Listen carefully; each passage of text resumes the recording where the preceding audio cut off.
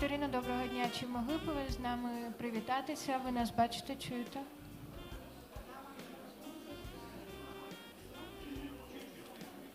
Катерина, доброго дня. Чи могли б з нами привітатися? Ви нас бачите, чуєте?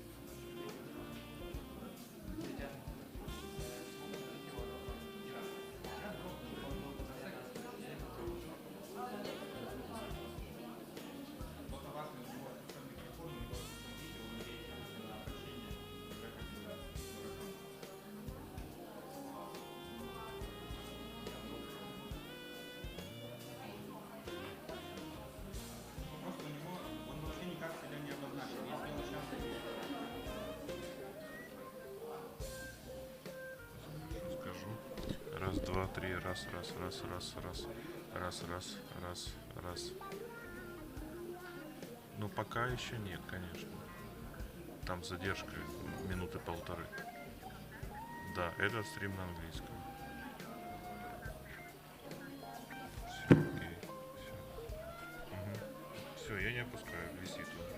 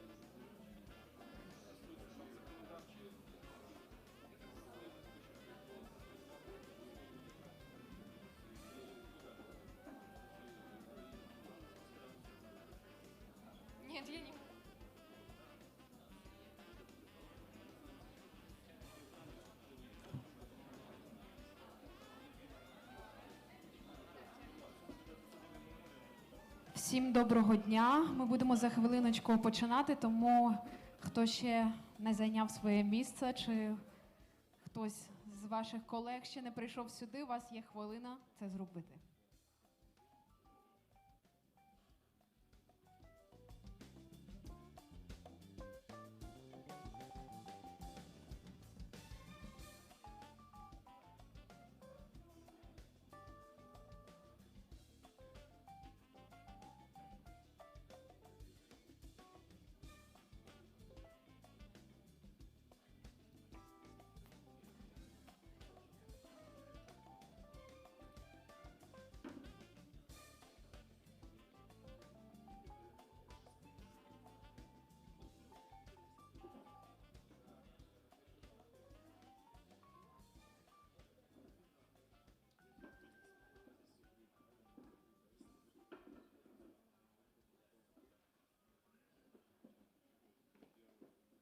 Я думаю, ми будемо починати.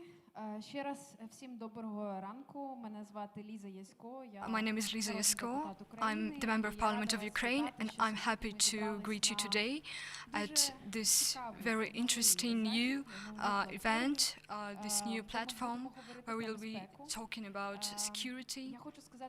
I want to say a few words about what is Ukraine 307 point, how this idea occurred and why are we here now.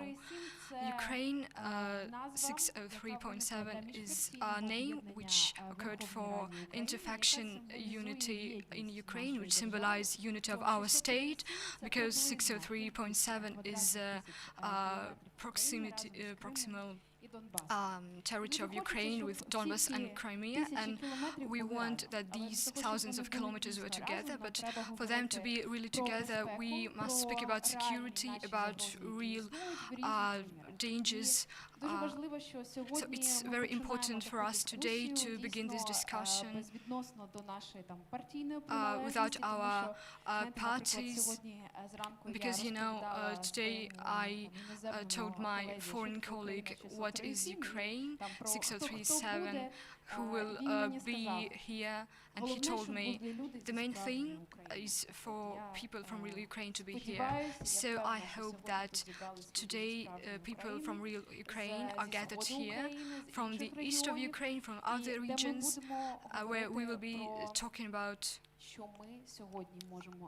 our opportunities today, which status of security issues for the region. We'll say a few words about our partners.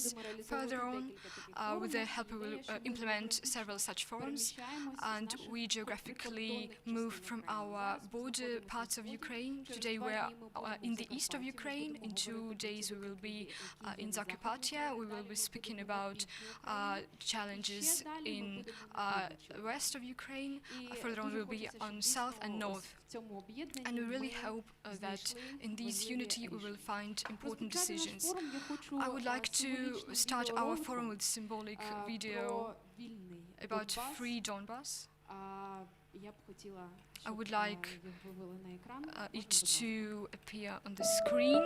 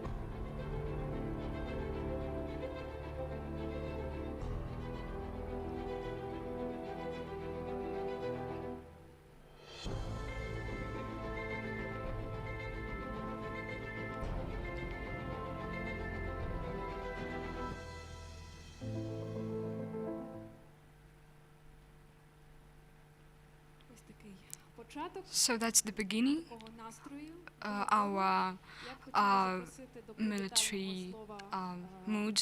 So I would like to invite for the greeting word the Mariupol city power. So I would like to invite Ksenia Sukhova.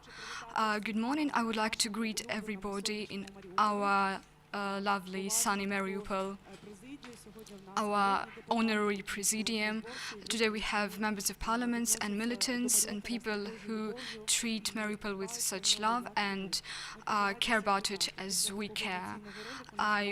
After this emotional video, it's very hard to speak because the topic of security is very important. Everything begins with it. It's fundamental. Without it, there can't be anything in this city. If the most important thing is provided, if people do not feel safe, it's a very important topic. It's very important that today we came with this mood, and I'm sure that this forum will be very practical, and today we will have some measures which we will implement both for Mariupol and Ukraine, because it's very important and we can't speak only about some cities. I was very glad to hear about East and West. It's our whole country which is united around this problem, which is today. I would like to say a few words about our city. We lived through very hard times. It's 2014, and today we see developing city. But yesterday, people left Mariupol, and it had not any future because people did not feel safe here. There were assaults, sieges, and we understood that we must fight for our city, for that people stayed here and they connected their future with our city. Security is the development, it's opportunity to attract investments in the city, and more than 2,000 euros was attracted in our city. But before this, investors said that it's dangerous to invest in Mariupol, and we understood that we had not future neither to develop Mariupol, but both local and government power united for Mariupol to become safe. What can I say about Mariupol? Our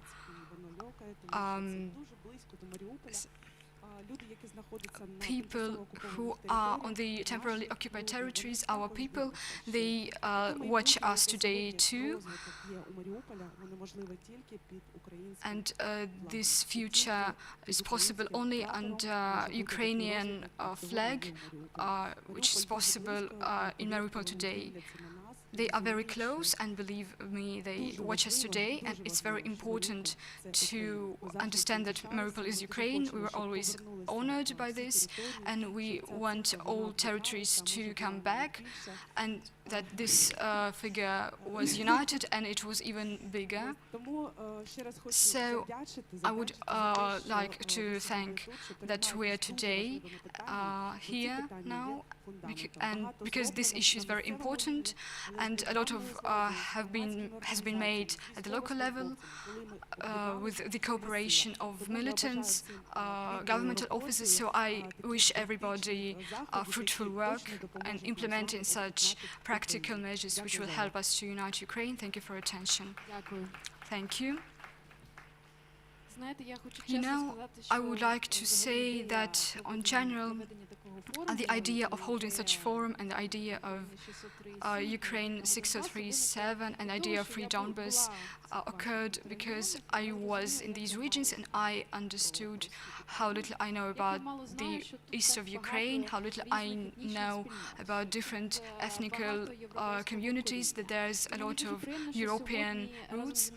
And I'm very glad that here today we have several of my colleagues from Parliament, such as Dmytro Lubinets, a person who represents Ukrainian Greeks and is the head of Human Rights Committee in Verkhovnій Raді. He's the Member of Parliament.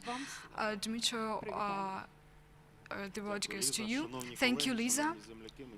Dear colleagues, I'm very glad to be here with you today. You know, such forums are extremely important because besides that we gathered here today, we work out some plans. For us as the members of parliament, it's important to hear people who live here, who protect us, militants who perform their work every day. Someday there will be some synergy of our members of parliament's executive branch of government, and we will have some rights. We will build up some mechanisms of fight against Russian propaganda.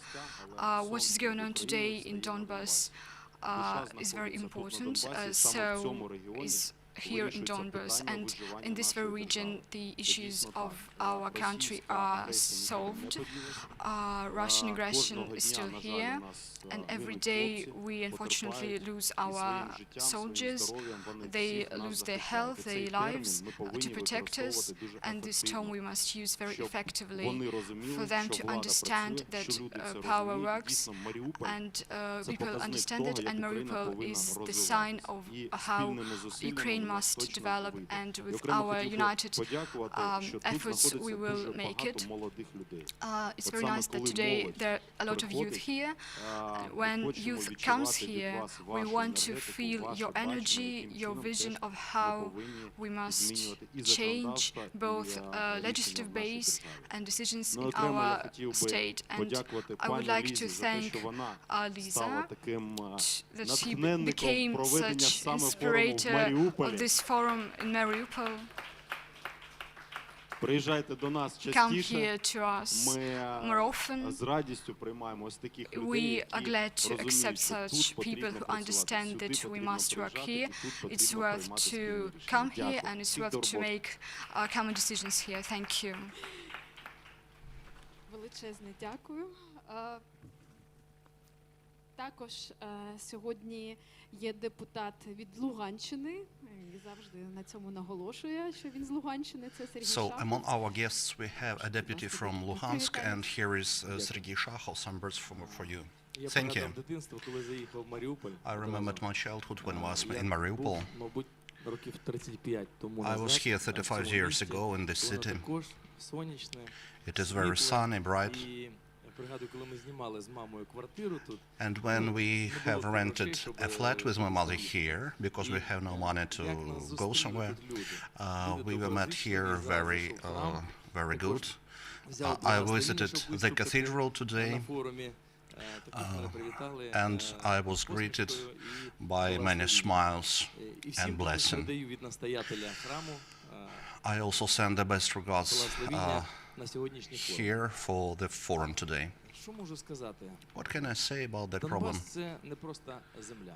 Donbas is not just a land. Donbas is not just a territory. Не просто промисловий комплекс. Donbas is not just an industrial complex, not an economy, but and only city and a place for populists. Donbas is people. And Ksenia has said that this figure will multiply 603 square kilometers of our land with Lugansk and Donetsk and Crimea. Yeah. But we can multiply that with our possibility among our people.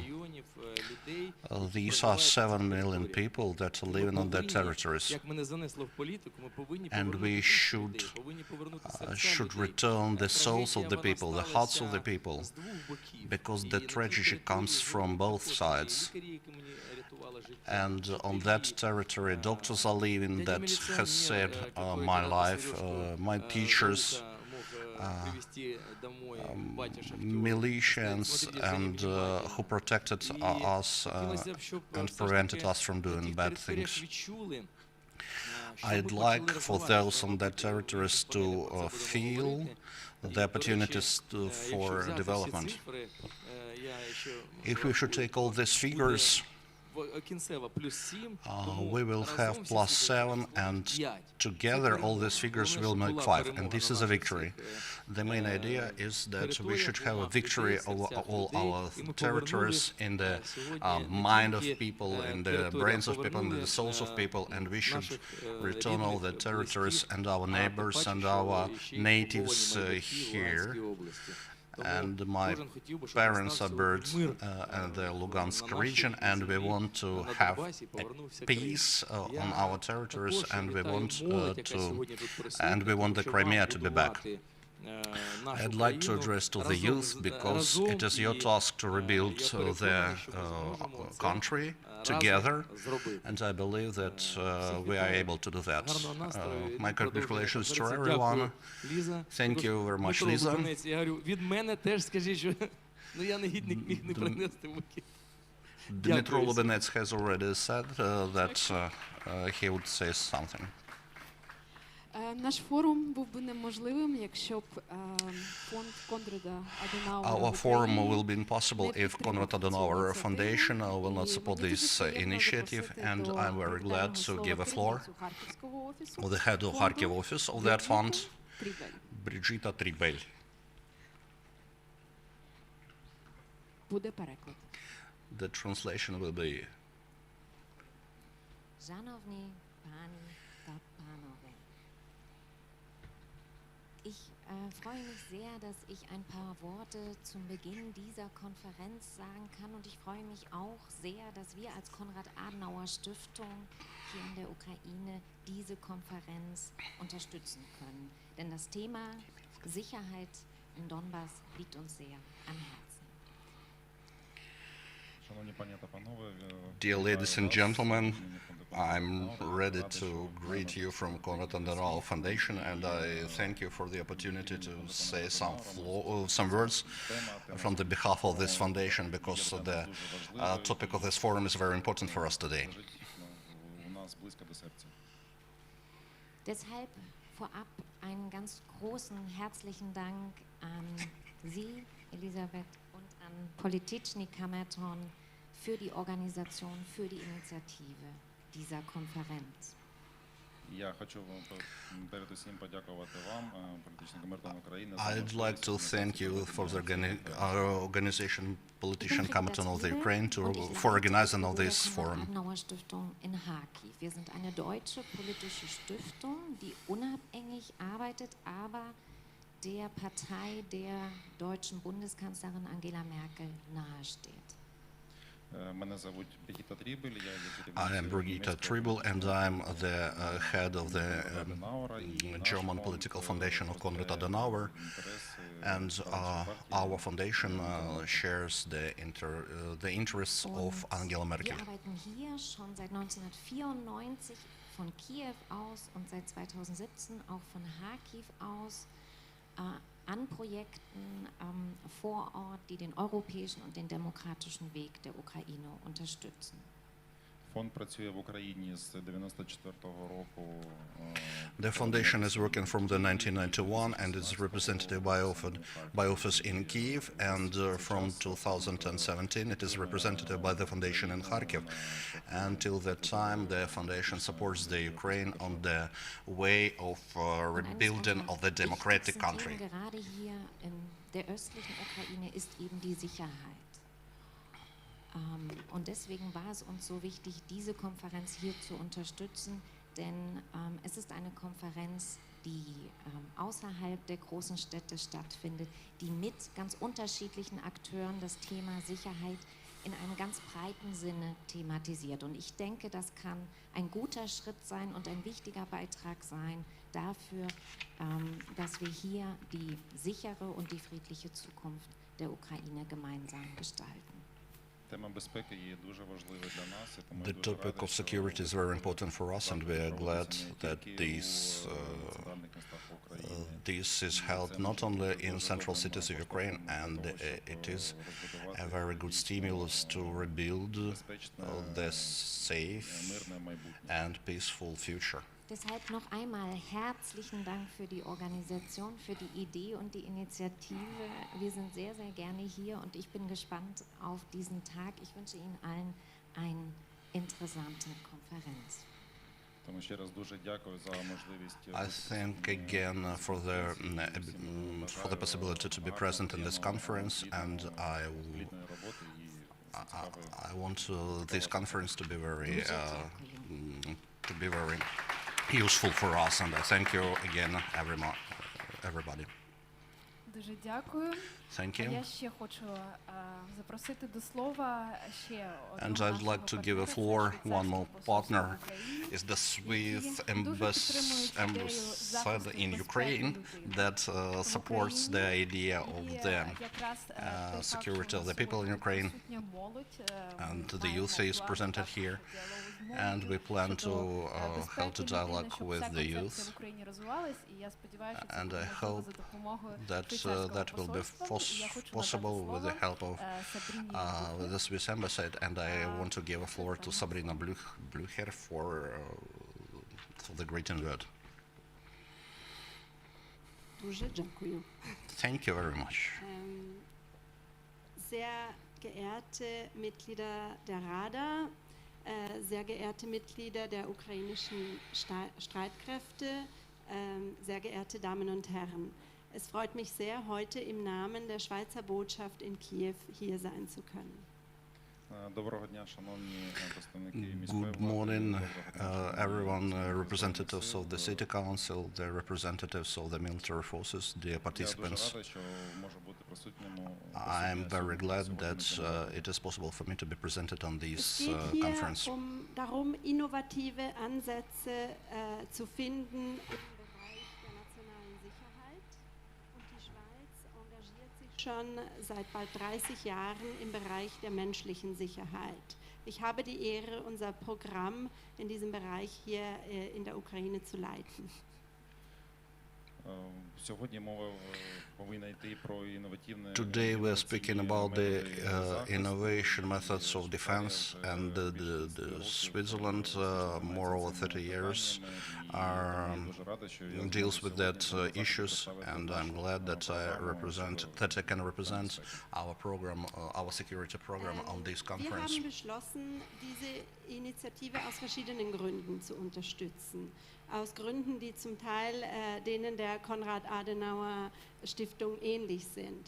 Und zwar, weil diese Veranstaltungsreihe außerhalb von Kiew stattfindet und den Dialog zwischen der Bevölkerung, den Vertretern der Bevölkerung und den Behörden fördern soll.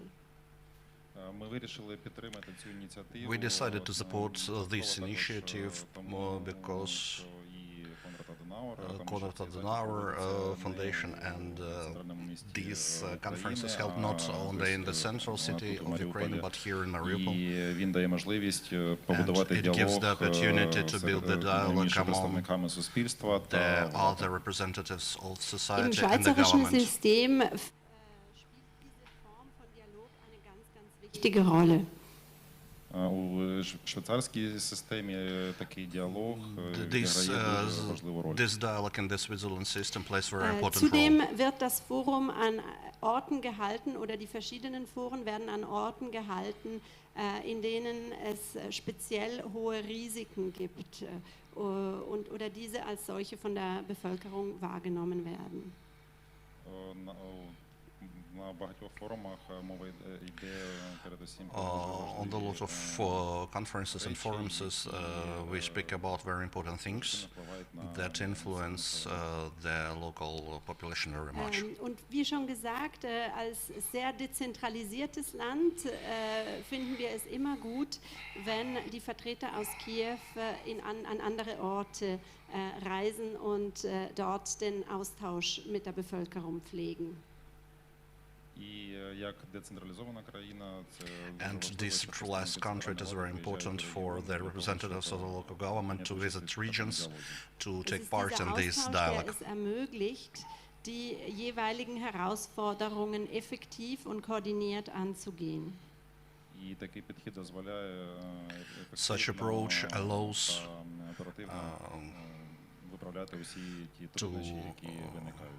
to fix all the difficulties Ich wünsche euch allen eine effectively. aufschlussreiche und inspirierende Diskussion heute.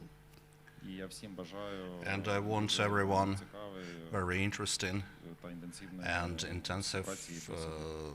cooperation and Danke, dass wir discussion. hier sein dürfen. Thank you very much. Дуже дякую за можливість бути присутніми тут.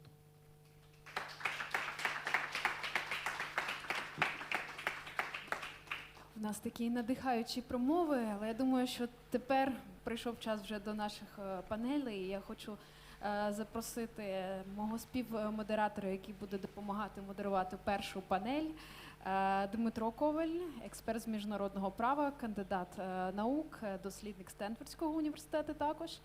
І будемо ми говорити в першій панелі про те, як захистити українські кордони з небезпечним морем, небом і землею. І наші спікери, наші військові, я прошу, будь ласка, займіть свої місця. Це полковник Анатолій Шевченко, заступник командувача Об'єднаних сил. Також буде онлайн з нами Володимир Ткаченко, це Національний університет оборони України імені Черняховського. Також в нас є сьогодні з нами капітан першого рангу Микола Левицький, командир 23-го загону морської охорони Державної прикордонної служби України, підполковник Роман Чемерис, будь ласка, так. Підполковник Олександр Озінковський, підполковник, увага, це жінка, Наталія Василенко, перший прикордонний загін Державної прикордонної служби України. І також в нас сьогодні з нами полковник Сергій Совінський, перший заступник командира, начальник штабу 12-ї бригади оперативного призначення Національної гвардії України. Також онлайн буде залучено потім Орися Луцкевич, це один з найбільших британських військових синтенків, але це буде онлайн. Так, всі зайняли місця. But it will be online, so everybody take their places, and we also take our places.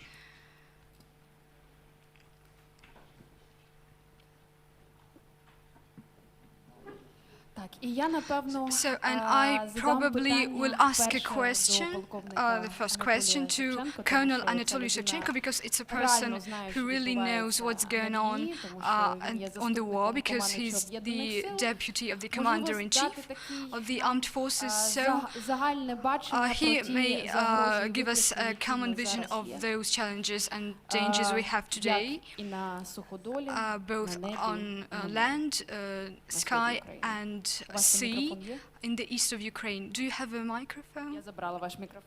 I took your microphone.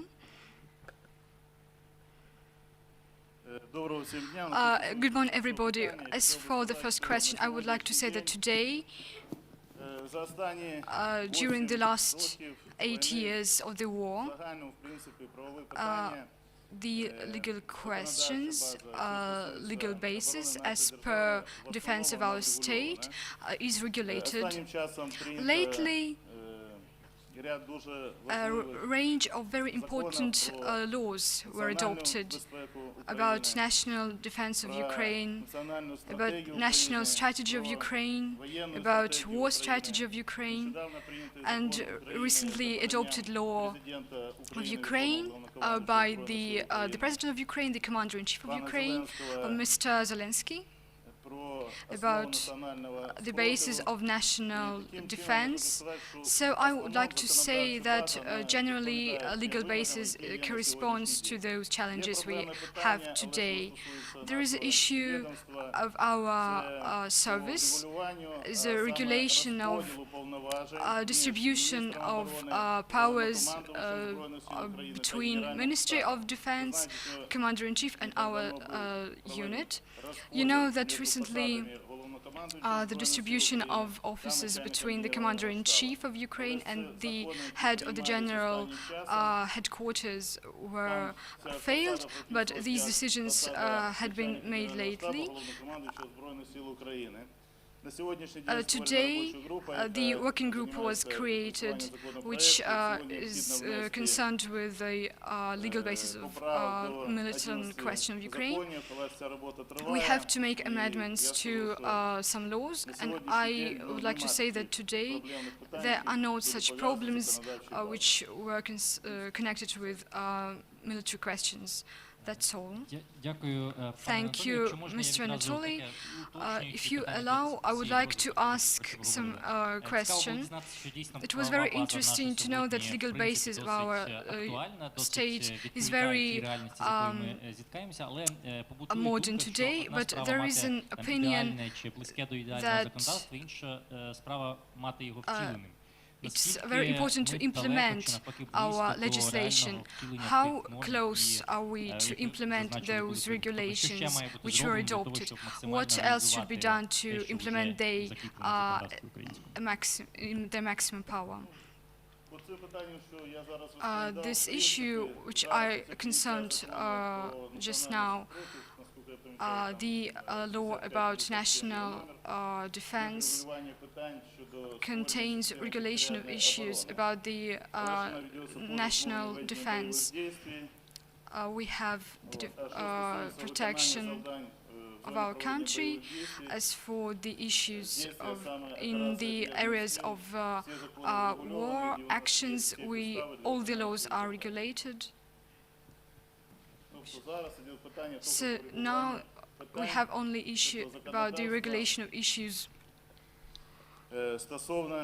concerning territorial defense. You know that there is a defense movement, and all this work is underway. As for real dangers, what can you see about plans of our enemy? What the enemy is planning, only Moscow knows. We don't know true information about it, but the real danger is here. And you know that there is Task West 2022. Russia continues to gather its presence in the east of Ukraine. There is more Russian troops on the territory of Belarus, on the temporarily occupied territories in Crimea, and thus, under the cover of studies, there is a massing of military techniques on the east of Ukraine. But today we have enough forces and means, another technical means, reserves, and here we can say about powerful enough means to constrain this aggression in the east of Ukraine. Thank you, Mr. Anatoly. Огляду того, яка ситуація в законодавчій сфері, яка ситуація з втіленням тих законів, які ми маємо перейти до іншого аспекту нашої сьогоднішньої панелі, нашої першої панелі, це морський аспект, так? І, власне, запитати, якою є ситуація в Азовському морі з точки зору безпеки, в сенсі, англійською часто позначають hard security. І це, звісно, питання до пана Миколи, якщо можна. Question to Mr. Mikola. Пане Микола, якщо можна користуватися мікрофоном, бо в нас ще переклад для нашої онлайн-аудиторії. Добре.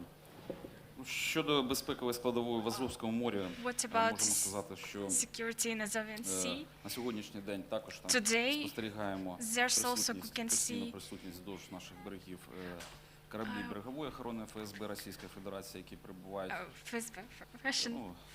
вздовж Білосарайської коси, це під Маріуполем, Бердянської коси, Обіточної коси. Тобто Російська Федерація демонструє its presence here in the Azov Sea.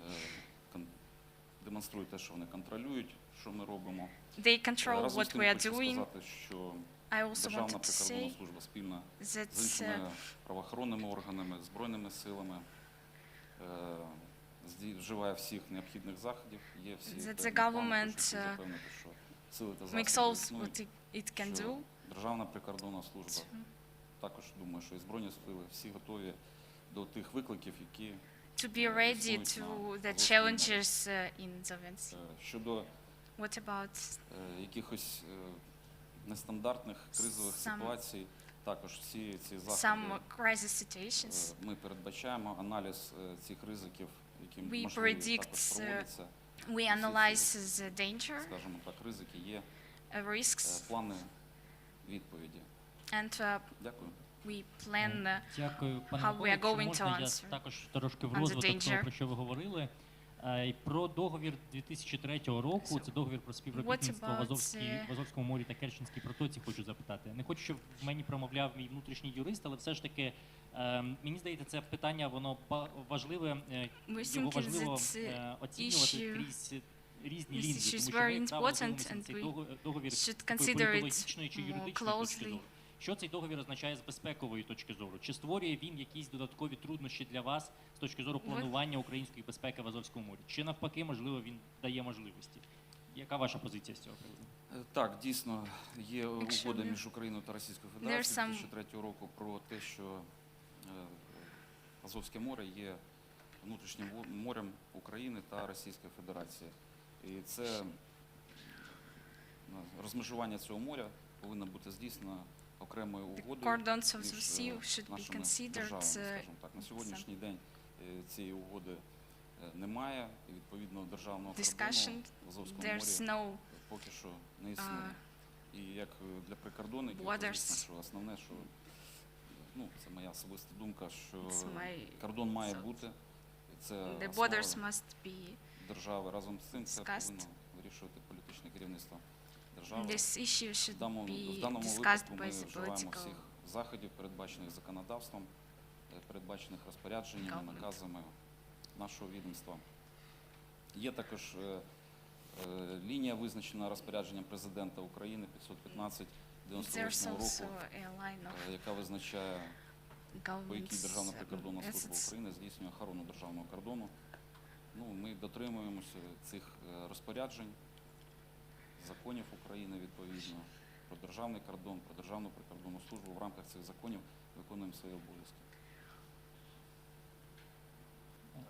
Дякую. Раз ви згадали про кордон, я думаю, зараз найкращий момент в нашій дискусії чи в нашій розмові прийти, власне, до представника прикордонної служби, ще одного нашого сьогоднішнього гостя. Пане Романе, з вашої перспективи, як виглядає сьогодні ситуація на кордоні? Що законодавчо можливо потрібно відрегулювати, чи що на практиці ще потрибно зробити в найближчий час, щоб ситуація була безпечнішою і щоб ми були краще можливо? Доброго дня, шановні. Good morning, everyone. Thank you for inviting me. Дякую за доречне запитання. Thank you for this Що я question. можу сказати? Що What can I say? законодавство Government сприяє для якісної охорони та виконання завдань першим makes everything Як ви всі for знаєте, зараз внесено зміни resolving постанови this issue. Кабінету міністрів 890 до постанови Кабінету міністрів 1147 щодо підтримання прикордонного режиму, що дуже облегшило нам питання. Також нами було надано, скажімо так, напрацювання на регіональне управління та передачу його в Київ для погодження та затвердження. Необхідна база створена, по якій ми працюємо. Проблемних питань немає.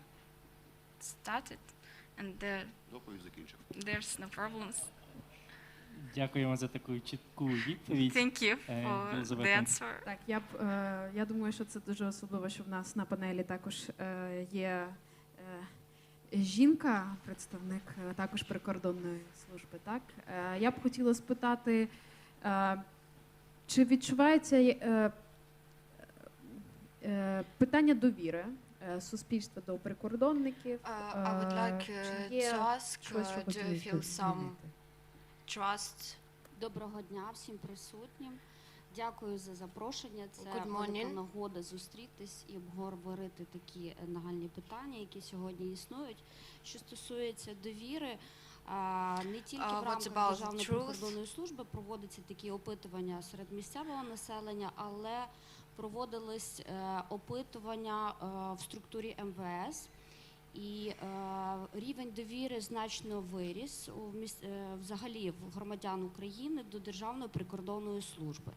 На сьогодні в відсотках можу сказати, що це в опитаних було майже 90%.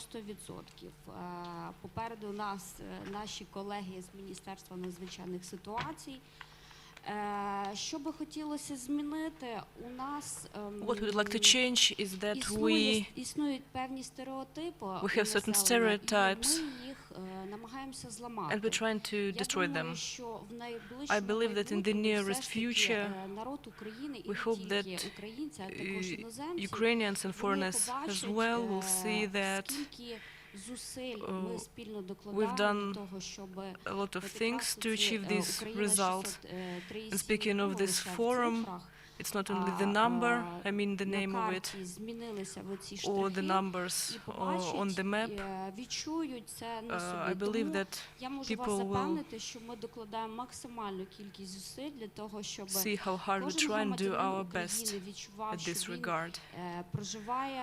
We want the people to see that they feel secure. I'd like to ask a question. Yesterday we were strolling along the streets and we saw some policemen checking the documents and so on and so forth. But for me, as a citizen of Kiev, it seems unusual, but I believe it's very good for the overall security. But what should we do to create the feeling of safety? What else can be done on regard of the national police and the border service?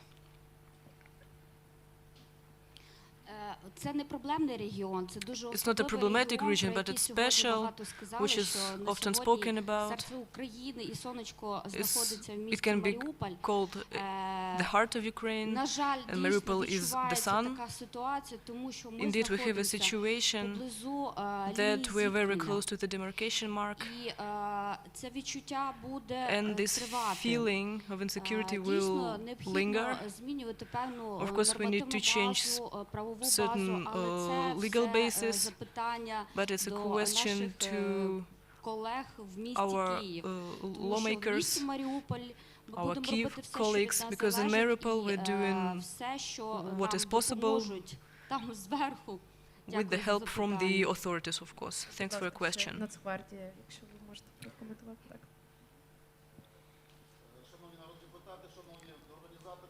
Dear organizers of this event, dear colleagues, dear friends, first and foremost, I'm very glad to be present at this forum on regard as a member of National Guard of Ukraine.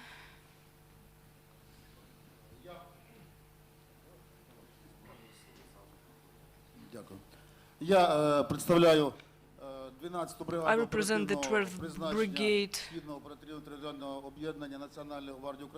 of the Eastern region, Savinsky. It is the key event because, as you said, this forum is not held in the capital but in Mariupol. Перебуваючи безпосередньо тут, в районі проведення операції Вільних сил, being in place where the special operations are taken, you can feel the dangers and certain tendencies here. It's also a key event because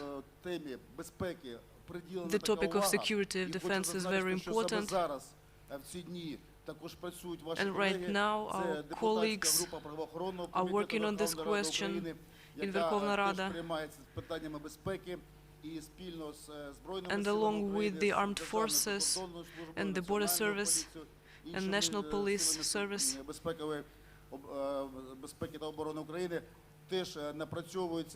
we're working on this topic, especially the legal basis.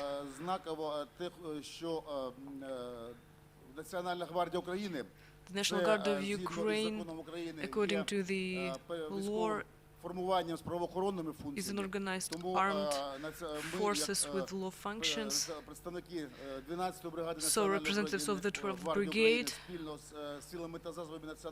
along with the other armed forces, we understand Перш за все, це two aspects of it. забезпечення Firstly, прав, свобод, життя, перш за все, людини, громадянина. protection of the civil rights. А по-друге, це складова, Secondly, це забезпечення взаємодії з Збройними силами України, cooperation with військової складової даного armed питання. forces on this issue.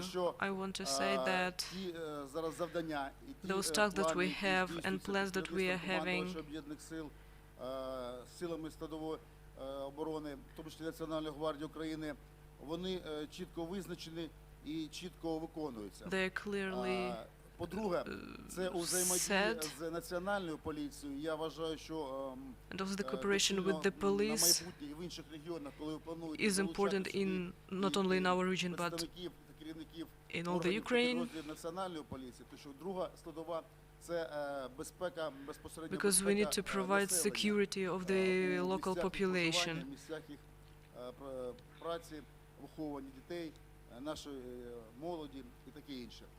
Я хотів би що зазначити, I would like to mention that на даний час at the moment the legal basis and the technical basis allows us to provide those two main points, not only in Mariupol but in other cities and towns of the Donetsk region, and also to fulfill our military tasks. Of course, it would be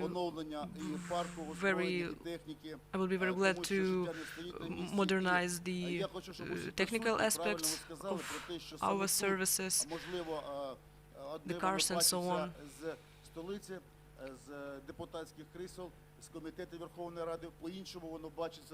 Because from here the problems are seen differently than they are seen from Kiev. As my colleagues have mentioned,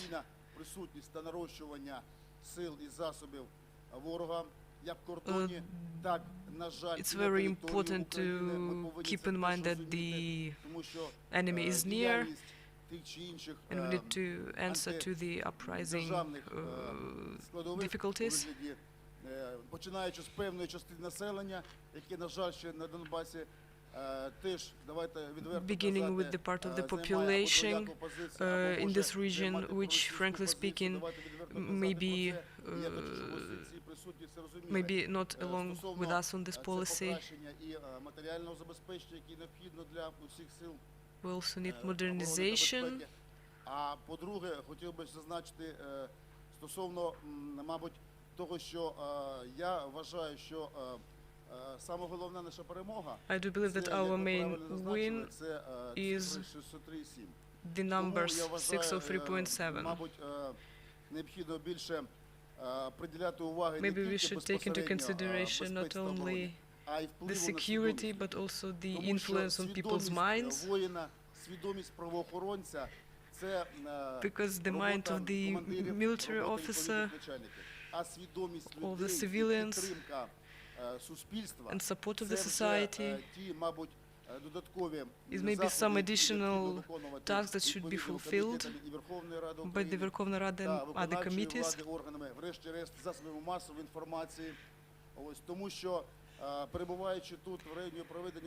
Because being here since 2014, прикладі нашої військової частини, які було спроба захоплення частини 16 квітня 2014 року, ми відчували, мабуть, не тільки свою силу, we felt not only the power, а те, що but only the uprising pressures.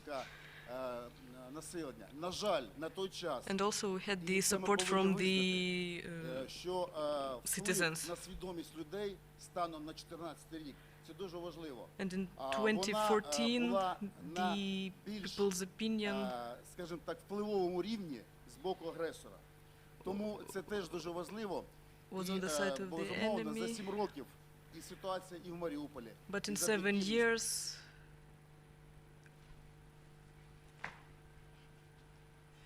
заходам безпеки, завдяки інвестиціям, про які казала Ксенія due to the investments, завдяки підтримки законодавчої бази, про які казали народні депутати, дякую, вона дуже змінилася. The situation have changed. Змінилася в кращий бік.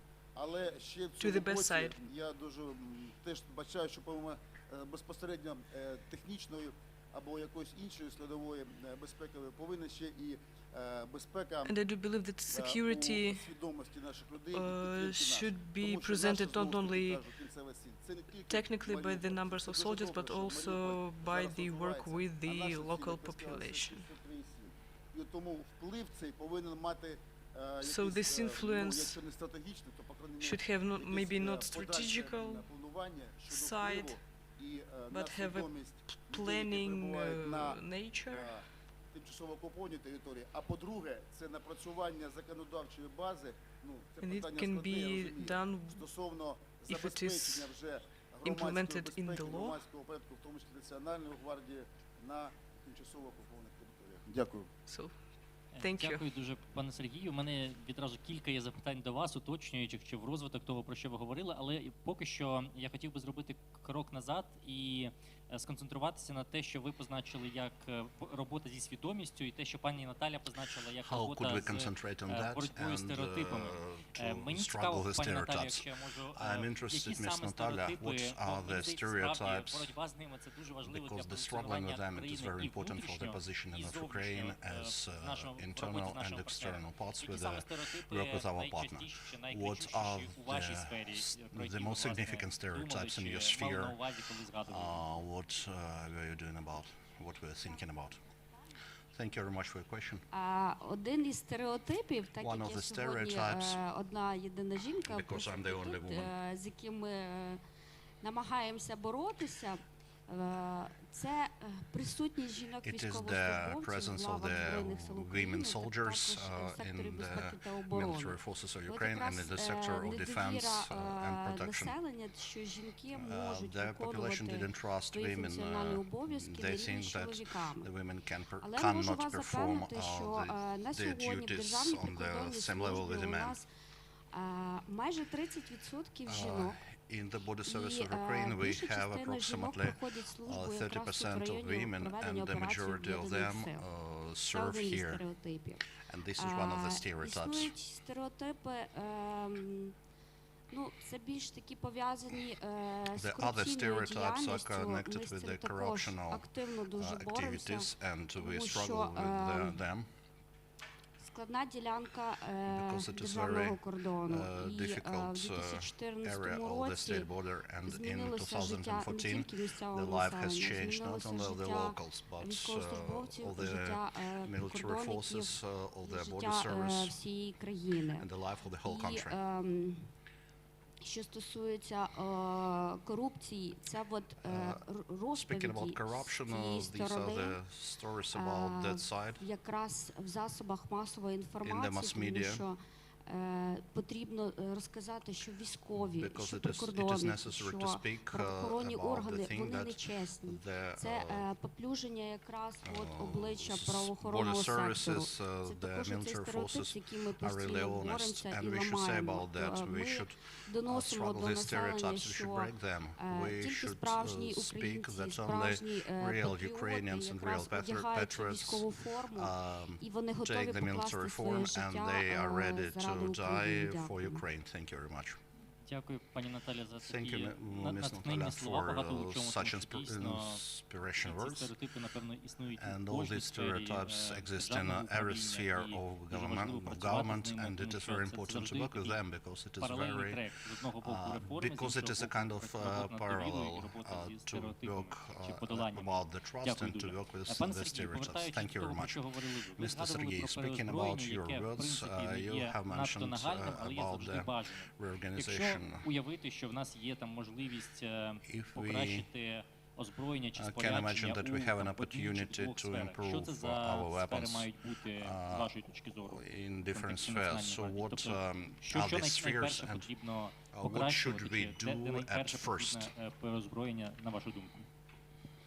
Розумієте, неможливо сказати, що найкраще, а що найперше. What is the best and what is the first? Я хочу зазначити, що сили складові безпеки та оборони, вони не полягають тільки у важкій техніці, або вони не полягають тільки в засобах бронезахисту. Я вважаю, що це ж питання стосується і засобів ведення розвідки, і засобів організації взаємодії, і засобів зв'язку, і засобів медичного, тилового забезпечення, розумієте?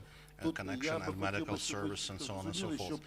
And I'd like you to understand that the issue is not about of calibers and weapons. Приділяти увагу, належне фінансування, це і дослідним проєктам, які здійснюються в нашій державі. Адже ми повинні розбудовувати свою військову промисловість. На жаль, це теж все ще не все гаразд. Тому сказати про якісь окремі напрямки – це неправильно буде. Треба було, щоб було належне фінансування з боку держави щодо проведення дослідницьких заходів і щодо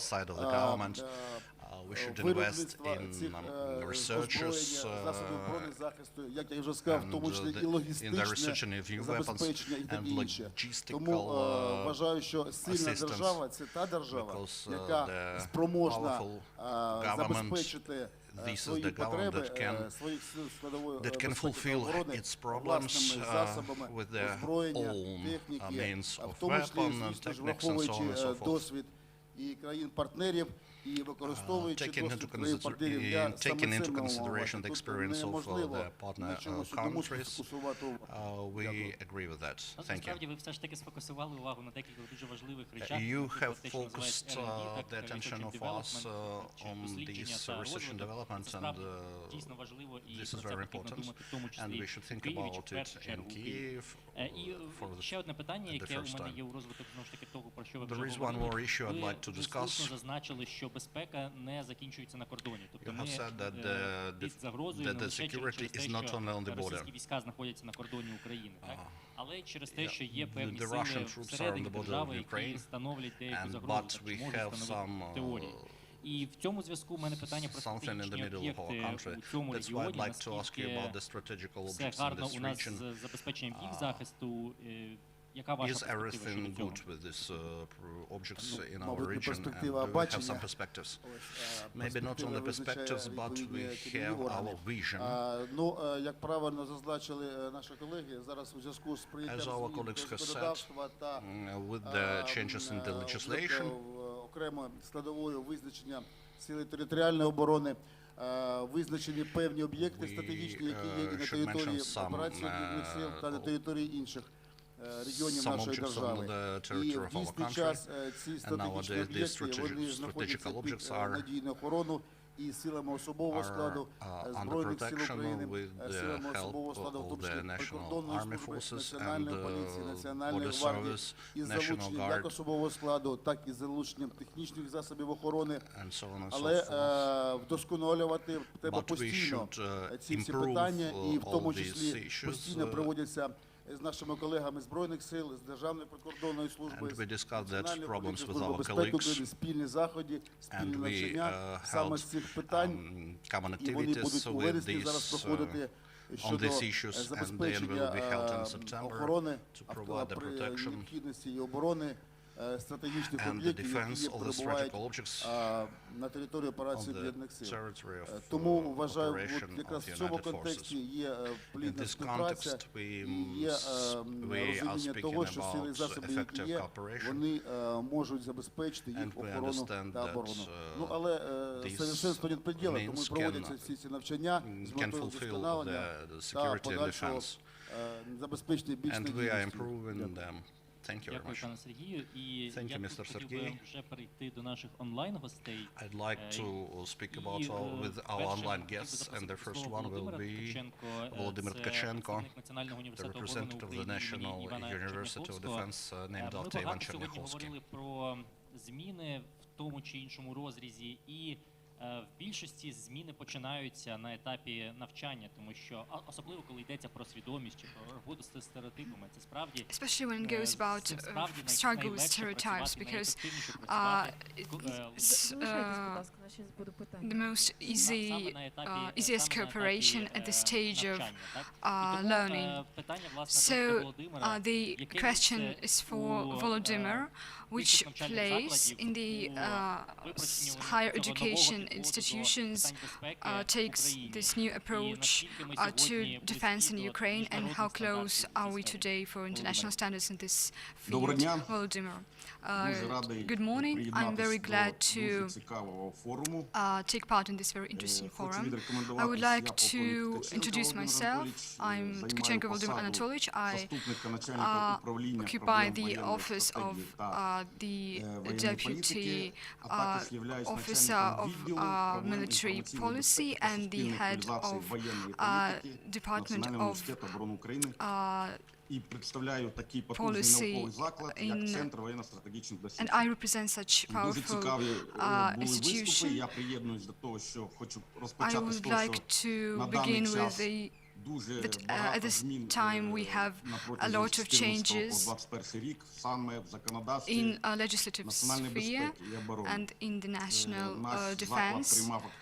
Our institution took active part in working out proposals to new strategy of defense, which was developed by Ministry of National Defense. We're expecting for new defense strategy, and specialists of language department took active part in recent strategy of cybersecurity, and we're expecting for strategy of information security. And I would like to note that at the present time the President is to sign the new document, the plan of defense of Ukraine, and I took part in developing proposals and filing them with all the central bodies of central government, which I expect will facilitate for the President to make decisions on his own as it was in 2014. I would like to note that I took part in ATO. At the time, beginning with January of 2015, I was sure that there were not enough laws which make it possible to act directly in the situation that was at the time. Now, after taking these laws, I'm sure that as militants and other law enforcement officers can fulfill tasks without worrying for future, because thanks to this legislation we can actively take part and not be afraid for our future.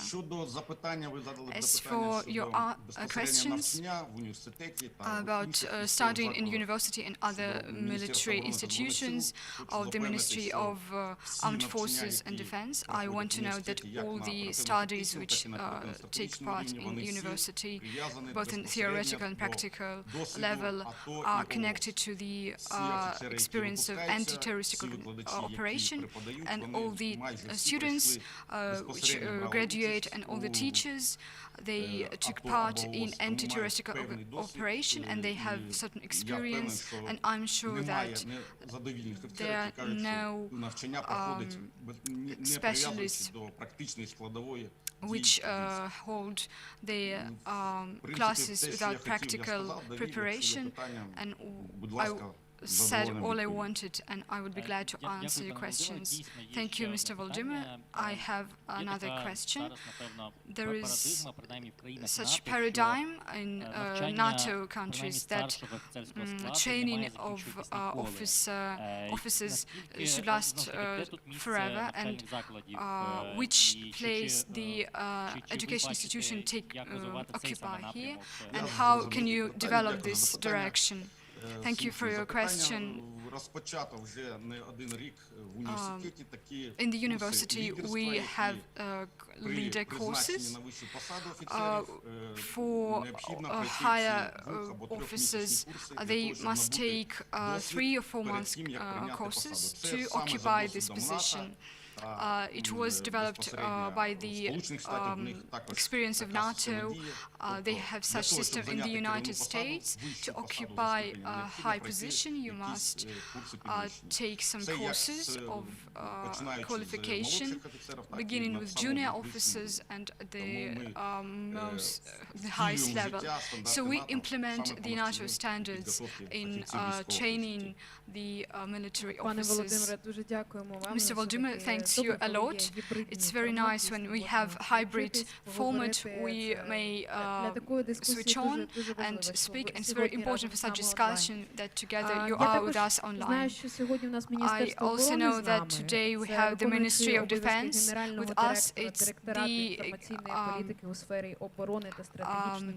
deputy in military communications here with us today. Прекрасно, так. В мене наступне питання. Наш ворог дуже багато фейків випускає і про Україну, і про Our enemy makes a lot of fakes about Ukraine. How to again this? Чим ви займаєтесь, Міністерство оборони, які в нас зараз виклики є в цьому? What we should do? Дякую за питання. Thanks for the question. В принципі, система стратегічних комунікацій, хоча вона постійно вдосконалюється, але можна This сказати, system is що in вона development, but діє it's з acts помилками, з якимись with неточностями, але в принципі система mistakes, стратегічних and комунікацій діє.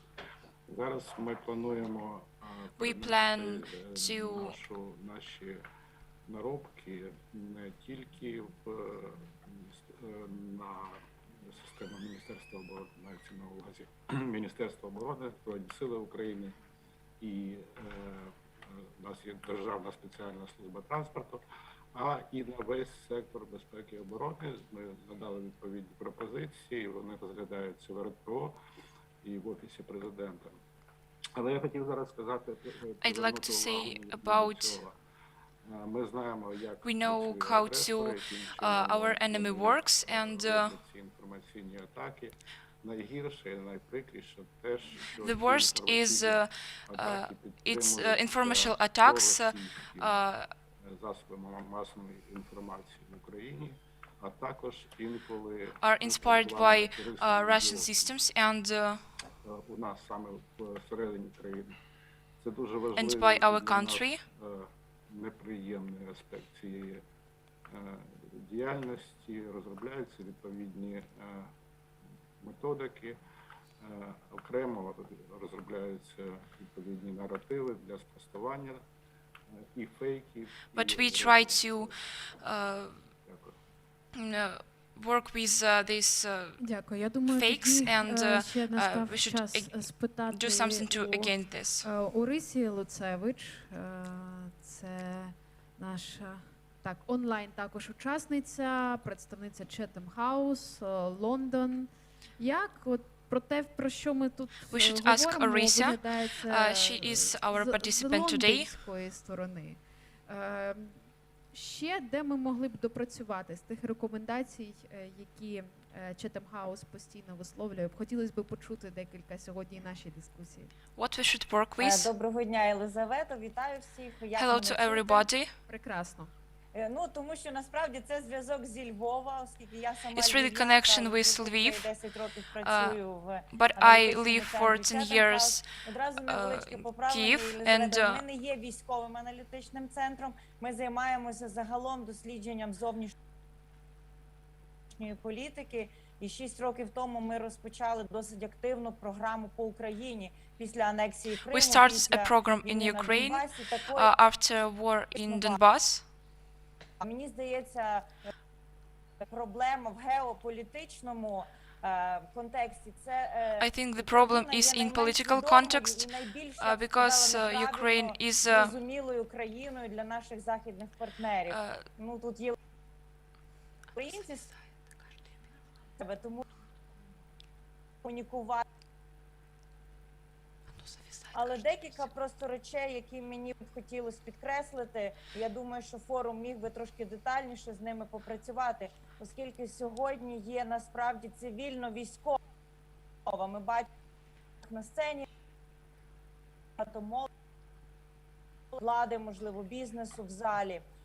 І тут, мені здається, ми розпочали роботу над концепцією стійкості. An important thing to talk about, we started a work with concepts with І я бачу, що це в Україні вже активно починає ставати так само однією з стратегічних ланок нашої стратегії вистояти російську агресію. І в мене документ, який we have a strategy to work against Russian, який минулого року обговорювався. Я не знаю, який стан його зараз, чи вона була затверджена, але мені здається, чому ця стратегія стійкості насправді важлива для України. Ну, по-перше, ми розуміємо стратегічні російські щодо України. Багато хто історичний фарс, який опублікував Путін, але цей історичний фарс насправді є дуже сильним політичним сигналом для України. І тут справа вже не йде тільки про Новоросію, а й загалом на всю. І тому вистояти в цьому протистоянні. Ну і мушу згадати глобальний we should stay контекст, strong in this war. виведення військ з Афганістану і взагалом We should take глобальний our дискурс того, що military from Afghanistan and залежної допомоги вміти захистити себе самі. Умовно, Україна не Афганістан. we should protect ourselves. Є теж наша можливість, щоб ми And we have an opportunity to demonstrate strong in this war, which we have since 2014 year. Внести в систему безпеки. І от, власне, що важливо, що ця концепція стійкості We should має develop дуже our багато protection system. елементів, і вона включає медіа It has a lot of elements. безпеки, корупцію, про яка йшла мова, вплив організації церква, які посилюють і розпалюють внутрішньоукраїнські конфлікти. Це інтеграція національних меншин, це економічна незалежність від ресурсів ворога. Це взаємний зв'язок так само. We should be economically independent from enemy's resources. Я хочу кілька цих, бо я розумію, що мало часу є, але насправді у зв'язку з децентралізацією України, що є насправді досить незвично в умовах війни, я думаю, тут Україна теж показує цікавий приклад. Ми повинні будувати, і це той приклад, оповідь про це військового американського Стенлі Макрістала, може військовим дійсно буде цікаво почитати. Є така книжка, вона так і називається «Team of Teams», команда команд. І мені здається, українці дуже... Here is a book called Team of Teams, and I think Ukrainians should... І що важливо, інформація від цих команд має йти на центральний рівень і повинна йти обробка цієї інформації. От ми маємо створити таку мережу команд. Information should come in central level, and it should be... Сказати, що до стійкості, а вони дуже важливо дуже зрозуміти, це не те, що в Києві, в центрі буде зроблено і Україна стане стійкою. Ні, це залишиться на папері, якщо не буде у цього співврядування ресурсу, горизонтально.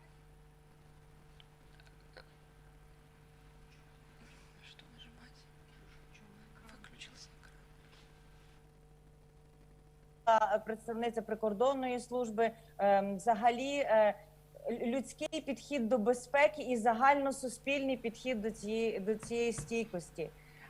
Мені здається, що когнітивна стійкість українців до цієї дезінформації, яка йде із українських проросійських джерел, і за кордону. І давайте не забувати, скоро Китай теж, а ми знаємо, що Китай працює так само, використовуючи російські методи впливу.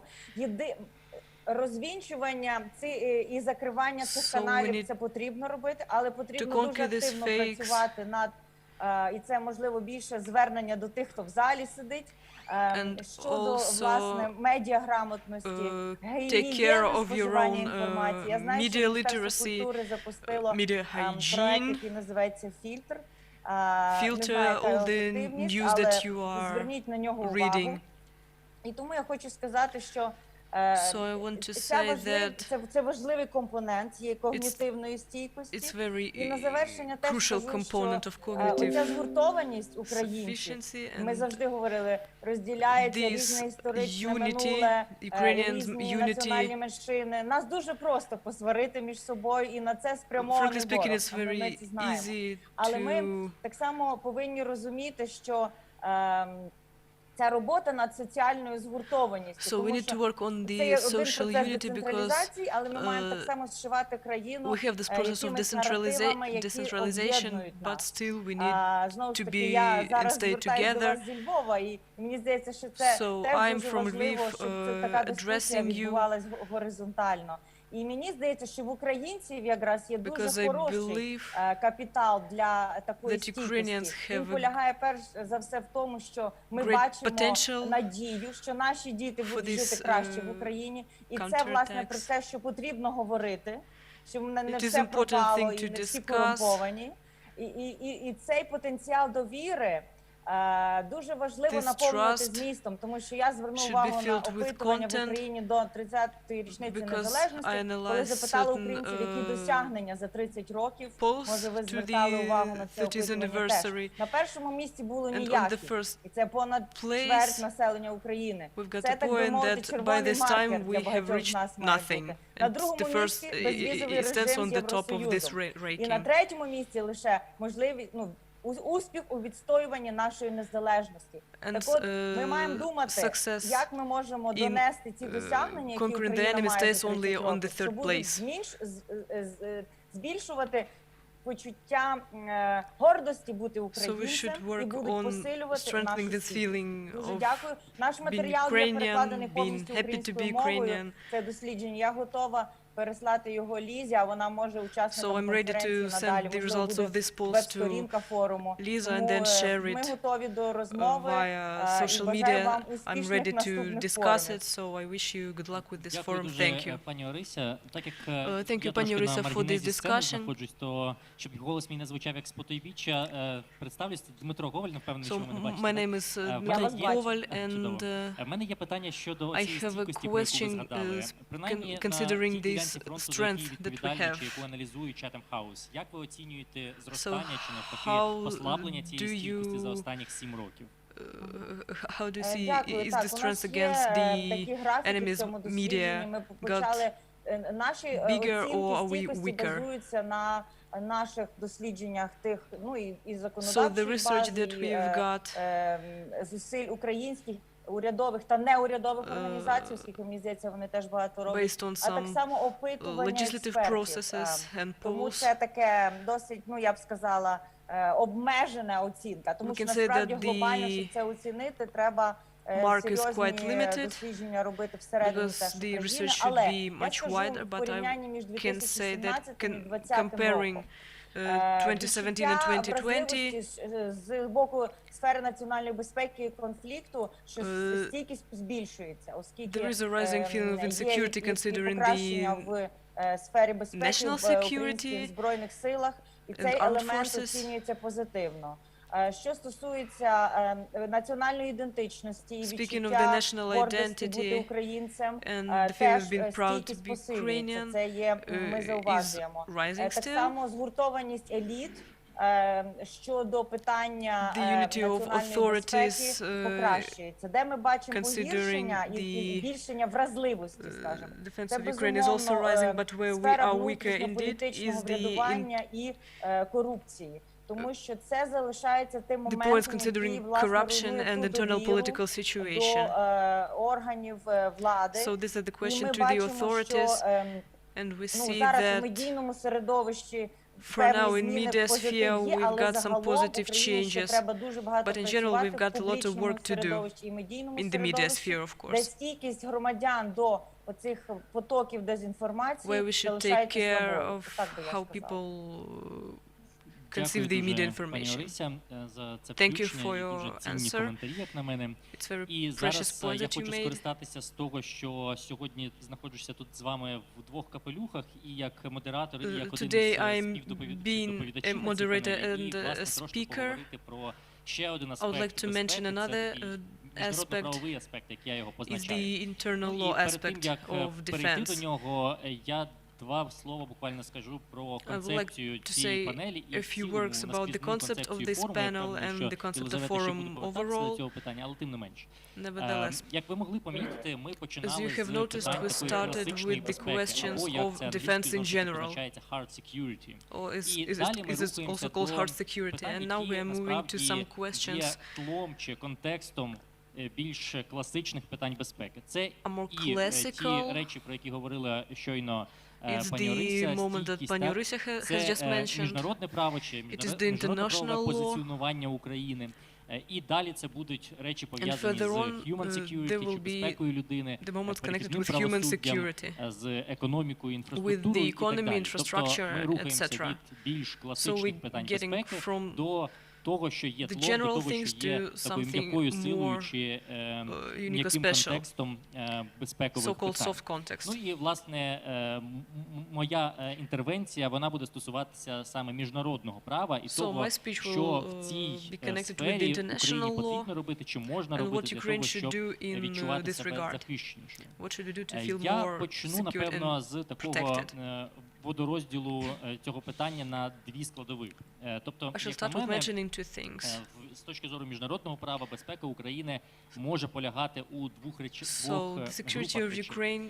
Перша – це те, що стосується безпосередньо міжнародних угод і участі в різноманітних міжнародних програмах, які безпосередньо забезпечують чи то безпеку, чи то встановлення кордонів, чи подібні речі. І тут, звісно, йдеться більшою мірою про інтеграцію, євроатлантичну інтеграцію, продовження її, і європейську інтеграцію України, а також можливі укладення угод на різних рівнях з нашими партнерами щодо чи то забезпечення української безпеки, чи допомоги в забезпеченні української безпеки, чи то щодо постачання певного обладнання і тому подібне. Але друга група питань, вона стосується стільки безпосереднього підтримання безпеки чи забезпечення, скільки встановлення якоїсь такої української суб'єктності, віддільної від суб'єктності наших сусідів, з якими ми, на жаль, знаходимося в стані збройного конфлікту сьогодні. Під цим я розумію, що український підхід до міжнародного права має бути для європейців, для наших партнерів на Заході, має бути помітно відмінним від того, що є у Російській Федерації. І це може проявлятися у дуже багатьох речах. Уставлені до прав людини, уставлені до того, як ми хочемо вирішувати міжнародні спори. Не через силу, як це робить Російська Федерація, а через переговори, через діалог, через засоби вирішення міжнародних спорів, які сьогодні напрацювала вже міжнародна спільнота. Але щоб не говорити надто розлого і надто неконкретно, я кілька прикладів, що можна зробити уже на законодавчому рівні в саме цьому напрямку. Ну, наприклад, є такий закон про територіальне море та внутрішні води, про який дискутують уже добрих 5, а то й 7 років. Дискутують про необхідність його прийняття, про те, що він дозволить досягнути деяких стратегічних цілей України в територіальному морі. Мені здається, що прийняття цього закону справді на часі. Через що?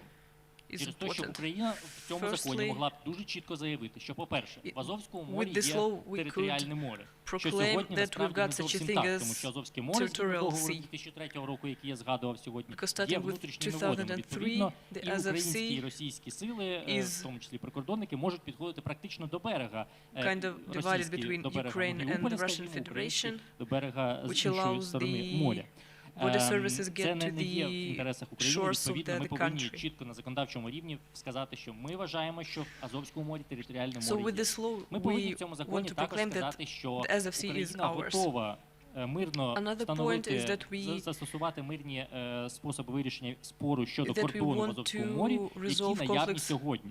Це або арбітраж, або є спеціальний орган чи така процедура медіації, яка дозволяє, допомагає встановити державам кордон там, де вони самі не можуть дозволити. Звісно, я тут реаліст, я розумію, що Росія на це не погодиться, їй зручно підтримувати статус Азовського моря як внутрішніх вод, тому що це дозволяє знову ж таки контролювати акваторію. Але тут настільки конкретна і на сьогодні, скільки символічна і на завтра. То ми повинні, по-перше, сказати, що Україна відкрита до цього, тобто Україна саме так хоче вирішувати свої проблеми. По-друге, ми повинні створити коридор можливостей для Росії після, скажімо, зміни влади там, якщо така колись відбудеться. Також, що в цьому законі може бути? Можуть бути передбачені правила чи процедури закриття територіального моря. Така можливість передбачена Конвенцією ООН з морського права. Україна теоретично може закривати частину територіального моря через питання безпеки, скажімо, але процедура того, як Україна це має робити, не прописана ніде. Тому така процедура має з'явитися відповідно. Прийняття такого закону якраз позначило б суб'єктність України і дозволило б краще забезпечити безпеку в цьому регіоні. Це один з прикладів. Можуть бути більш, вибачте за слово, метафізичні приклади того, як суб'єктністю можна позначити. Наприклад, ми з Єлизаветою працювали над питанням української реакції на ситуацію в Білорусі. Всі пам'ятаємо вибори минулого року, трошки більше року минуло з часу тих виборів, які насправді були сфальшовані, і з того часу Україна досить жорстку позицію зайняла щодо Білорусі, але, на жаль, жорстку позицію без особливої вигоди для себе. Що я маю на увазі? Насправді, криза в Білорусі створювала не тільки необхідність для України реагувати невизнанням виборів, але й можливості до притягнення сюди робочої сили, кваліфікованої робочої сили з Білорусі, що, враховуючи відтік кваліфікованих кадрів з України в Європу, що враховуючи зменшення нашого населення, є досить важливим. І в нас була ініціатива з Єлизаветою щодо того, що, власне, запропонувати механізм, яким чином можна було притягнути білоруських громадян, кваліфікованих білоруських громадян України. Це не було поки реалізовано, але мені здається, що Україна має думати над такими можливостями. Тобто не лише ретроспективно через роки реагувати на кризи, але й проактивно створювати можливості там, де є криза. Бо криза – це не тільки страждання і там біда, це також і можливості для тих держав, які ці можливості бачать і реалізують. Тому, підсумовуючи, щоб не надто зловживати часом, важливо дуже Україні визначати і бачити оцю свою суб'єктність і всіляко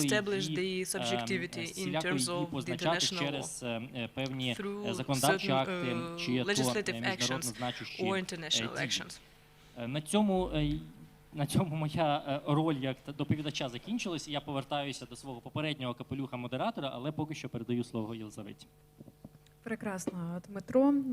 Ми дійсно хотіли, щоб ми різні виміри і така філософія, що ми більше від військового безпекового про зброю перейшли дійсно до більш речей м'якої сили, міжнародного права, тому що нам важливо, щоб ми все це охоплювали системно.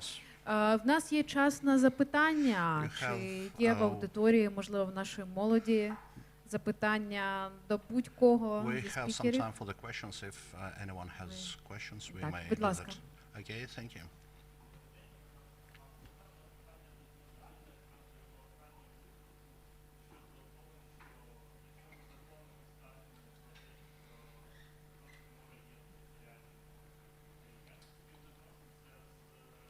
How will it work if we will say that our sea is our territorial sea, and how it is correlated with the norms of international law?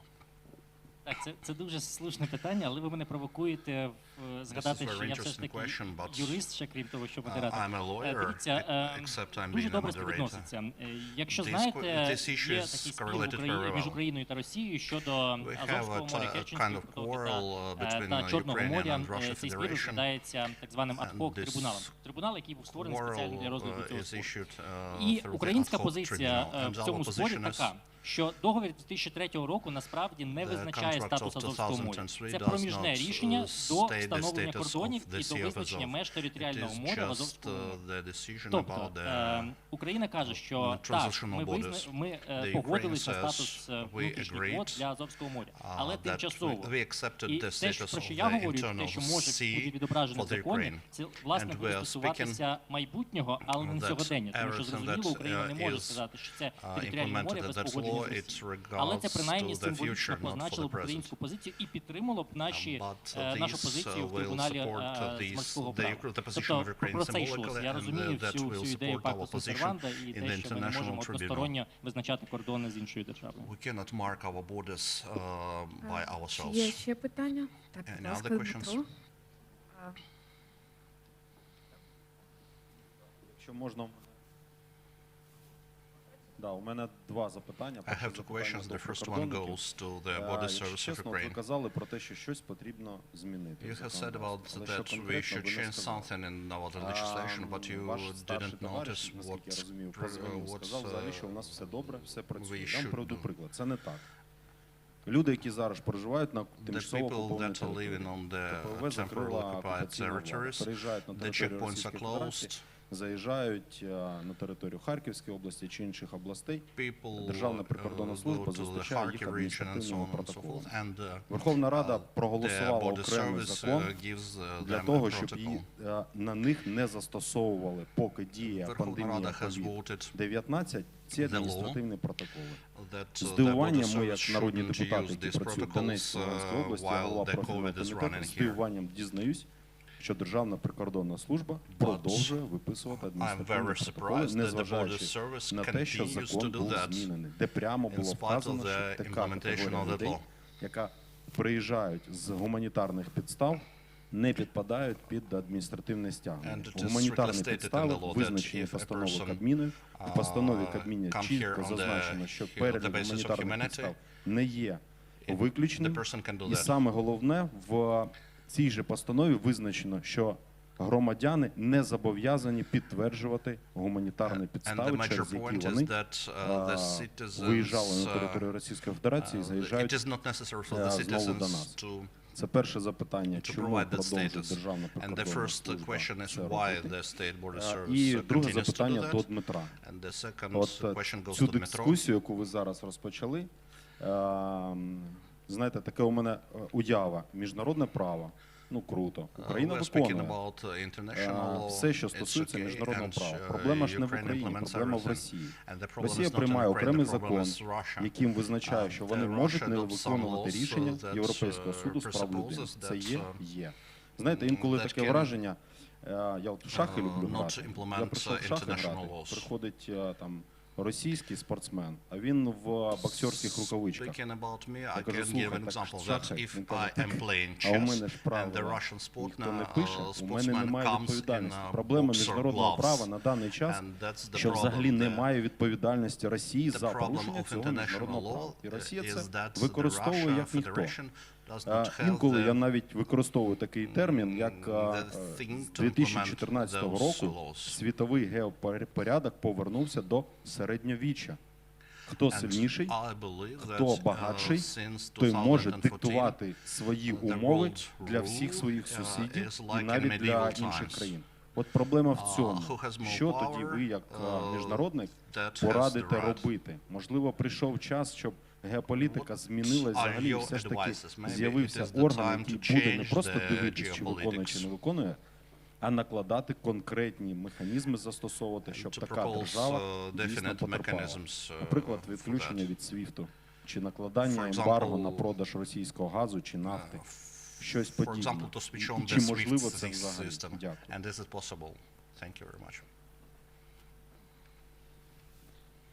Дякую вам за доречність запитання. Thank you very much for that question. Що персонал I must say the one thing, that our staff is working in the borders of our current legislation, which we are sent. If we have some regulations, that we are ruled by that same regulation. If it is written that we should do that, we do. Everything that government Тобто ще одна законодавча колізія виходить, чи просто не дійшло до прикордонної служби? Якась остання постанова Кабміну і Верховної Ради. Діло в тому, що я хочу сказати, що всі розпорядчі документи, які надходять прикордонного закону, вони надходять з адміністрації Державної прикордонної служби. Після надходження їх офіційно ми їх обов'язково виконуємо.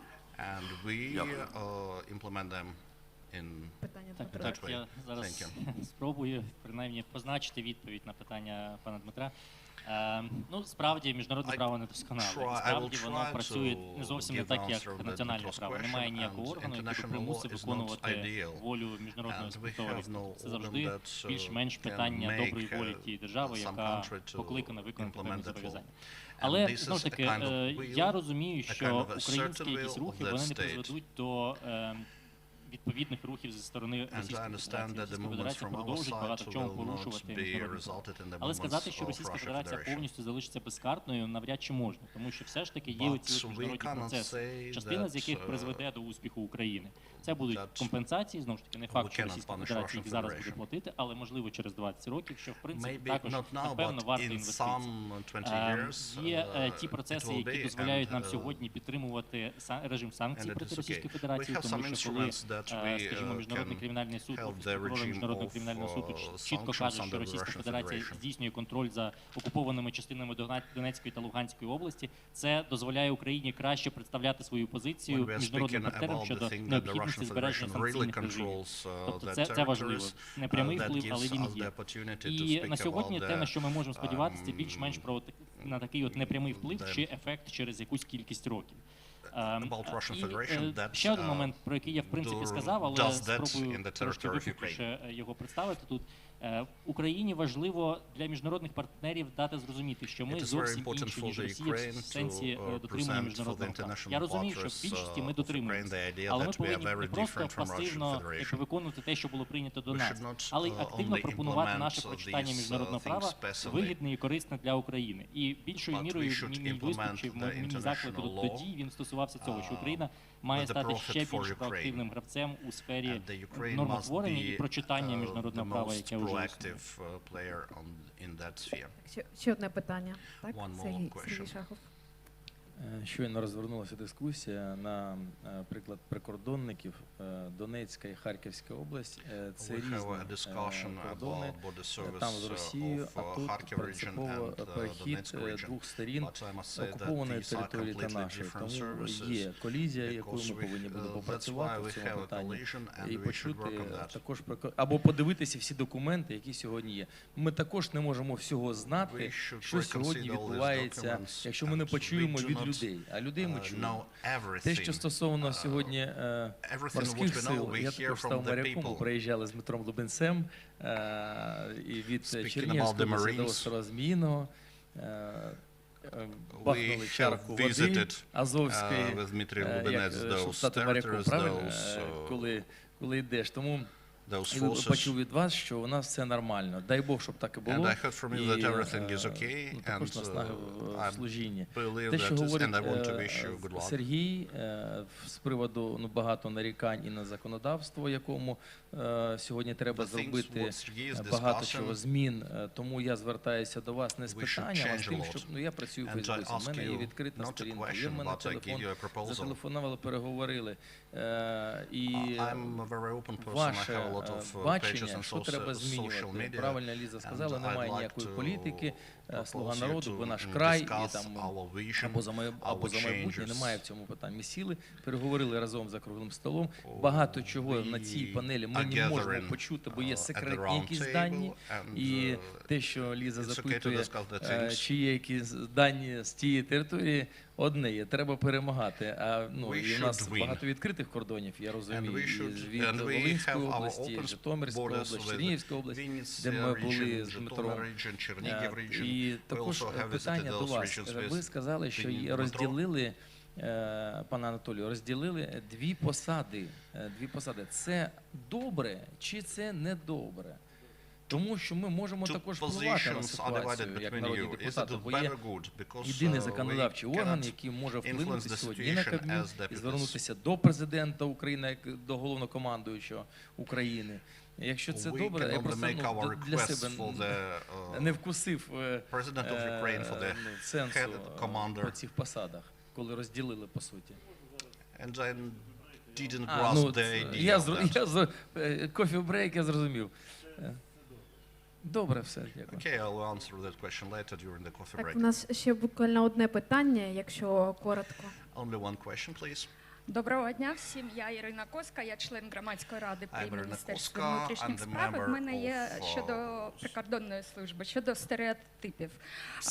Я як пересічна громадянка, жителька цього місця, дуже часто і багато чую про те, що прикордонники будуть відступати, якщо буде там напад і так далі. Про це майже зараз не треба вже казати, бо ми впевнені, що не буде ніякої, але все ж таки хочу, щоб ви знали, що ось так про вас говорять, що прикордонники.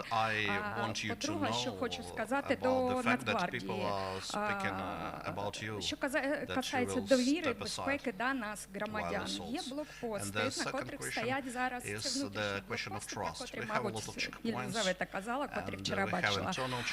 До них дуже багато завжди від населення дорікань, але буквально вчора або позавчора хтось у Фейсбуці запустив питання, чи потрібні вони і навіщо. І майже всі пишуть, що вони не потрібні зовсім. Для того, щоб так люди не думали, я думаю, що вам більш треба говорити і розказувати, для чого вони потрібні. Скільки там затримуються порушників і так далі. Не у всіх є така інформація, і щоб підіймати престиж цього, треба над цим попрацювати більш в просторі пересічних громадян, жителів і так далі.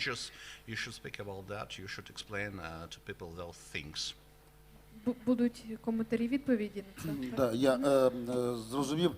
Стосовно дислокації та розміщення блокпостів, це залежить не тільки виключно від Національної гвардії, а це є комплексом тих заходів, які здійснюються і командуванням операції Об'єднаних сил, які забезпечують, врешті-решт, як ми сказали, і безпеку громадян, в тому числі і в населених пунктах, і в тому числі на в'їздах-виїздах. А що стосується результативності та, врешті-решт, кінцевого результату, який забезпечує безпеку і громадян, і жителів, і, врешті-решт, і сил, які забезпечують виконання завдань в операції Об'єднаних сил, то це питання зрозуміло, щоб більше висвітлювати і не тільки на наших внутрішніх засобах інформації, але і на місцевих та загальнодержавних. Дякую. Я думаю, що ми будемо цю панель завершувати, тому що в нас... ще одне. Дуже швидко, будь ласка. Дуже швидко, пані Єлизавета. Капітан 3-го ранку Калько Олександр. І не можу не задати вам питання. Мені здається, що перша проблема нашої, ставлення до безпеки нашої країни полягає в тому, що де-факто наша країна є морською державою, а прийняття всіх, скажімо так, і підходів, і законодавчих актів у нас відбувається, виходячи з сухопутної ментальності. Наприклад, я вважаю, що ця цифра 603,7, вона не зовсім є правильною. Я з вами погоджуюсь. Тому що у нас є територія, що таке, значить, The number 603 is not completely correct. Визначення території, що це водної території, що це у нас водойма, так, це земна поверхня покритою водою. Тобто у нас має бути чітке визначення нашого територіального моря. Починаючи від того, що є в Чорному морі, і вже визначати цю територію і в морі Азовському. Також, і відповідно, і при визначенні кордонів ми тут і програємо, тобто, що ми не можемо поставити нашу вішку там прикордонних. І також при, значить, виданні, законодавчих актів про територіальну оборону, також я вважаю, що у нас упущена морська складова. Дуже вам дякую за цей коментар. Я з вами насправді погоджуюсь, на жаль.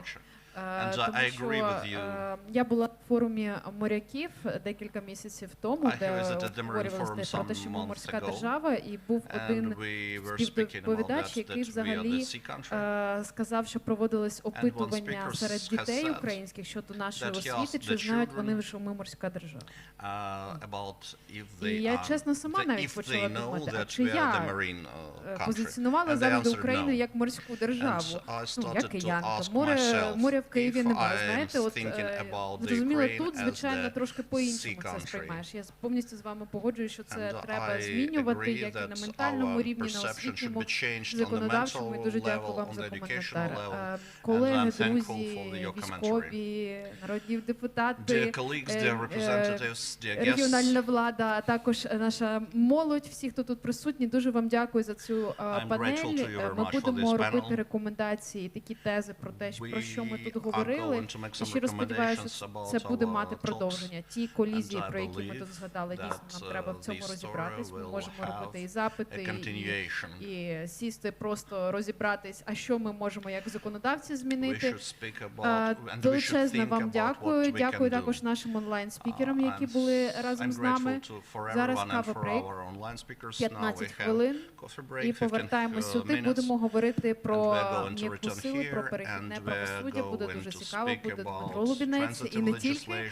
У мене тільки прохання зробити ще фото з нашими спікерами першої панелі, а всі інші можуть, будь ласка, насолоджуватись вже кавою, яка в коридорі.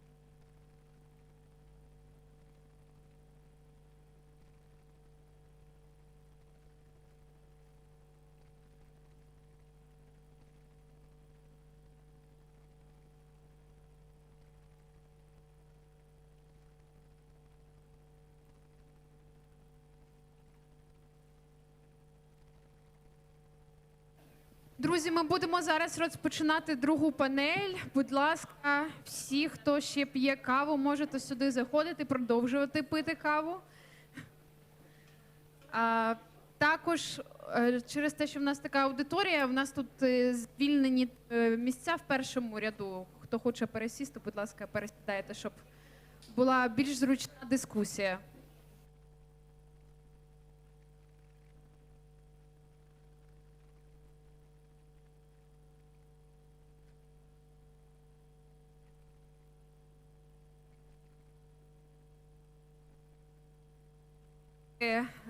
Також співмодератора нашої другої панелі – це Богдан Бернацький, також кандидат наук, експерт з міжнародного права, викладач Києво-Могилянської академії.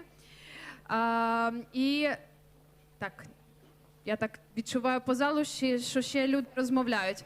Так, будь ласка, зі сторони технічної, можна, будь ласка, тишу? О, це добре.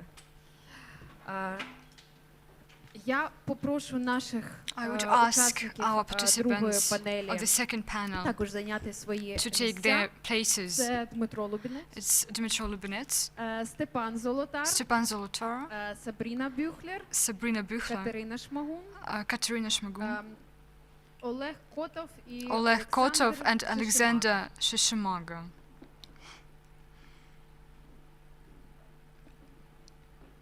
Так, я нікого не забула щодо другої панелі, нібито.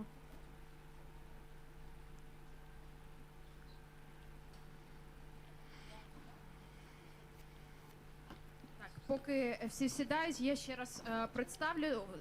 Ми розпочнемо дискусію. So we would begin our discussion with Dmytro Lubinets, the Member of Parliament of Ukraine, the Head of Committee on Human Rights, a member of the delegation of the Parliament Assembly of Europe. Stepan Zolotar is Director of Directorate of Peace Building and Ministry of Reintegration of Temporarily Occupied Territories. Sabrina Büchler, Head of the Embassy of Switzerland in Ukraine. Katerina Shmigun, Director of Mariupol City Organization of Red Cross of Ukraine.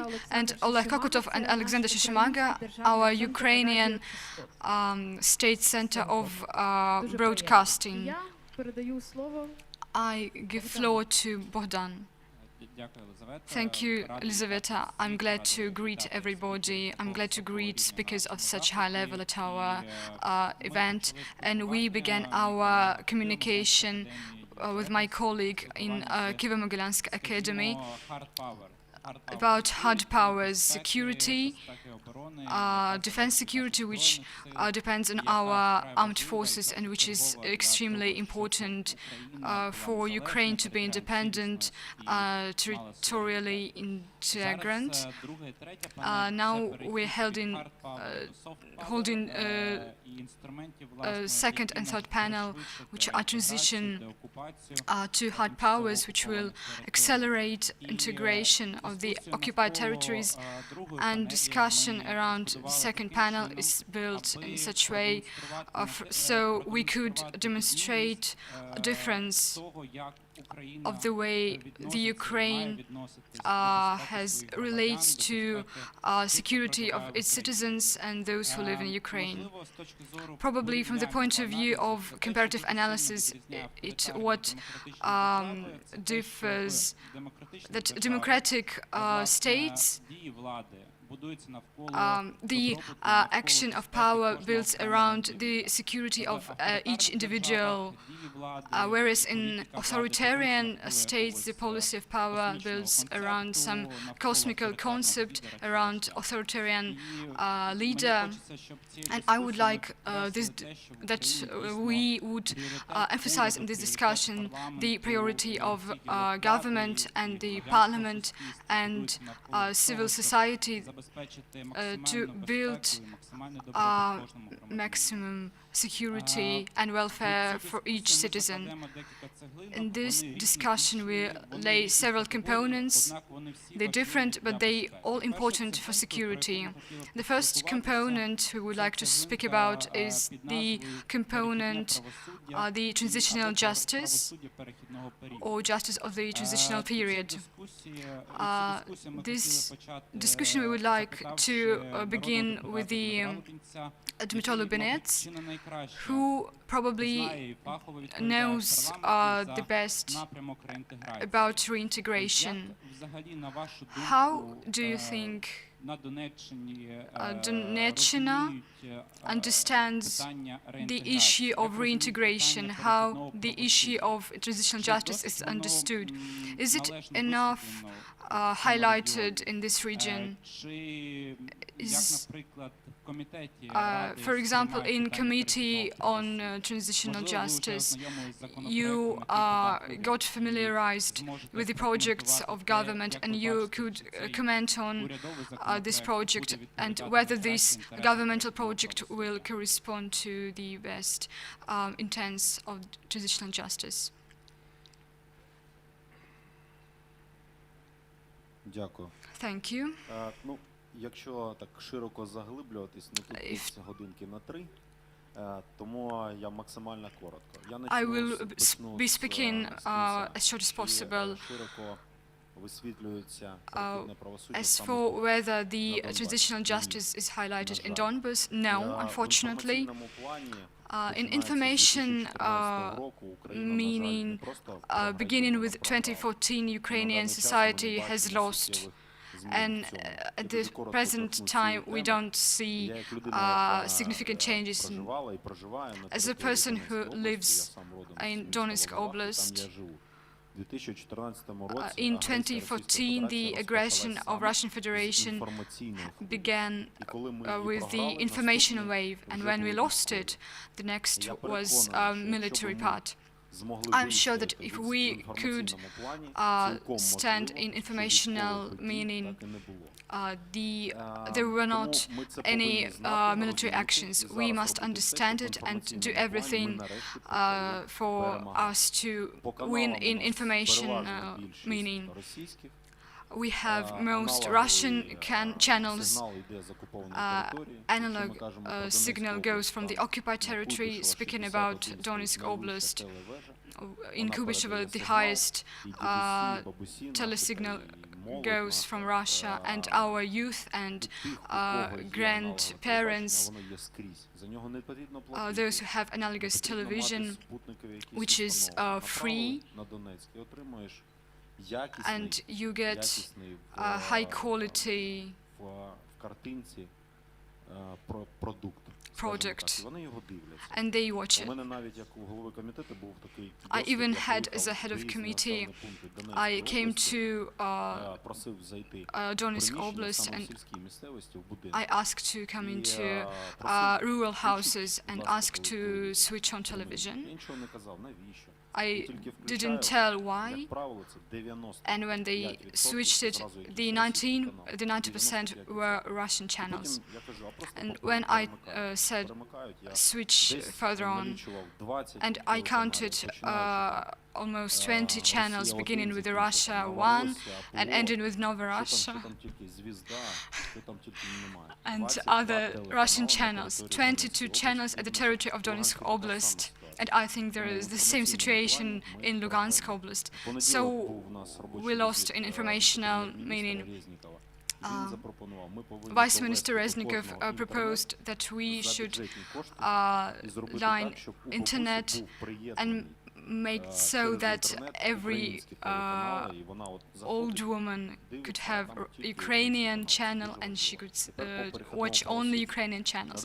As for transitional justice, at the present time there are 3 law projects. There are 3 alternative projects. One project is made by European deputies who represent European unity, and the rest of them made by other members of parliament. Why is it so important to begin speaking about this bill and the territory of the Donetsk and Luhansk Oblast? It is the bill which makes it possible to make this reintegration. The basic components of this bill as a complex should be and are issues of amnesty, because very often Russian propaganda uses it in this way that after integration in those territories, some concentrational places will be created and everybody will be punished with in a criminal way, or they just be shot. When I watch Russian propaganda, they say everybody will be shot. There is no high punishment in Ukraine, but it's very important to show that those people who stay and live at the temporarily occupied territory, who didn't take arms, they don't bear any responsibility that they go to schools, work in hospitals. They will have amnesty. We understand in which conditions people live there and why they still live and work there, because they have facilities, families, parents, relatives buried there, and everybody settles this issue for themselves. So we don't have any right to say that you're bad because you stayed there. As for the arms, Mr. Dmytrov will approve as a specialist in international law.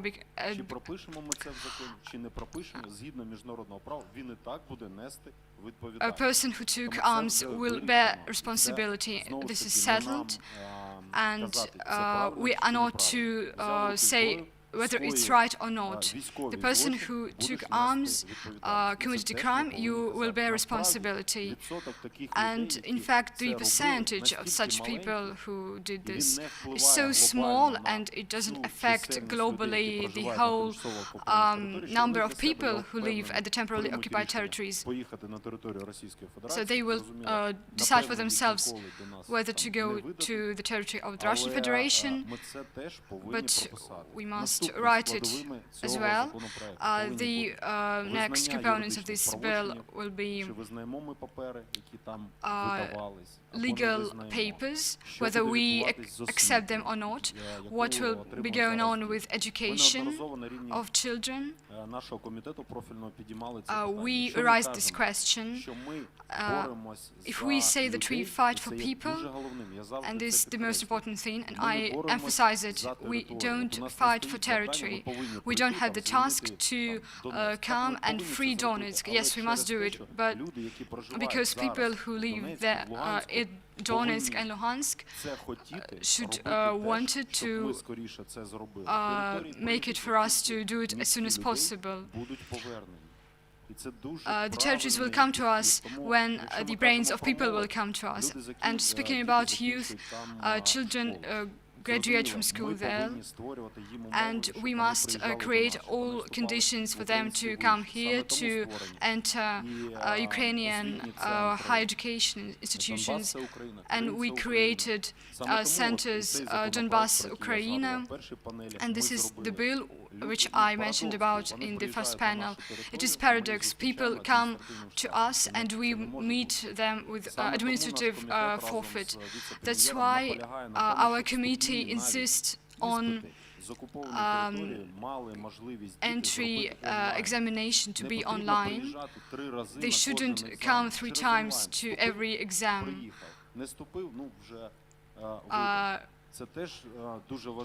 It's very important as well. As for education, it's understood that we won't accept some papers, but we may accept the knowledge. the child graduated from school, and the child must have to right to obtain the certificate of secondary education in Ukraine.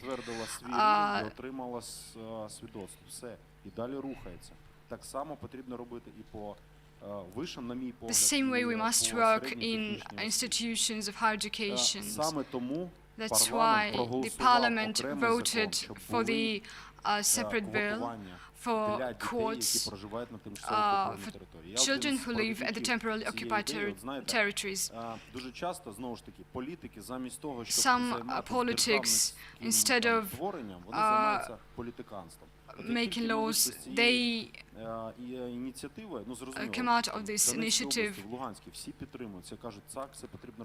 Donetsk and Luhansk Oblast, everybody understands that we must do it. In Kyiv, they say, well, you do this, and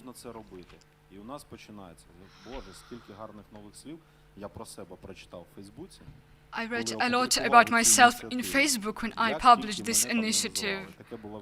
I was called so many names. I was an impression that I'm the biggest fan of Putin here in Donbas. But the point is to take youth. We are here in Mariupol, and can you imagine 10 children come here, look at this all, at the development during last years. Of course, they have contact, and they tell that we have so many fountains, parks, and investments. And what is there? Everything is closed, everything decays. That's what we must do. To reach some economic power at the territory of Donbas, and this will make it possible for us to end occupied territories. The so-called Berlin Wall fell because of people looked at the difference in the development of the states. That's what we must do. And the last thing we will initiate, we need to make so that financial resource at this very territory was at this territory. For example, it concerns changes in legislation and taxation. So we must reduce it to 80%, and the rest will go to oblast budget. So we won't ask for funds. They will be in community, and communities will make economic boom. I know it, I believe it, and we can make it together. Thank you. По таким широким темам, і ви зачепили також економічний добробут загалом. Я думаю, So touched upon the question of the general welfare, до такого плану відновлення. And the plan of renovation is really great. For now, I would like to stop mostly on the parameters of the legislative process. Firstly, the education point and the amnesty. So Stepan Zolotaryov is the member of the Ministry on Reintegration, and I'd like you to tell us about the main parameters according to the laws, maybe some differences that can be seen in other documents. And also tell us about main characteristics of it, and why the law project is so focused right now, and why is it going against the Minsk document. Good day. I'll start from the last point, from the Minsk document. We've been analyzing it, each point, each chapter, and we cannot say that it goes against it completely. Once again, is the question of the interpretation because Minsk agreement is not an international agreement. So the discussion is going about the understanding of certain points of this agreement. Speaking about the law project, it's been worked on for the last year, and the aim is to show the vision of this state на окупованій території і на території, що не є тимчасово окупованою. Власне, що буде робити держава для деокупації upon the deoccupation and the transition of the occupied territories and the citizens back to Ukraine.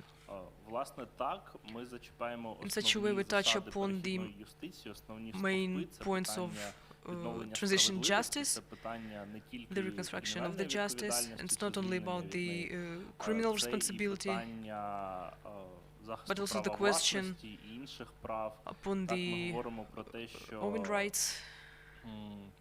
Всі об'єкти права власності за замовчуванням після деокупації мали б повернутися попереднім власникам, якщо їхній власник retain their belongings back. Змінився, звісно, не поза правовим полем України. Втім, також ми передбачаємо створення інституту конвалідації, це те, що правочини, вчинені на тимчасово окупованих територіях під час тимчасової окупації, можуть бути переглянуті та so that certain processes that happened on the occupied territories could be legalized in Ukraine. It can be done either through administrative processes,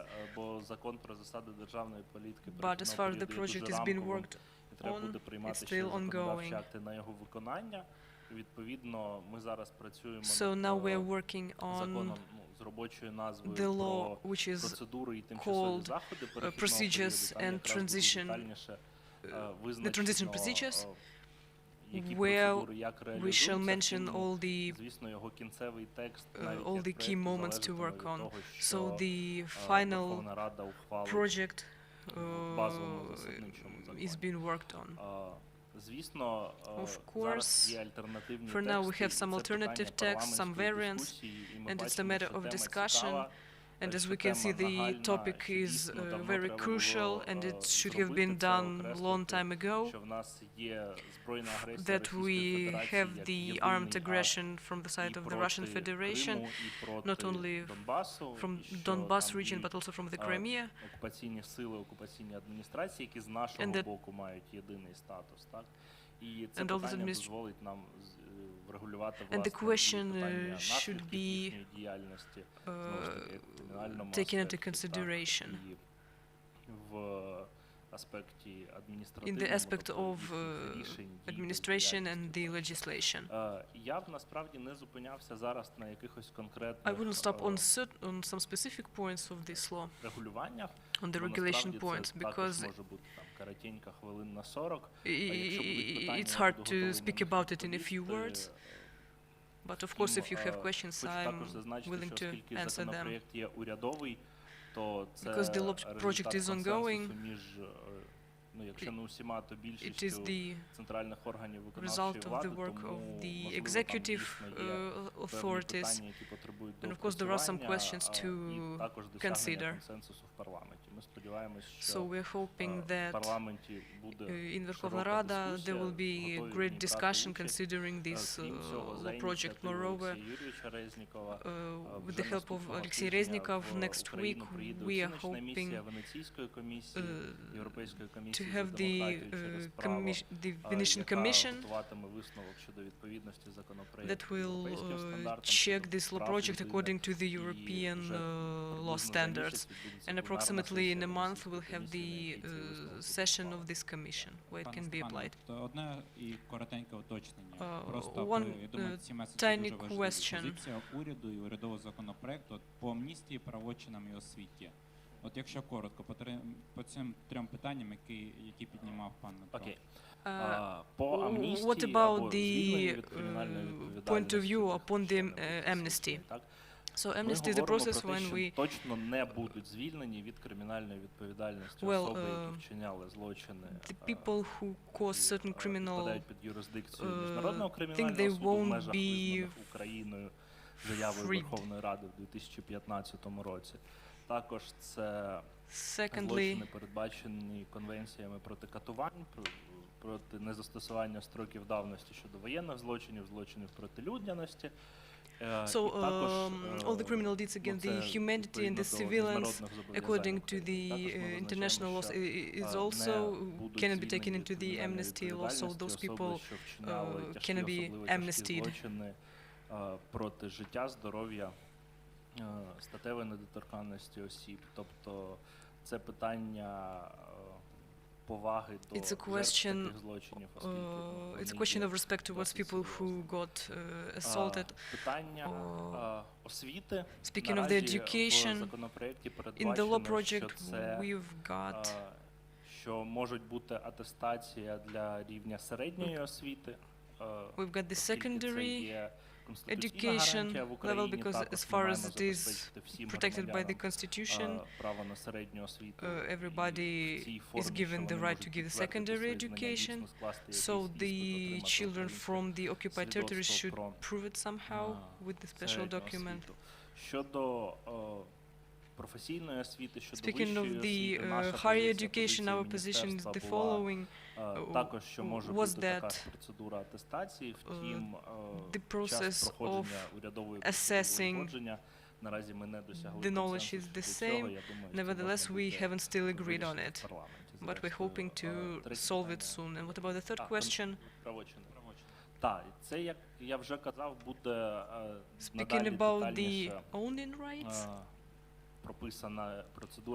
this procedure of convalidation will be worked on later, and it's supposed to be a humane procedure because we understand that people who live or are born or died on those occupations,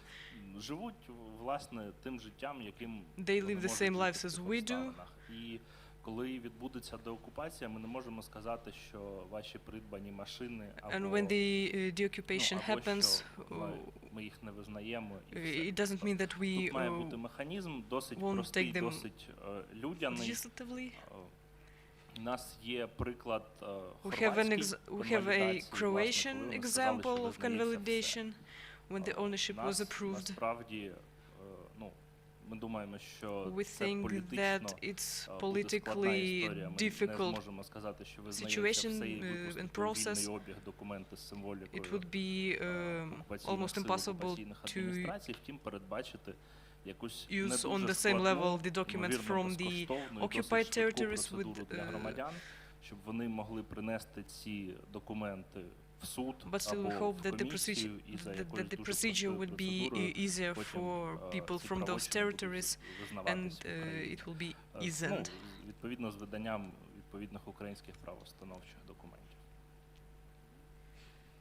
Дякую. Я хочу повернутись до питання I'd like to go back to the question about взагалі наскільки ми говоримо the legislation and the human rights, because Dmitry Lubinets started his speech from it. So when we're talking about the so the question of security, the human security, the question is very crucial. We understand it from the military point of view, but it's much broader definition. Way back before the war, when I studied at the Shevchenko University, I had an opportunity to talk with some member council initiative who said that there is such a concept of human security, and back then I was impressed by it. I found out about the concept of transition law. I would like to give the law to Sabrina Büchler, the representative of the Swiss embassy, and answer the question. Перехідного правосуддя. На вашу думку, що в Україні ми можемо зробити, щоб прості люди дізнались про це?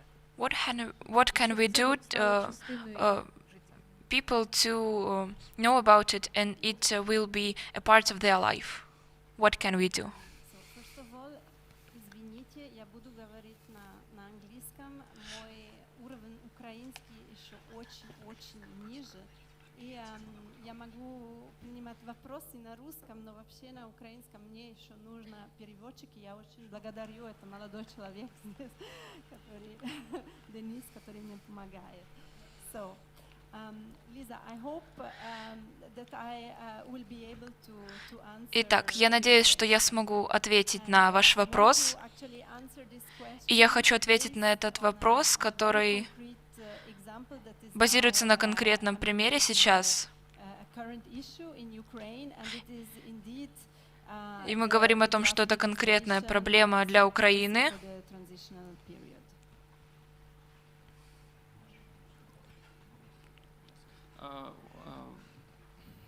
Сабріна зараз буде намагатися відповісти на всі ваші питання стосовно перехідного права та We will try to answer all of your questions about people security events on occupied territories.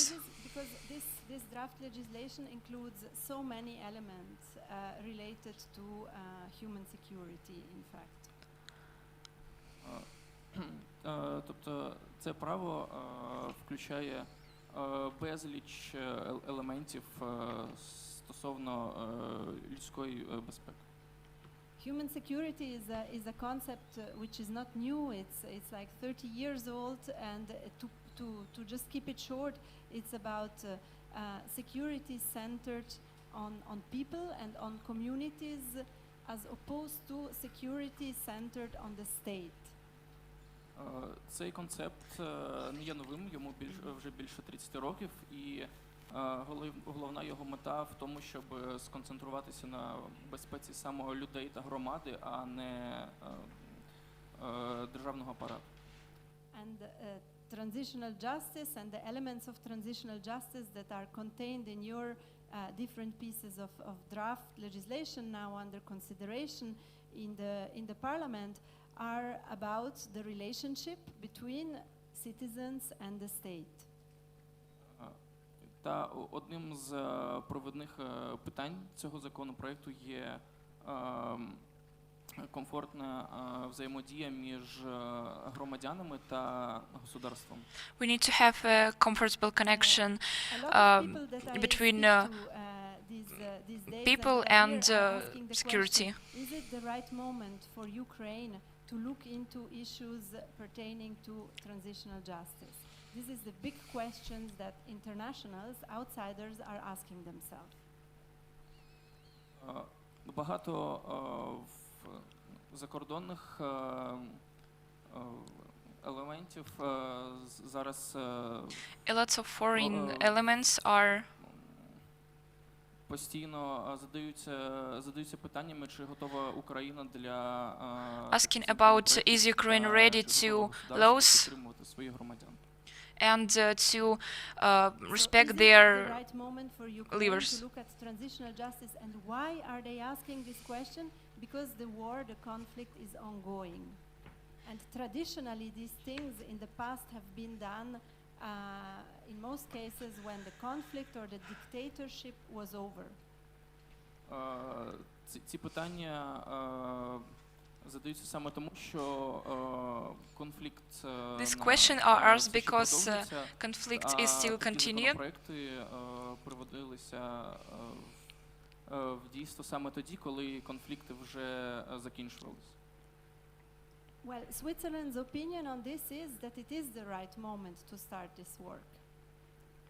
Тим не менш, Швейцарія вважає, що зараз Switzerland's opinion is that's the right moment to start this work with these laws and project. There are many things, very concrete things in this draft legislation which you can do now and in the coming months and years.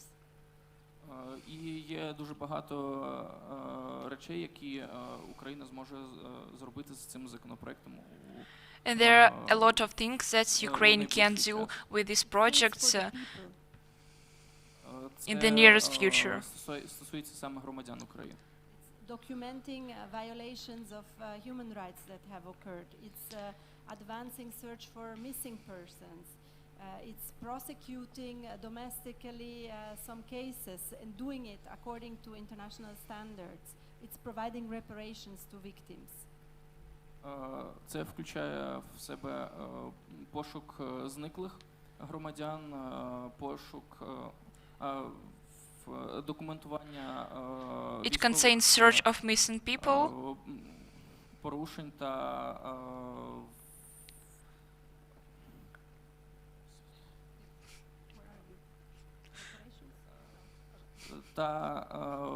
впровадження репарацій для людей, які проживають на тимчасово окупованих територіях. and reparations to people who live in occupied territories. Make yourself attractive. This was mentioned so many times already this morning. Trust into institutions, functioning system. Ще треба набути зробити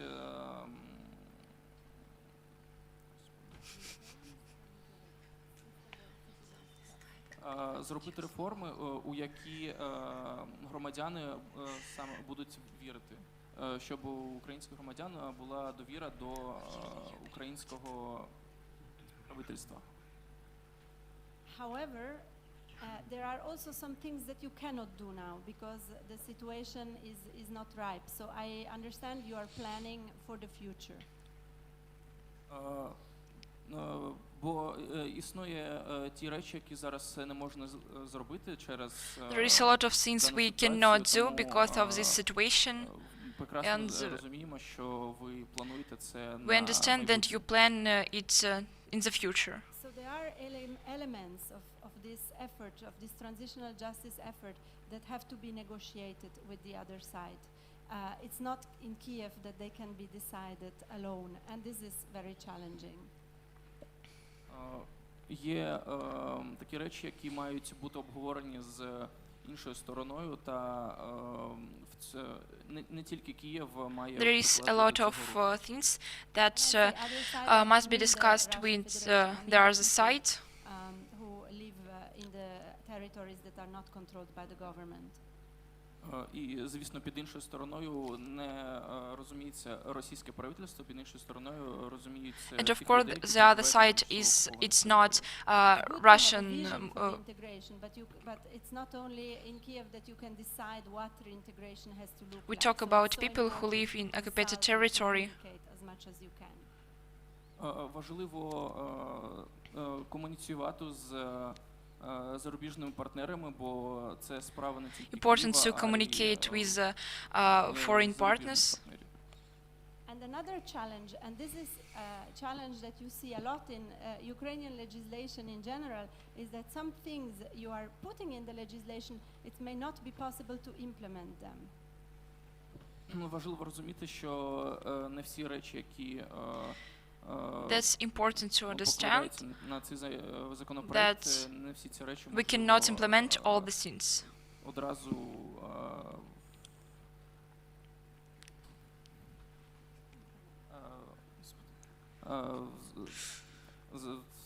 привести до практики.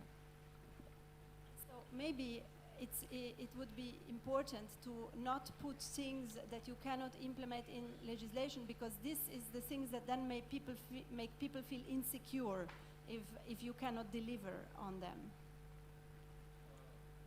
Якщо ви не зможете пообіцяти людям, що ви впровадите ці законопроекти, вони можуть почувати себе у небезпеці та перестати довіряти. And the last point is that we think it's important, and we welcome the fact that the Venice Commission is delivering an opinion on this. It's important that this work be in line with international standards. Хочеться поблагодарити те, що ви розробляєте ці законопроекти та ви маєте всецілкову підтримку зарубіжних партнерів. We are grateful to you that you do this and you have respect from foreign partners. Якщо Україна зможе продвинутися в цьому законопроекті, вона буде першопроходцем. If Ukraine can go ahead in this law, it will be Бажаємо вам удачі. It will be successful, and we are really grateful and good luck to you. Like very insightful vision. For sure, we should take care of what we're saying and to consider your words very carefully. Перейду на українську. Зараз, як я казав на початку, ми закладаємо певні цеглинки. Now, as I have pointed at the beginning, we want to make some bricks in that wall, and that brick is the brick of humanitarian dimension, the brick of humanitarian security and humanitarian politics, and the demands of the first level on the territories that are temporarily occupied. And I like to address to Katarina Shmagun, that is the representative of the Red Cross of Mariupol. Good morning, everyone. The Red Cross community has the aim that to help to government in the humanitarian sphere. Really, we try to help the population and realize a lot of programs. If we have a glimpse on the humanitarian sphere, it works in the Donetsk region with the support of international partners. For example, Danish Red Cross that restricts the psychological tension of the population. We are working with the soldiers and demobilized people and their families. We conduct the informational activities.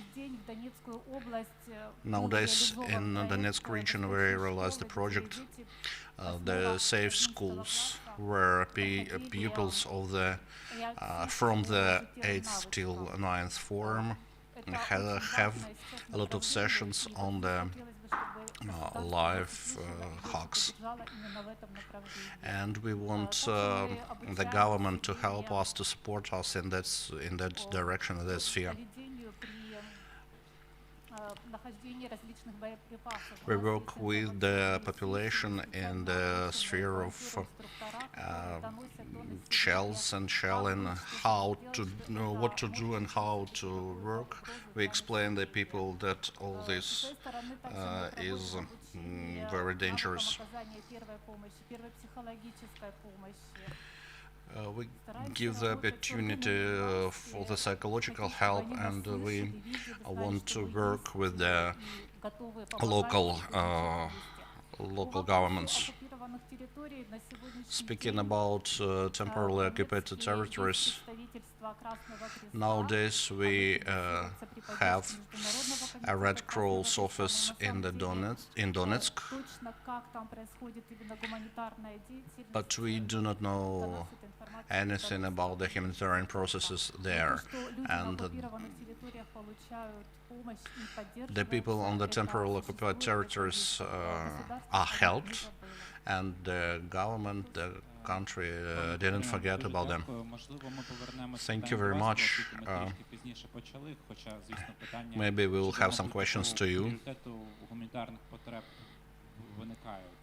найбільш кричущих. Але because it is a rather crucial question. По спікерах, які у нас зазначені, потім, якщо буде час, повернемося. And if we have some time, we shall return to the humanitarian component. Ми можемо закладати в перехідне правосуддя. Continue speaking about the bricks in the transitional justice. One of them, it is the informational brick, the brick of informational security, the safe informational space.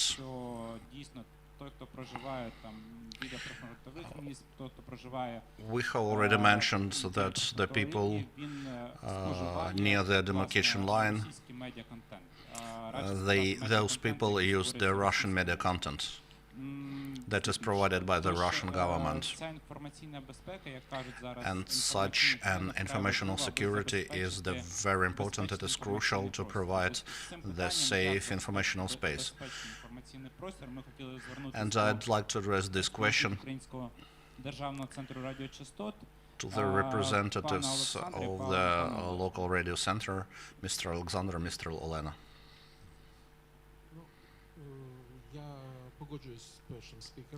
I agree with the first speaker.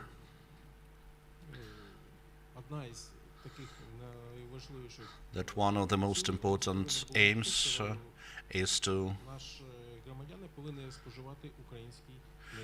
use our Ukrainian media content for our citizens. And we should say, when our territories were occupied, and also all the infrastructure was occupied. For example, our Donetsk television with radio translators.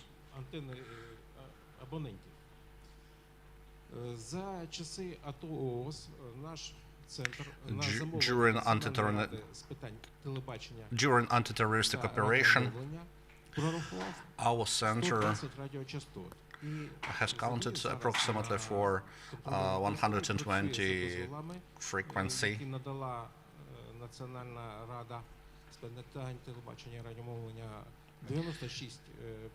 And now 96 retranslators, radio retranslators, and 44 retranslators of television, and 28 retranslators of the digital television that can show us more than 30 channels, official channels. But still we have some questions that the part of the infrastructure has gone. And we should broaden the content using the frequencies more effectively, and to build new retranslators to develop the television, as we have already done in 2014 in Hernik city, where the retranslator is built. And our center has given about 30 frequencies to that retranslator. And that's why we can broaden the content, the Ukrainian content, on that temporarily occupied territories.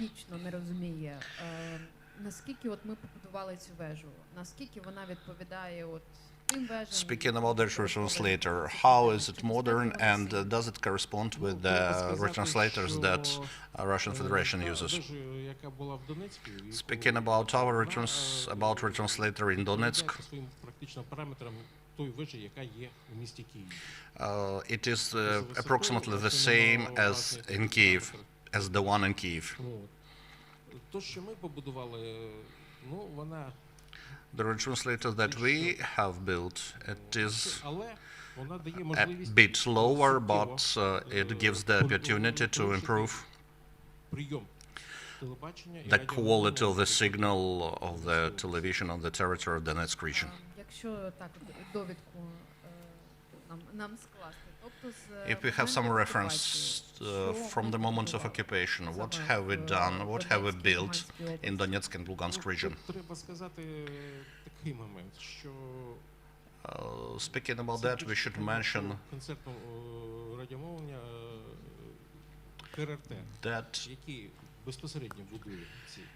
Конкретно, от є одна вежа. that it is not only our question. We have checked and counted more than 120 new frequencies, and that gives the opportunity Це як мінімум 2 нових телевізійних дві нових вежі, дві нові точки, де передаються two retranslators that give the signal. It is very difficult for me to speak without illustrations, but I'll try, and I should say that we improved the quality of the signal on the territory of the Donetsk region very much. But it is the issue of the National Council, and we provide only a small part of that. We only count the radio frequencies. And we may speak about the coverage. The coverage has improved very much. Так, можливо, тоді вашому колезі також передамо слово. Всім добрий день. Ну, взагалі, інформація об'єктивна. Я хочу трошки доповнити. У нас всього знаходиться на території Донецької області 11 веж. So at the territory of Donetsk Oblast, we have 11 buildings, 11 analogs of TV and sound broadcasting. Until 2016, we had 5 broadcasters, and now there's 7 of them.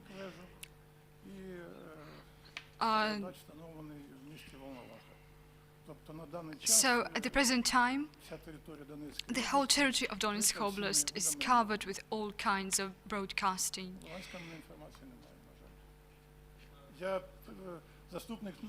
I'm the deputy of the head of central branch. So my Тоді також технічно спитаю. So I will ask you also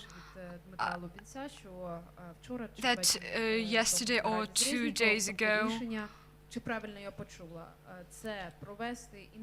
there was a decision to make internet for Ukrainian old ladies, for them to obtain Ukrainian channels.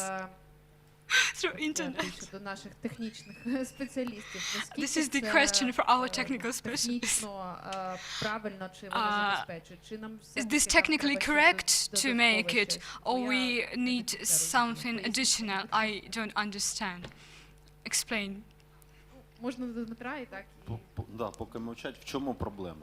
So what is the problem? The problem is that we had analog television.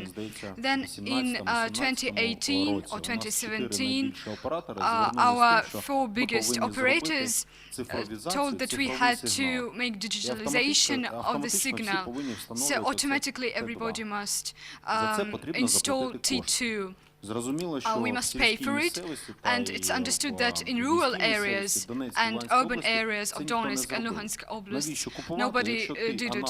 Why should you buy it? Because you had analogous television, and now you have to pay for Ukrainian television. They just switched channels and started watching Russian television.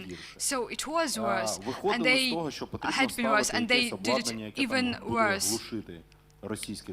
So we must install some facilities to suppress Russian channel.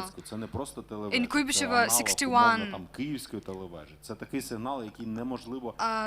they have a very powerful signal, and they install suppressors, so-called suppressors.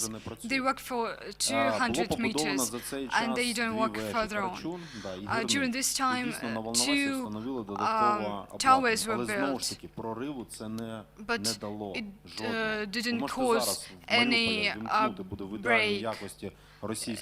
Now in Mariupol you may switch off Russian radio, and there will be 30 kinds of it, and you must search for Ukrainian content. So at the present time we must search for new variants, and one of these variants was proposed by Oleksiy Yurevich. Він пояснив, що дивіться, якщо ми не можемо заглушити, не можемо там перебивати, не можемо заставити всіх повернути знову до аналогів, це теж нереально. Тому потрібно запропонувати щось нове. Наприклад, за державний кошт та за кошти місцевих бюджетів ми технічно проводимо до всіх інтернет. І окрім інтернету, зараз же через інтернет все, і в тому числі телебачення. І автоматично фізично підключаємо до телебачення український продукт. В телевізор автоматично там роутер, Wi-Fi. На це погодяться, бо насправді при кожній умовно там бабусі, дідуся, є молодь, яка почує, що буде інтернет, ведіть. Ми розпочинаємо, як сказав Олексій Юрійович, вибираємо один район в Донецькій області на нашій території. Згідно нового адміністративно-територіального устрою обрали один район. На один район попередні розрахунки 65 мільйонів доларів. Ці кошти вже є від наших донорів. Робимо такий експеримент. Все вийшло, йдемо повністю по Донецькій та Луганській області. And we go on further in Donetsk and Luhansk область. Thank you. Є що додати, можливо? Do you have something to add? Так, я думаю, що час для питань. So I think the time for questions. Please introduce yourself. Антон Чебехов from Mariupol. I have such question. TV and radio are very hard scheme, but now we have such situation that Ukraine works very badly with social media on the occupied territories.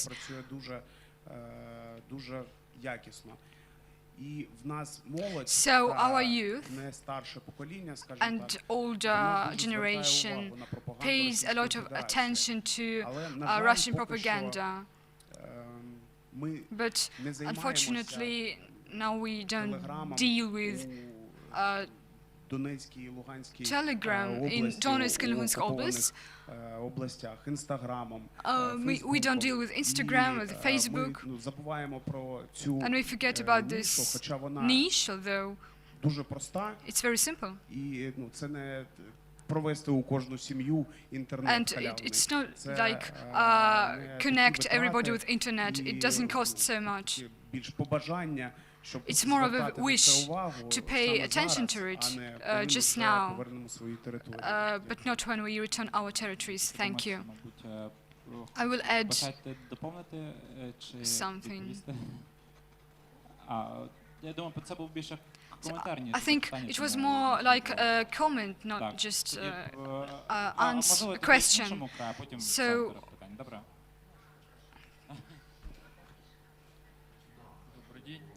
Good morning. Good afternoon, everybody.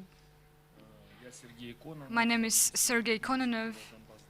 I'm from Social Initiative Donbas. In 2014, I was forced to leave Donetsk. I worked in law enforcement system. I was a policeman, a lieutenant colonel. I was forced to retire.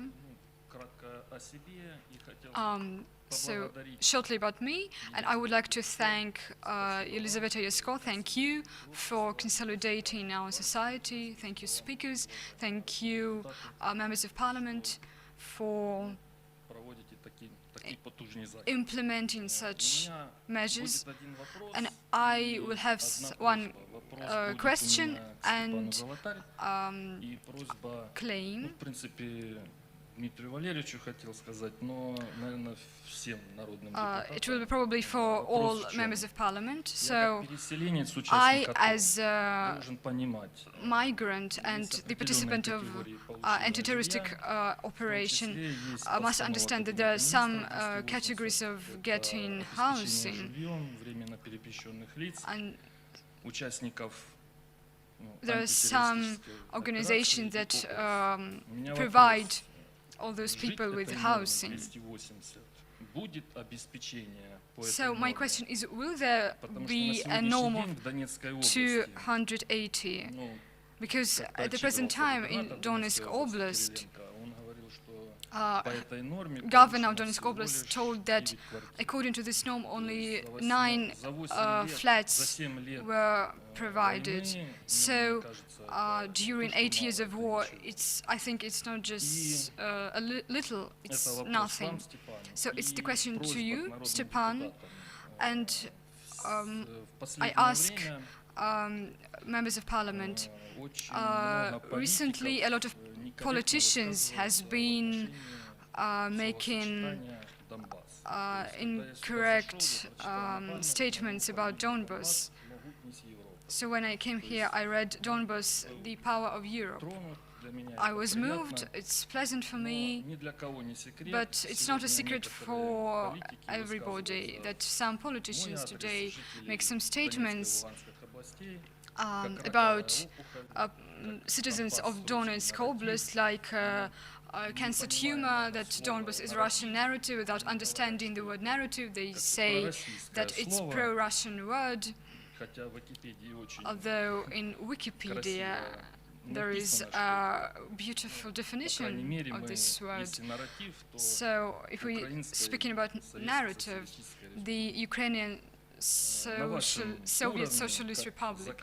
So at the level of legislative branch of power, to make recommendations to some politicians, so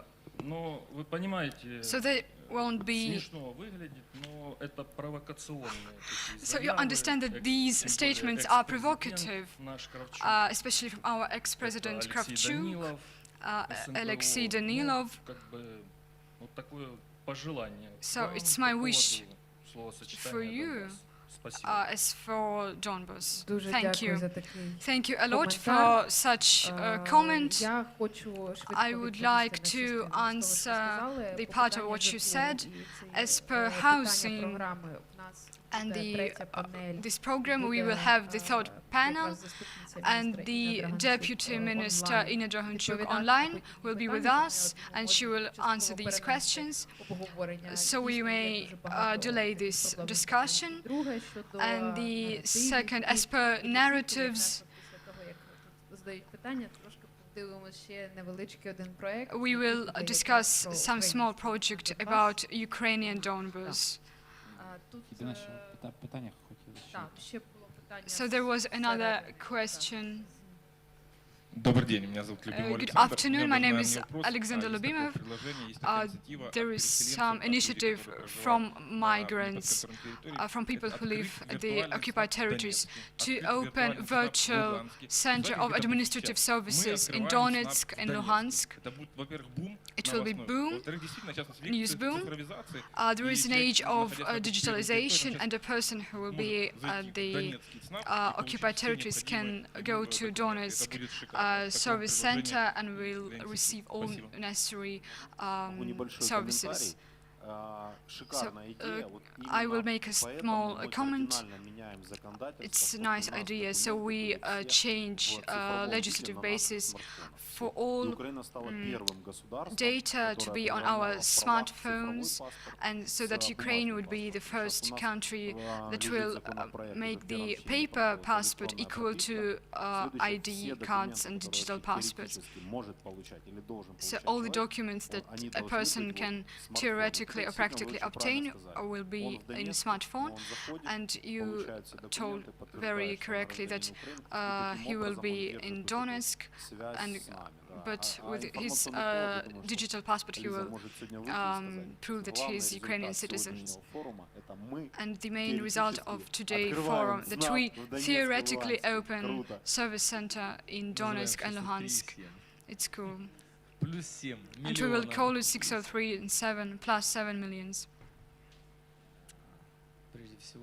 So first of all, I would like to tell that there were two panels, and we're speaking about mass media.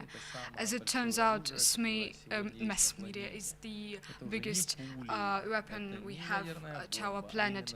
Not bullets, not nuclear bomb, but media, which goes to people's brain through Facebook, radio, television, we have an age of digitalization, so in this situation we must ask the representative of the ministry, because we as constructive opposition with mutual opposition, and if we have normal laws, we have 300 votes, we criticize them and we try to mark mistakes and to correct them, not just criticize. As per mass media today, Ukrainians pay for Ukrainian television and they watch Russian television for free.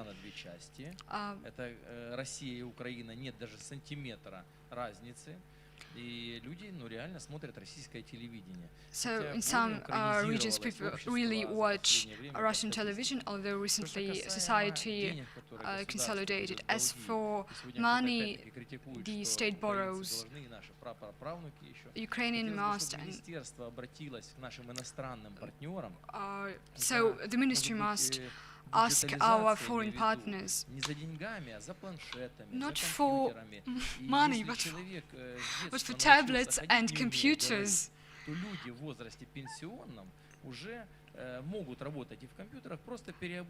Because people of older age can work with computers, so they could work with real people, not just with bots, but with real people, and to make them change their minds, and to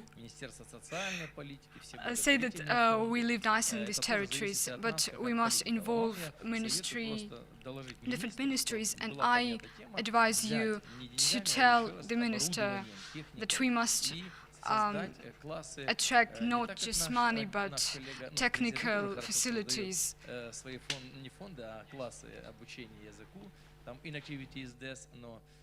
И, конечно же, на уровне государства поддержка любого гражданина. Speaking of the modern laws that you've talked about, the law 2070, it is a very old one. It is the one I remember. It's so-called free economic zone for Donetsk and Lugansk regions. So today we are, as people's deputy, the ones who, because of the Crimea's occupation, cannot have this free economy zone.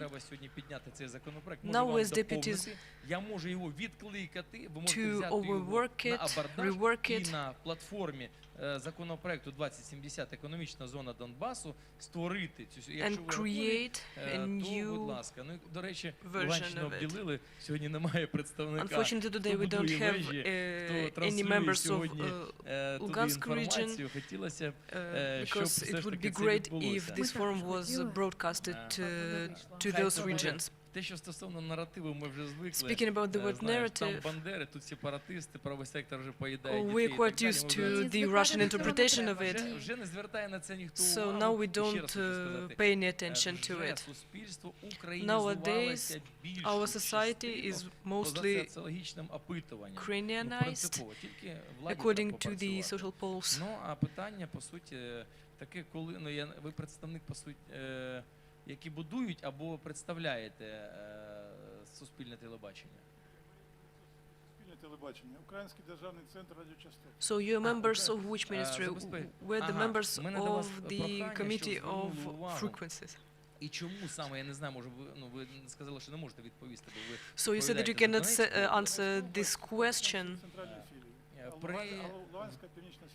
Остання вишка будувалася в 2016 році. The last time any broadcasting constructions were built many years ago, so I wanted you to pay attention to it and that you would address to the authorities about the broadcasting of our channels to the occupied territories. Because we've got 1,700,000 of migrants. But if we want to invite people from the occupied territories, it is quite difficult.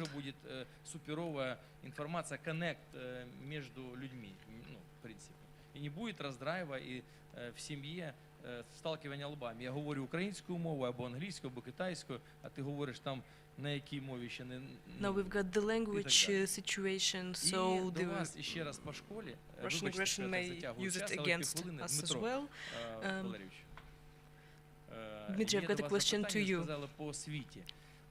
Considering the education, for now, all around the country, schools are closed. More than 100 schools got the transition period, and there is an idea that the education is being destroyed. And in villages and distant regions, it's quite a problem because they've got the schools only up until the 9th grade. So what we want is that such schools in such territories got the full secondary education. And not wait for our kids to leave our country, go to Poland, or wait for some people from other countries to come to us.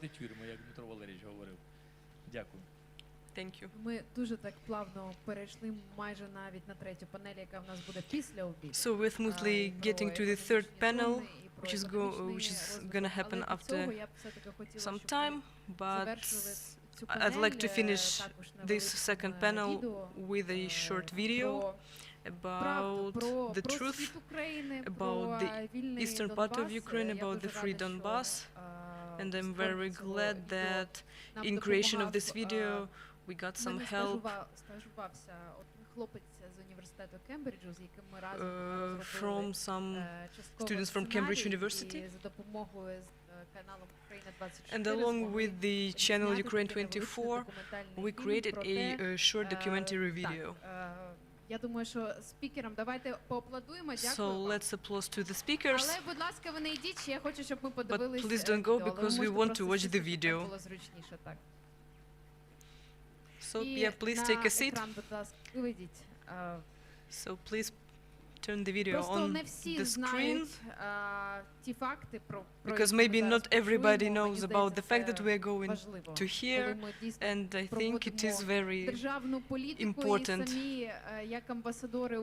because we are like, про Донбас в тому числі, то варто знати правду. So the truth is very crucial, and spread it. So thank you. Ми бачимо кооперативний магазин Ааруна Тіссена. До Першої світової війни книжковий магазин Тіссена у Нью-Йорку був одним з найкращих на Донбасі. Тут замовляли книжки навіть із самого Петербурга. Побудували крамницю німці, а ще звели банк, млини, машинобудівний і цегельні заводи та фабрику з виробництва землеробських машин. За кілька років вони перетворили маленьке і нікому невідоме українське село на квітуче європейське селище. Але Нью-Йорк такий не один. Індустріалізація в Донбасі почалася в останні десятиліття 19 століття. До цієї індустріалізації не мав, звичайно, відношення ні Радянський Союз, ні більшовики. І дуже посереднє відношення мала, власне, імперська влада. Бо індустріалізація відбувалася Донбасу, зокрема, відбувалася за рахунок західних інвестицій, а також західного So the industrialization of Donbas happened with the help of Western sides, and the cases when the Western businessmen in the 19th century helped the region to become more successful. Examples are numerous. For example, the Yuzovka, John Hughes, who created the first metallurgical factory. It was built less than in a year, and nowadays it's quite hard to find such a building at such pace. Around the factory we've got the first mines, the first houses are built. Another British city is Luhansk. Першу домну на Донбасі. Її зображення і досі на гербі міста. Згодом у Луганську з'являється ще одне потужне підприємство, збудоване німцем Гартманом – паровозний завод. Поряд у Лисичанську бельгійці зводять один з найбільших у Європі содовий завод, найдавніше хімічне підприємство Донбасу. Для своїх, а потім для місцевих робітників робилися шпиталі, будувалися квартири, будинки, казарми, грошей. So the historian describes the short history of Lugansk region. He describes the history of construction of metallurgical plants. Усе це в поєднанні з можливостями, які давали багаті надра регіону, і створило той унікальний край, який ми сьогодні знаємо. The accent is placed on the great deposits of ore, of coal. Now philosopher Vladimir Prihodko speaks about the European integration and the problems of Soviet Union. Приписуючи всі заслуги собі. Та сьогодні історики одностайно запевняють, саме Nowadays historians said that European investments made that high industrial potential of Donbas. А звідки взявся цей руський мір? Тут козаки Прокопа-Дяченка, Natalia is speaking about the Russian peace, and she says that we do not have any Russian peace here. We have a British heritage, we have Dutch heritage, we have Danish heritage here. And the European investments is the nucleus in the Donbas region. Как же вы не заметили? Мы же сегодня над моей Украиной дрались. This is our famous Donetsk actor. Дороги, села. А воздух другой. А небо голубее, и земля зеленее. Коли фільм Леоніда Бикова «У бій йдуть тільки старики» привезли в рідний йому Краматорськ, на афішах кінотеатрів величезними літерами було написано «На екрані наш земляк». Настільки пишалися ним містяни. Він знову мріяв про небо, але вступити до льотного училища так і не зміг. І тоді Леонід Биков обрав сцену. За майже 30 років творчої діяльності він зіграв десятки ролей в театрі і кіно. А одне з його останніх дітищ «У бій йдуть тільки старики» увійшов у 20-ку найкращих українських фільмів усіх часів. Виковане до любого чиновників і обожнювали глядачі. І досі обожнюють.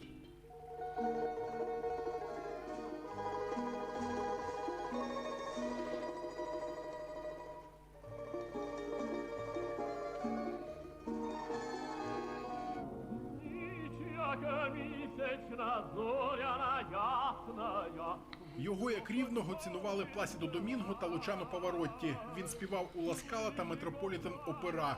Його запрошували на роботу до Італії та пропонували їхати до Москви. Але він завжди повертався додому. Анатолій Солов'яненко любив рідну землю. Anatoly Solovyanenko loved his native land very much. His wife speaks about that love, and she says that the city of Donetsk is his native land, and before the citizens of Donetsk, he is the real one. Народився в шахтарській сім'ї. Пісні, які співали батьки Анатолія, та важке життя гірників стали основою його творчості. The life of miners, the hard work of miners were among the main themes of Anatoly Solovyanenko. Дуже чесних трудівників, які, знаєте, ризикували кожен день своїм життям. На відміну від Солов'яненка, ім'я Василя Стуса довгий час лишалося The name of Vasil Stus was unknown for Ukrainians for a long time, but his life is also closely connected with Donbas. He protected Ukrainian language and culture and criticized the Soviet government. And he was imprisoned for a long time, and he was prohibited. And his works were prohibited and destroyed. который писал на украинском языке. Это был человек без It was a genius poet who wrote in Ukrainian.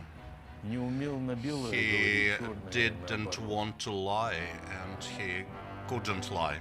Донецький аеропорт імені Сергія Прокоф'єва. Це Donetsk airport named after Sergei Prokofiev. кривавими боями, які точаться там і донині. It is famous by very fierce battles there. За півсотні кілометрів звідси. Свій перший музичний твір Сергій Прокоф'єв написав, коли йому не було 6 Sergei Prokofiev років. was Майже все своє життя born один з near that найвидатніших region. композиторів ХХ століття He прожив was далеко among від the своєї малої greatest composers батьківщини. of the Але його 20th ім'я century. назавжди буде пов'язане з Донбасом. And his name will always be connected with Donbas.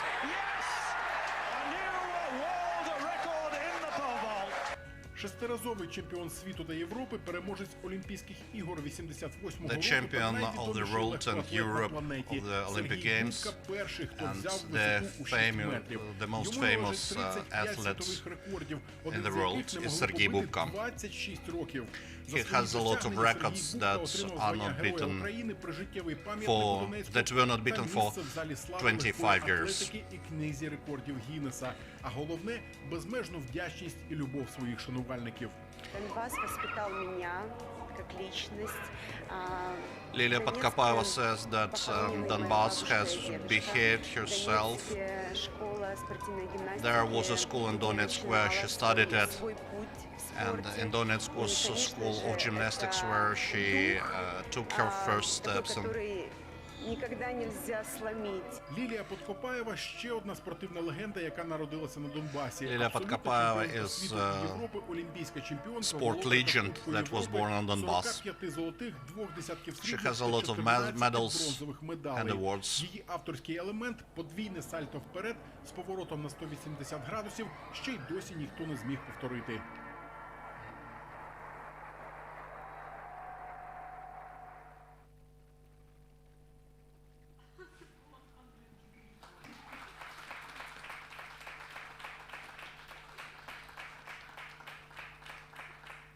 Це невеличкий фрагмент, який я This is a мрію, що short ми fragment зможемо перетворити в that I believe we can make a great documentary of it and to translate it on a lot of European languages because we are lack of it. I also studied in the West and I was in Oxford, and I know that there we have very little Ukrainian content there.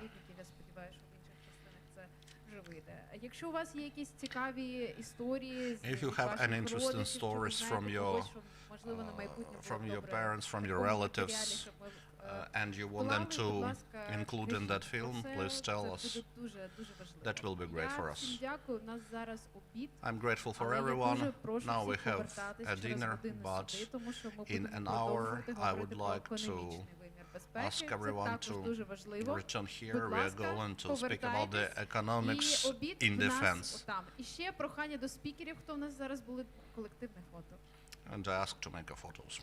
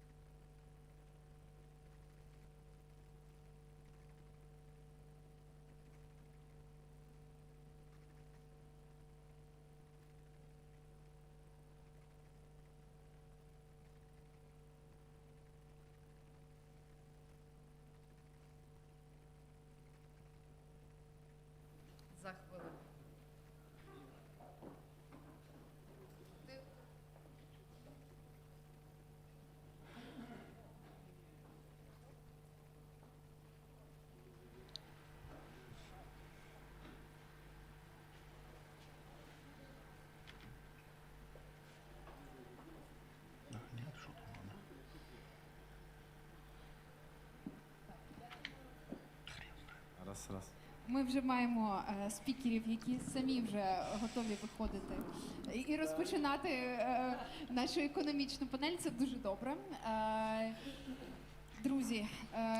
So, dear friends, we are going to talk about economic dimension of security. Bogdan Bermansky will help me. We'll be talking about what have been done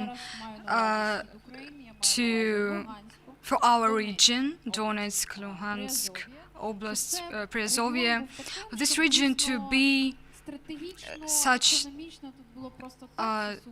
economically and strategically great, so that nobody could think that something can't be good here. For this, I would like to ask our speakers. These are members of Parliament Sergei Shakov, Dmitry Lubinets. Here with us today also.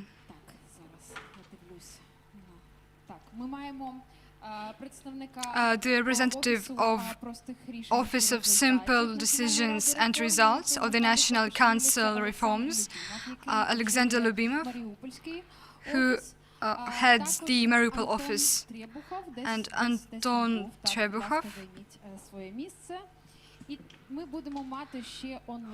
And online with us will be Deputy Minister Inna Jahanchuk. I would like to ask our discussion to be built in such order so that we could hear those decisions made in the Office of Simple Decisions. So probably Alexander could begin with it, and further on we will continue. Good afternoon.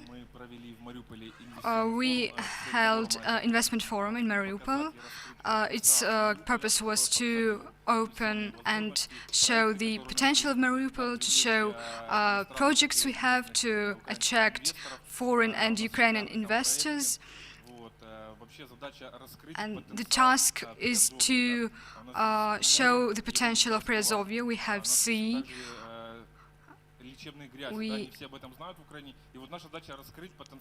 And our task is to open this potential. Why is it so important? There is a statistics. 50 tourists create one working place. If we are to attract tourists, so we can create 20,000 working places. We can help implement 5 main investment projects. First of all is logistics.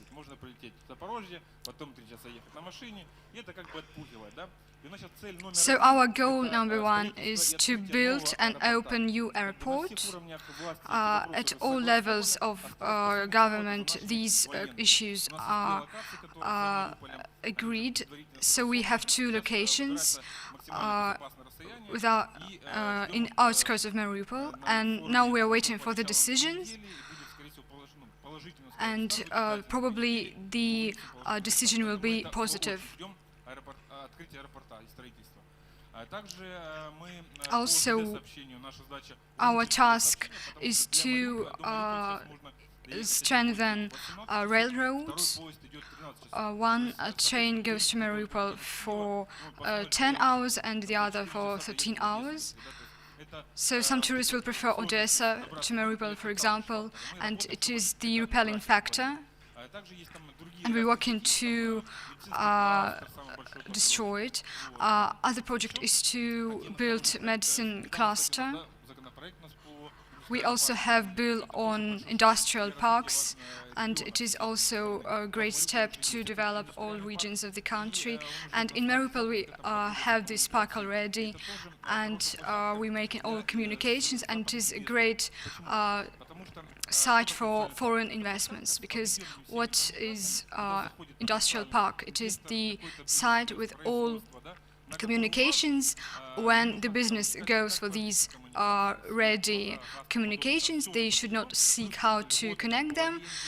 There are also some benefits on taxes, etc. And I would like to touch upon not only Mariupol, not only Donetsk and Luhansk Oblast.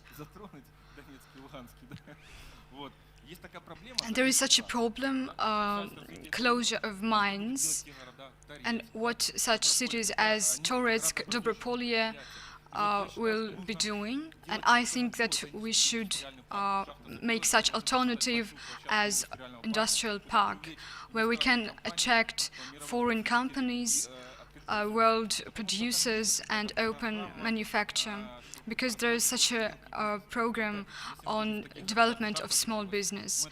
For example, when small mine is closed, we opened 10 shops. They won't make revenue, so we must open such global projects as industrial parks. We also have initiative, good initiative. I will ask to switch on slides. This initiative is Act on Business Freedom. Now businessmen experience some hardships, but we need to develop entrepreneurship in Ukraine, because the more businesses we have, the larger the budget of Ukraine will be.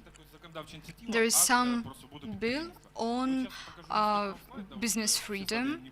I will show you some slides. I won't show all slides. You may get familiarized with this initiative on our site.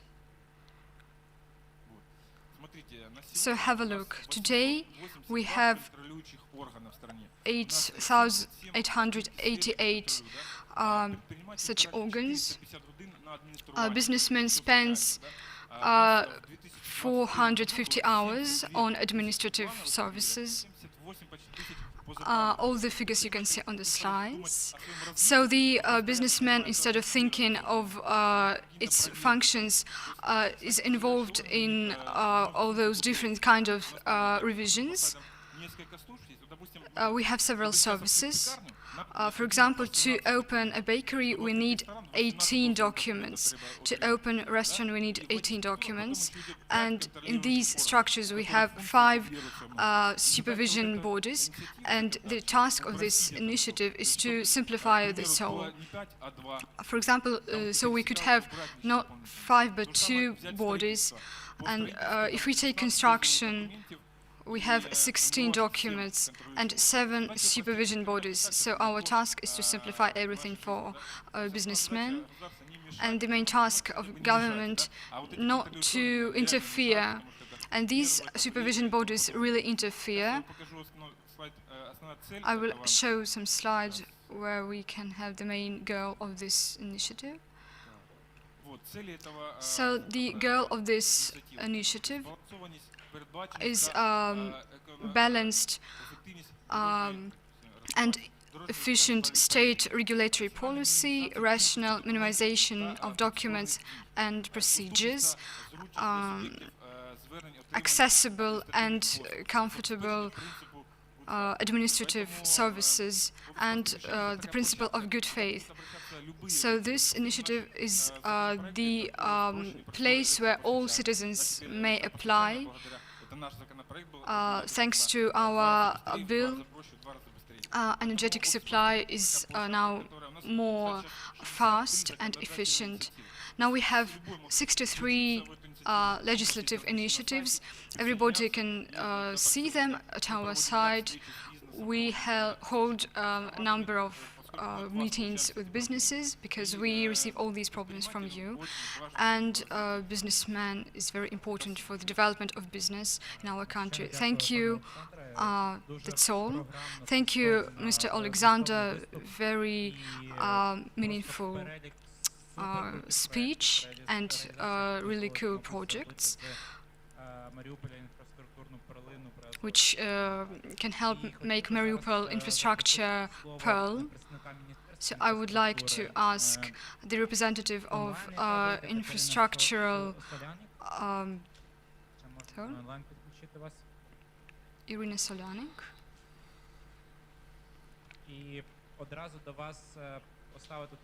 So I have a question for you, whether the words of Alexander coincide with the position of the Ministry of Infrastructure, and whether we really can count that in a year we will be able to fly from Mariupol to Kyiv and back. We have already approved the plan of infrastructure between Kyiv and Mariupol. It includes a range of infrastructural projects. We all understand that it's a very important aspect of our work, and we should look at the issue of security. So we made a decision to transfer the airport in 45 kilometers.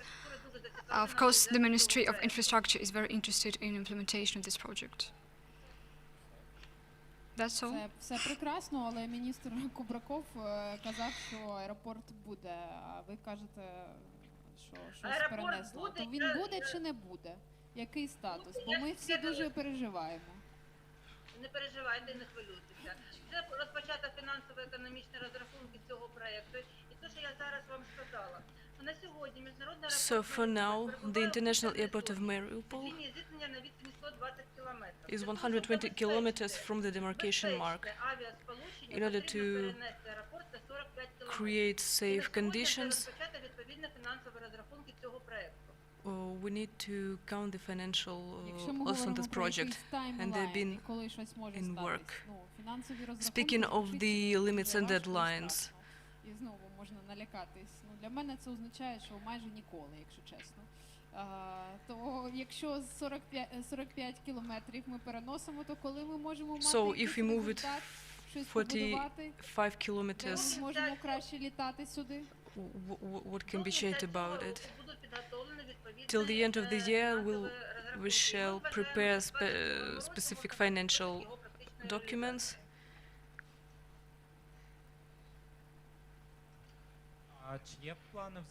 Do we have any plans about the foreign investments?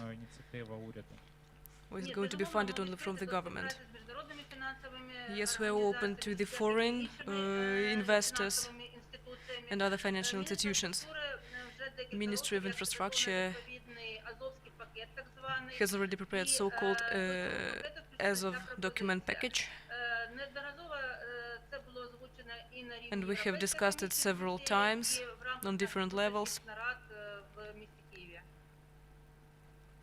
especially in Kyiv. So we have hopes that we shall have the investments to our infrastructural changes in Mariupol.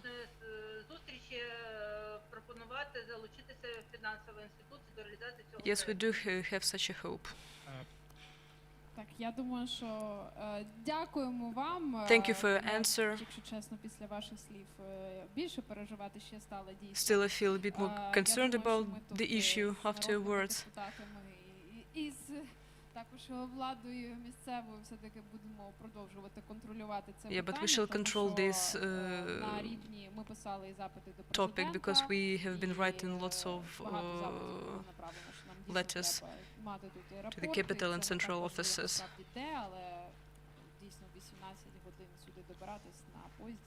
Because 18 hours in a train is quite a problem for the citizens and anybody. So I pass the word to... Прям зараз хочете? May I add a couple of comments about the airport? Так, якщо ви не проти. Я б хотіла просто передати слово Сергію Шахову. Well, I would like to give the word to Sergei Shachov. Щоб він потім не казав, що ми про Луганщину забули, але яка ситуація? What is the situation with the infrastructure, especially in Lugansk region? Дороги, especially roads, train stations, airport. Of course, we shall talk about it, but firstly, I want to thank everybody who has come here and who has stayed with us, the youth who wants to develop our country, who wants to influence the politics, in the local governing. Well, I'd like to start with the words of my grandfather. Until you ruin something, you won't build anything new.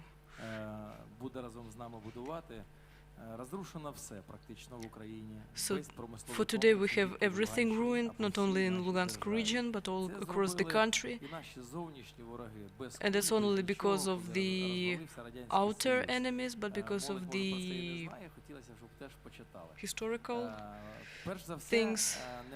First and foremost, we don't have 45 million people population since 1991.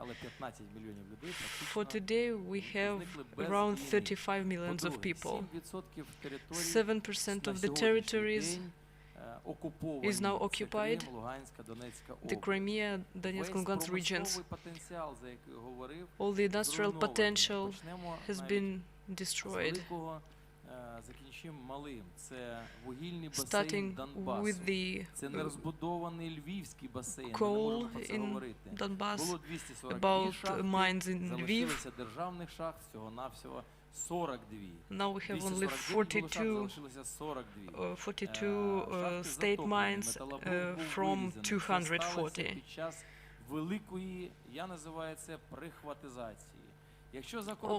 Such a tremendous loss happened due to the privatization processes in the 90s.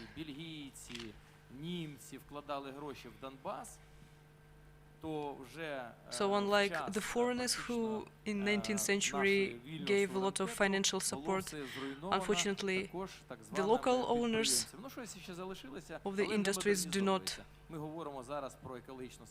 care about the industry.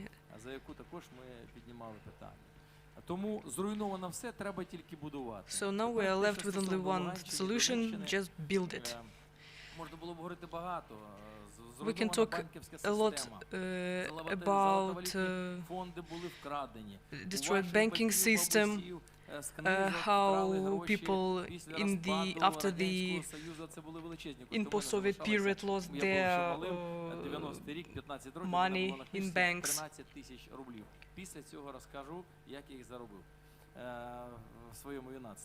Тому в даному випадку, скільки ми зверталися, і монобільшість, і колеги з різних фракцій, вони підтримали саме по Луганській області. За 8 років не була побудована залізнична колія. We have discussed this issue and it turned out that during these 8 years no new railways were built, no new roads were built, but fortunately now we're working on it and we're discussing this issue.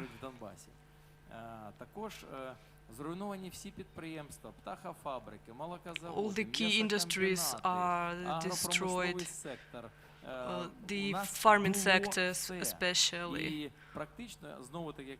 For we had everything and now we have nothing. If you take into consideration the experience of Singapore, it's possible to recreate it, to rebuild it. And we don't need big amounts of money. We don't need to ask our foreign partners for big numbers of money. What we need is to control the financial support and the investments. Можна давати можливість розвиватися нашим людям вже срібною головою, срібна економіка. What we also need is the modernization of the technical sphere in these industries, and we also need to support the human resources as well. Величезний потенціал розвитку. Because there is great potential in it. We can take a look on the Canadian system, how they сиріт і пенсіонерів, які пенсіонери стають батьками, практично об'єднувати пенсійні будинки з дитячими будинками. Це також the education system. Те, що стосовно сьогодні розбудови, я вже говорив за законопроект 2070 за вільну економічну зону. The bill 2070, which is connected with the free economic zone, has been ignored. And if only 1 cent of the transatlantic company gets to the Donetsk-Lugansk region economy, these companies will help the local businesses flourish. And it will help not only the big businesses, but also the small businesses as well. We're not talking about the businesses of great oligarchs here, but about small businesses. Коштовність електроенергії буде 4 гривні, уявіть собі, в Києві 2,60, Now we have the taxes risen, specifically the electricity bills. Де йде війна, буде коштувати електроенергія 4 гривні. Це несправедливо, перш за все. And I think it is not fair. Повинна розподілити це на Закарпаття, на Львів. Because the taxes should be redistributed between the regions, depending on their sphere. Були побудовані батальйони перші захищати наші кордони. When the first battalions appeared, the volunteers helped економічний тягар ліг на плечі with саме the волонтерського руху. economy. It's the voluntary movement that сила це в людях, які сьогодні є і gave that живуть, support. працюють в Донбасі, ну і по всій, по суті, Україні. Тому якщо ви правильно сказали, якщо сьогодні не тиснути на бізнес, so if we support the business, if we simplify the process of their registration, if we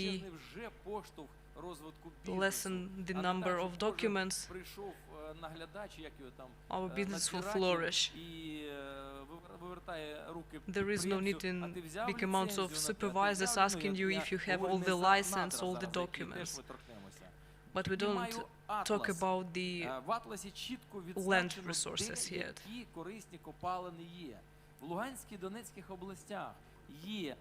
In Lugansk and Donetsk region we have oil, gold, water, coal, ore. We have all the building materials. We just need to build. Ми не бачимо це через чиновників. Скажу так, прийшов на 3 роки, взяв валізу, потім дременув. Ну, якщо, а в мене в селі було так, що один голова села пішов по людях, каже, ще дитину не довчив, обирайте мене. Приблизно так. Тому треба брати сьогодні найкращі приклади з інших держав світу. So we need to take a look at the experience of other countries like Finland, Norway, if we talk about the sphere of education, for example. This topic was also discussed. I think all the deputies do everything in order to destroy the education. За те, що молодь повинна все ж таки вчитися безкоштовно і But I do stand on the point that the youth should and must get the secondary education for free. Почав отримувати освіту вищу. Тому в даному випадку вчись. So in this regard we should study. Що треба зробити? Треба перше бізнесу не заважати, дати можливість So first and foremost we should support the businesses. За такі фонди, за таку організацію, яка сьогодні є. And by the way, thanks for this organization of the forum. Secondly, simplify the process of registration. Пані Ліза, і хай через Резнікова подають законопроект про вільну. And I hope that the bill of the free economic zone will help. And of course the development of IT technologies. And we have a great potential in our country. Because if I'm not mistaken, WhatsApp was created by a Ukrainian guy. Тому розвивати, працювати. So we need to work, develop and study. Я б хотіла для тих, хто не знає, зокрема, For those who don't know, якщо говорити про фінансування Луганщини. If we speak about the financial support of Lugansk region, there must be some state budget, some local budget. What infrastructural projects are worked on, and cooperation with foreign investors. First and foremost, I don't like when the Lugansk region is called the depressing zone. тоді ще заявляв, бігав по кабінетах, що ми депресивна зона. Я скажу так, ми не депресивна I would зона, say депресивні чиновники, які працювали. it's not the zone that is depressing, but the deputies. Ви мені рятували коли життя, то ми точно не чиновник. Чиновники там в класі А, десь в кабінетах, які точно не протираєш там. Because they're sitting in their offices and don't know the real situation on the places. Заходять гроші в область. Інфраструктурні проекти є Speaking of the infrastructural projects, брав участь в цьому. Ми провели круглий стіл ще в тому. We had a round table about this topic last year. Резніков почув, і головне, щоб не було як за аеропортом. Всього 37 кілометрів залізничної колії треба побудувати. We need to build 37 kilometers Треба, of railways. Голова військово-цивільної адміністрації, за якою постійно з трибуни говорю, повинен вкласти всього-навсього державних грошей. And for this we need 10 million hryvnias from the state financing, і 2 мільярди гривень буде коштувати ця залізнична колія, але дасть можливість не тільки естетики або екологічної, сьогодні стану, ми розуміємо, так, наскільки медицину можна коснутися. Дасть можливість не розбивати великими вантажівками to protect the roads which are now overused возили там by полуторками. the Сьогодні cars. 60 тонн є вантажівки, які йдуть Because today по дорогах we і have cars who розчавлюють ці bring дороги. 60 До tons речі, є weight, which is сьогодні very велике будівництво, і президент dangerous and destroying Зеленський for the прилітав roads. до Луганської області, вже When побудована President дорога від Zelensky moved Золотого to до Щастя. have been to Хотілося, Lugansk щоб міст відкрили. recently. Сьогодні також Дмитро Лубенець говорив за те, що не відкривається сполучення між тією територією, а це проблема і трагедія двох територій, одноокупованих і там. По-друге, ми плануємо зараз побудувати велику сортувальну лінію, не спалювальну лінію по сміттю, твердопобутових відходів, або сортуванню. У нас сьогодні в державі 6 тисяч офіційних свалок, сміттєвих сміттєзвалищ, а 27 тисяч неофіційних. Держава забруднена. Dust sites. Треба приймати якось рішення, також 200 робочих місць буде зроблено. В нас в плані в місті Рубіжному, я наполягаю на цьому, що в місті Рубіжному побудувати обласну лікарню, а ми знаємо, We're also planning to build the region hospital in Rubіжне. Сьогодні ракова хвороба, і треба будувати, може, медичний центр, а це треба звертатися до наших many other medical centers should be built around the region, all across the region. Побудувати лікарню. Я не хотів би там ображати знову-таки чиновників класу А, але не копійки грошей би не давав би в руки, а побудували би саме не даючи гроші, а даючи обладнання. Distribute the financing efficiently, we need to control these financial flows. Of course, we've got the investment, but we also need to learn to teach our people how to use these investments locally and governmentally.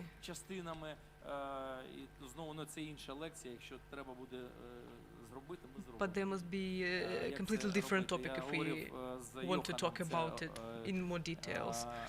Чумака, господар, компанія Чумак. Ми говорили з ним, він багато давав ідей, наприклад, шалфей, або там горіхова зона, немає сьогодні волоського горіху, не може рости в For example, we have problems also with the farming sector, and it needs great amount of investment in order to get 100% of good products, and in order to develop this sector, of course. For today, we have a good deal of projects for the sectors in Donetsk and Lugansk region. What is important is that the deputies hear about these problems and didn't ignore it. It's not only about listening, but also about working on these projects. Знову-таки є корупційна складова, політична корупційна складова. Once again, we have the problem with corruption and bribery. Все одне чіпляється. Це треба тут змінювати все. And we need to change it as well. Не в грошах, а it's not only bribery, speaking of в політичному сенсі. money, but like political bribery.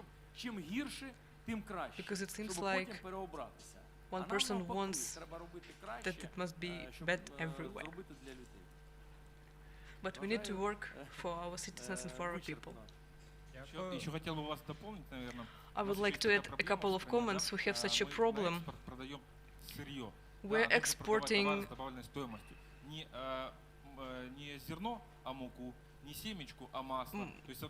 materials. And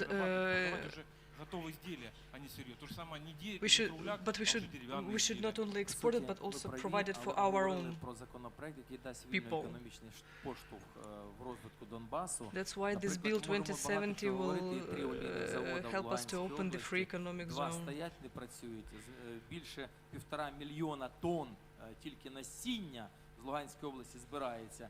2/3, як вийшло? 2/3 земель залишилися land території в Луганській області, in і 1/3 людей залишилися на тій території. А is only індустріальна база вся залишилася саме з окупованої території. Це вагонобудівничий But unfortunately, the industrial centers, the industrial powers are left on the occupied territories. Всі потенційна база, Textile factories, можна industrial factories. будувати все, що завгодно.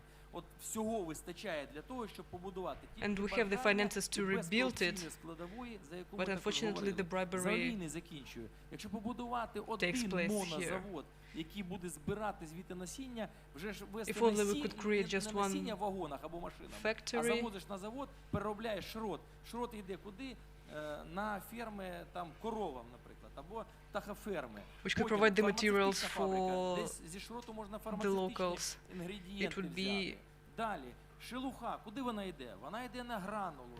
Отаплювати сьогодні школи, дитячі садочки або державні заклади, а це захищена стаття бюджету. І приймаємо рішення на сесії, депутати повинні прийняти сесії, рішення там геокалорії 1400 гривень, meetings а потім considering 3000 the гривень. material, Різниця how it is distributed, вдвічі, правильно, по суті? Це and how these factories should be financially provided in order to give us these materials. Якщо ми беремо, знову цей весь бізнес, будуємо будь-які ферми, які будуть харчуватися від цього шроту.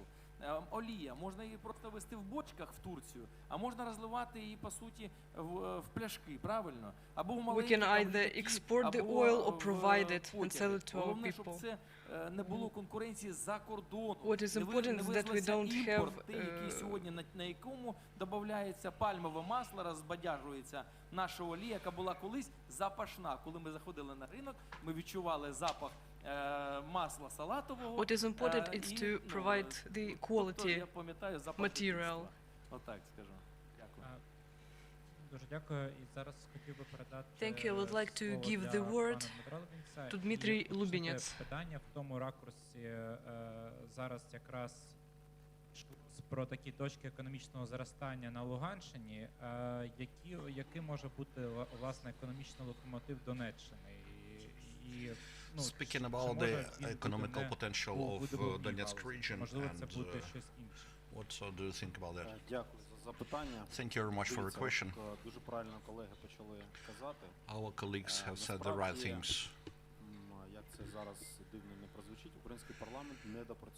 Actually, the Ukrainian parliament isn't sufficient enough.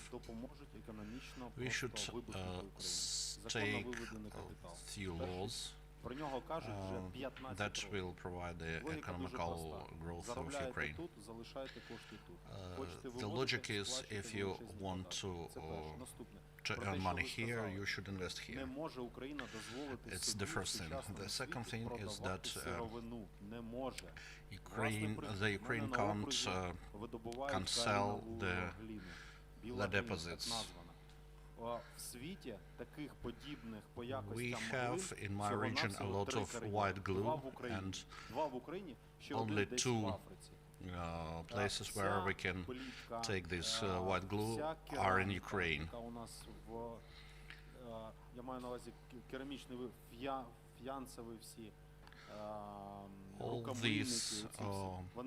All this stuff made from that glue is made in Italy, Spain, Greece, with the usage of our glue.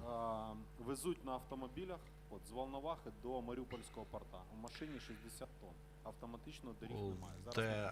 That material is taken from Volnovakha to Mariupol in cars, 60 tons, and no road will accept that. Держава не може собі це дозволити. The government cannot pay for that. Now we are in Mariupol. Here we have metallurgical plants here. The city is living because of producing of the metal here. And we have also companies that take iron ore here, and they took that ore to the ports and sell it. I'm very surprised how far we are behind in the development in comparison with other European countries while taking governmental decisions. In the middle of the 15th century, the England and Scotland which produced the wool, they took the bill about the prohibition of selling of the wool, and they started to make sales from that wool, and in few years they become a very strong economical country. Now, recently, we do not understand that we need to use our deposits here. It is the taxes, it is the development, economical development of our country.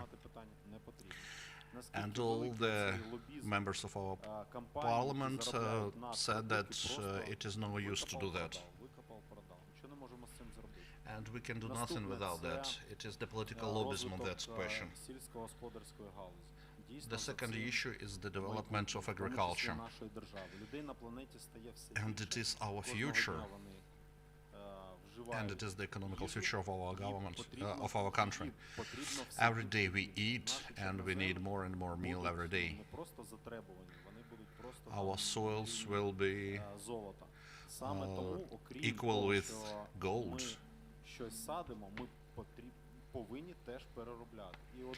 Everything what we plant must be recycled.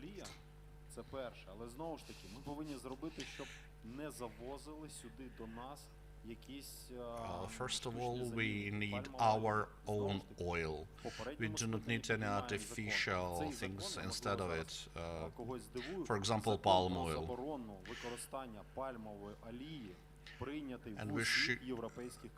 And the law about prohibition of the usage of the palm oil is accepted everywhere except only one country, and it is Ukraine. Everything, every confectionery that we produce here uses the palm oil. If we will take this law about the prohibition of the palm oil, that consequently will result in the growth of the level of our oil producing. These are very simple things that we can implement on the level of our government, of our parliament, and this is the factor that we are not united by the same idea. Using such spaces, using such conferences, using the publicity, maybe we can do that. I think that the public activists take place and they influence the taking of the decisions in the parliament more than deputies. The next issue is the development of the small and the middle business.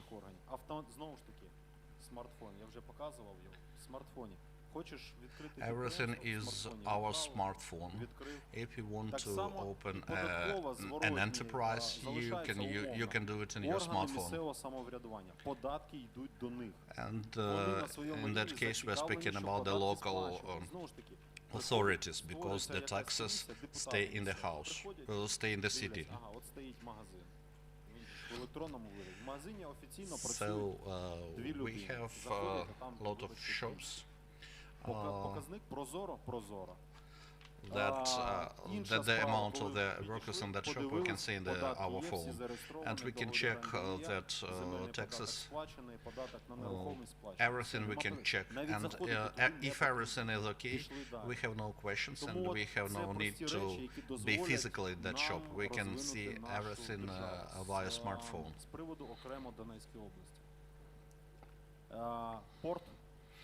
Our city port. Як би там не старалась Російська Федерація через Керченську затоку не пропускати сюди. In spite of the actions of the Russian Federation, the port is functioning, and we have a huge potential.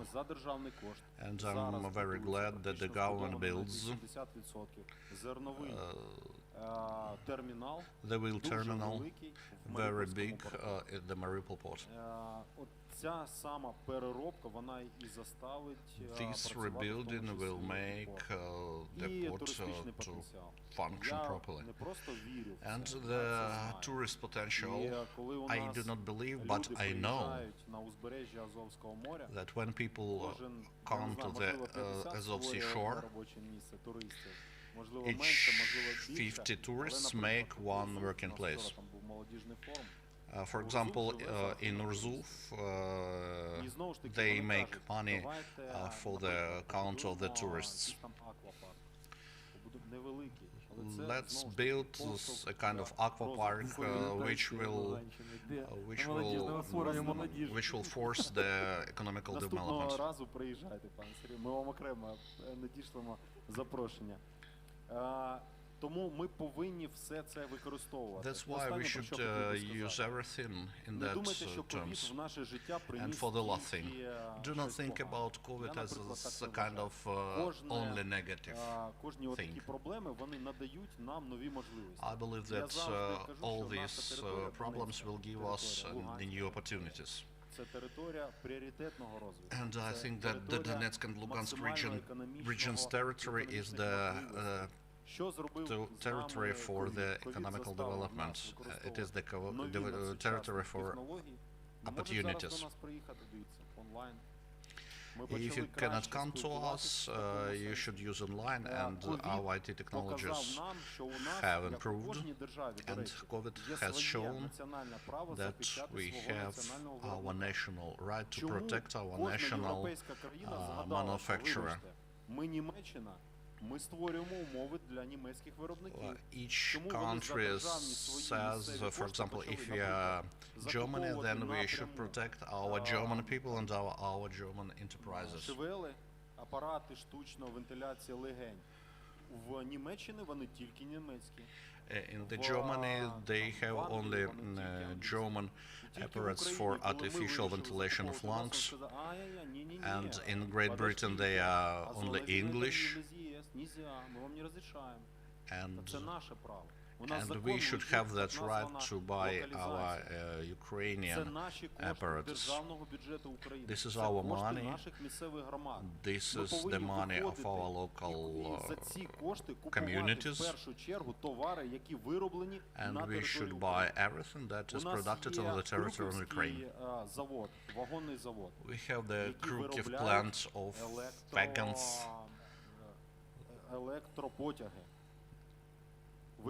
That produces electrical trains, and the trains are cheaper than American ones and European ones. But I don't know why they cannot go through the system Prozoro. Приклад, коли ми, наприклад, виходили з ініціативою терміново внести зміни в цю систему We proposed to implement changes to that system Prozoro. Львівська міська рада виходить на тендер закуповувати трамваї. Lviv City Council wants to buy trams, and Lviv produces trams.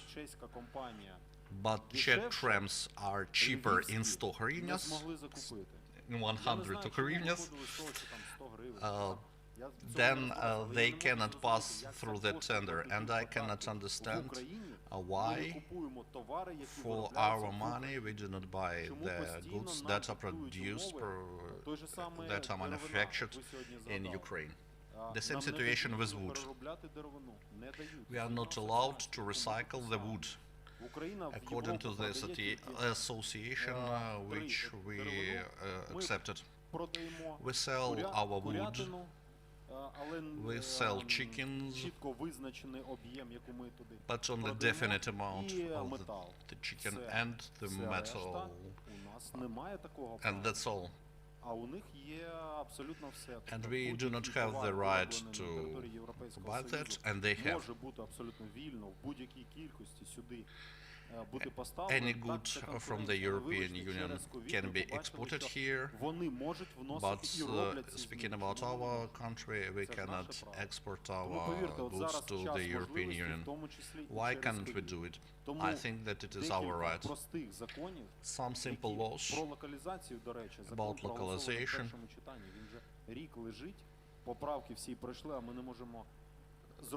We cannot accept some simple laws here. That's why we should be united in that term. And I ask the communities, the locals, the youth, the activists to implement those laws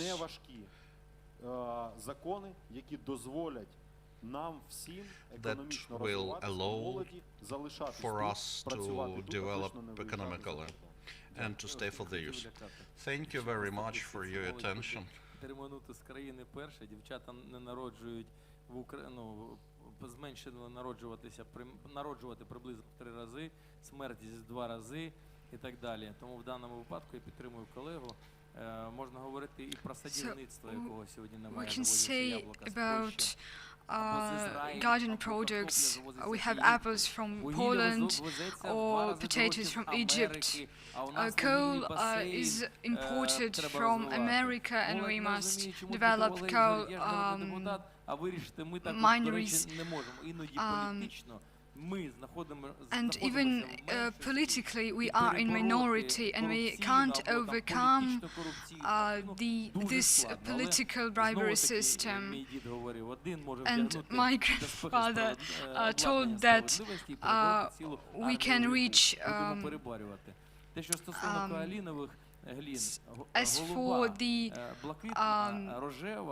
біла глина є також в Луганській області, або дике каміння, яке таке красиве у нас є, правильно? So we have different kinds of stone. We see beautiful stones in the street of Mariupol, and we also have to spend money on it.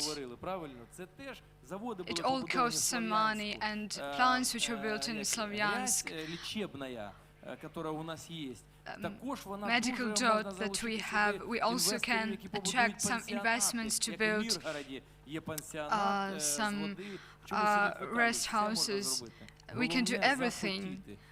The main thing is to want, and today it is the main factor for Donetsk and Luhansk oblasts. We must obtain admission to build an airport, and we will work together to unite our efforts in Parliament, and we must attract youth to our projects. Thank you. Thank you. I would like to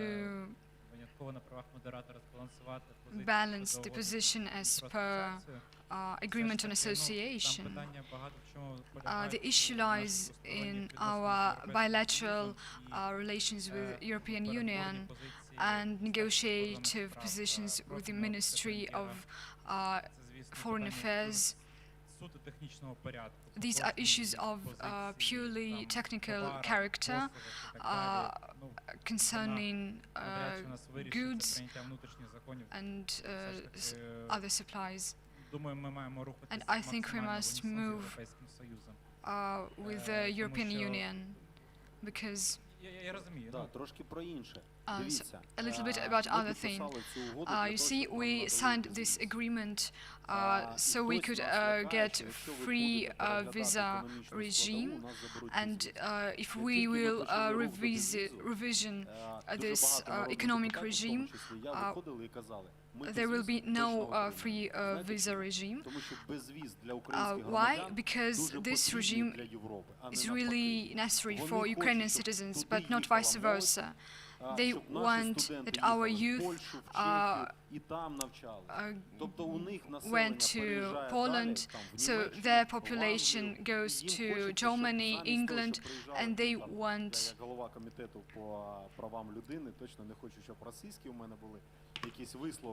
але я неодноразово чув від європейських своїх колег, що вони напряму, так кажуть, off-records можна? Я кажу, можна.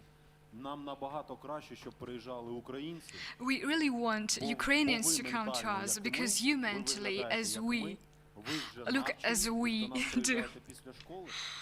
You come to us after school, after university, you are well bred, you're close to us in religious way than those people who come to us from other countries, like Muslims.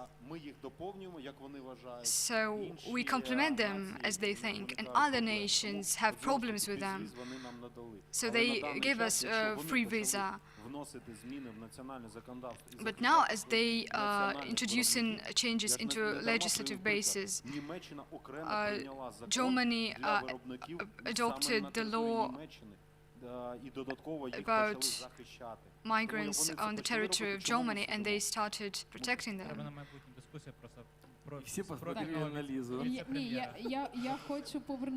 I would like to return our discussion into to the questions of security, and it was important to hear the voice of our members of parliament. And you also represent major districts. It's important for people to hear what you think about industry, infrastructure, and I don't want discussion to go aside from the topic of Euro integration. It's another topic altogether. It's important for us to develop on our own, and we need these decisions which we partially voiced here. As Bogdan said, we try to structurize our discussion in different parts, and here we would really like to begin with economic realities and to go to people protection, protection of people who need social protection and economic opportunities. I mean internally displaced people and our militants. So I pass the floor to Bogdan. We would like to invite Antona Chebehara, the representative of the quarters of Defense of Priazovia, veteran of ATO. We would like you to say whether the social guarantees for anti-terrorist operation militants are possible, and how can we rectify these faults. And after this we will have with us Inna Drahanchuk, and we will be able to change our opinions in online regime. So here in Mariupol we are extremely happy that our city becomes modern, our city becomes more beautiful, and when people come to us, they are impressed how our city looks. And we also understand that it wouldn't be possible without armed forces, without National Guard, Security Service, National Police. We have such situation that when a militant retires, nobody needs him, although he has a great potential. He has potential to build his city or village. he has potential to defend his city and his state on the whole. He can participate in territorial defense and some other projects where he can be useful. But today we face such situation when these people, when nobody needs these people, and we really hope that the time will come, because these people, veterans, they open as for the development of their communities. The time will come when the city will need them, not only with arms in their hands. What happens in Ukraine? In May, almost all political and civil organizations united, including volunteer and patriotic organizations, some civil initiative as quarters of defense of Priazovia. And I'm extremely proud that it is Mariupol where we managed to do it. And in September, we traditionally, all veteran organizations traditionally united, 15 civil organizations of veterans of anti-terroristic operation united their forces for common result. We now planned a project. It is also directed into infrastructure. We want to make our efforts, but we need support or soldiers, although we have a great amount of bases, and we want to make a joint project with authorities, ally of Ukraine defenders. We have a vision where we can find funds not only from local budget, and we're working on it. It's a very crucial issue which will benefit veterans and internally displaced people, and we are looking for points of touch, so to say. As for housing, we heard the previous question on the previous session. What about this?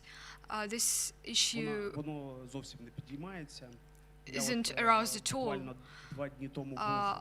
2 days ago, I was in Dnipropetrovsk Oblast, and there are some projects at the level of state administration.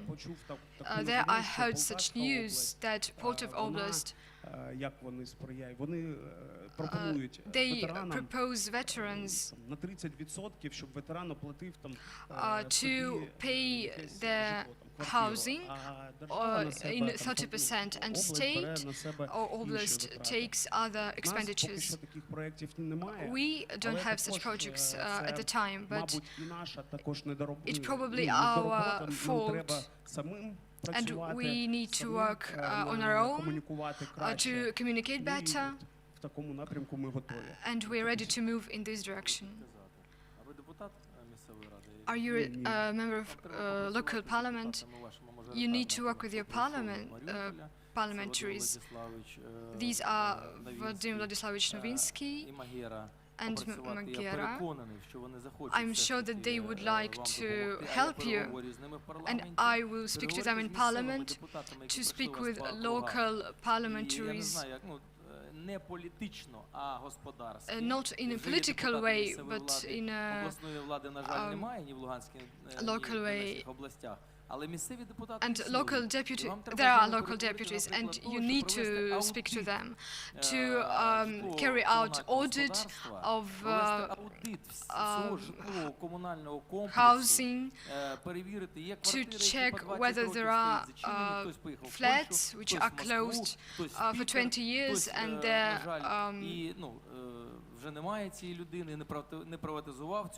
and their flats are not privatized.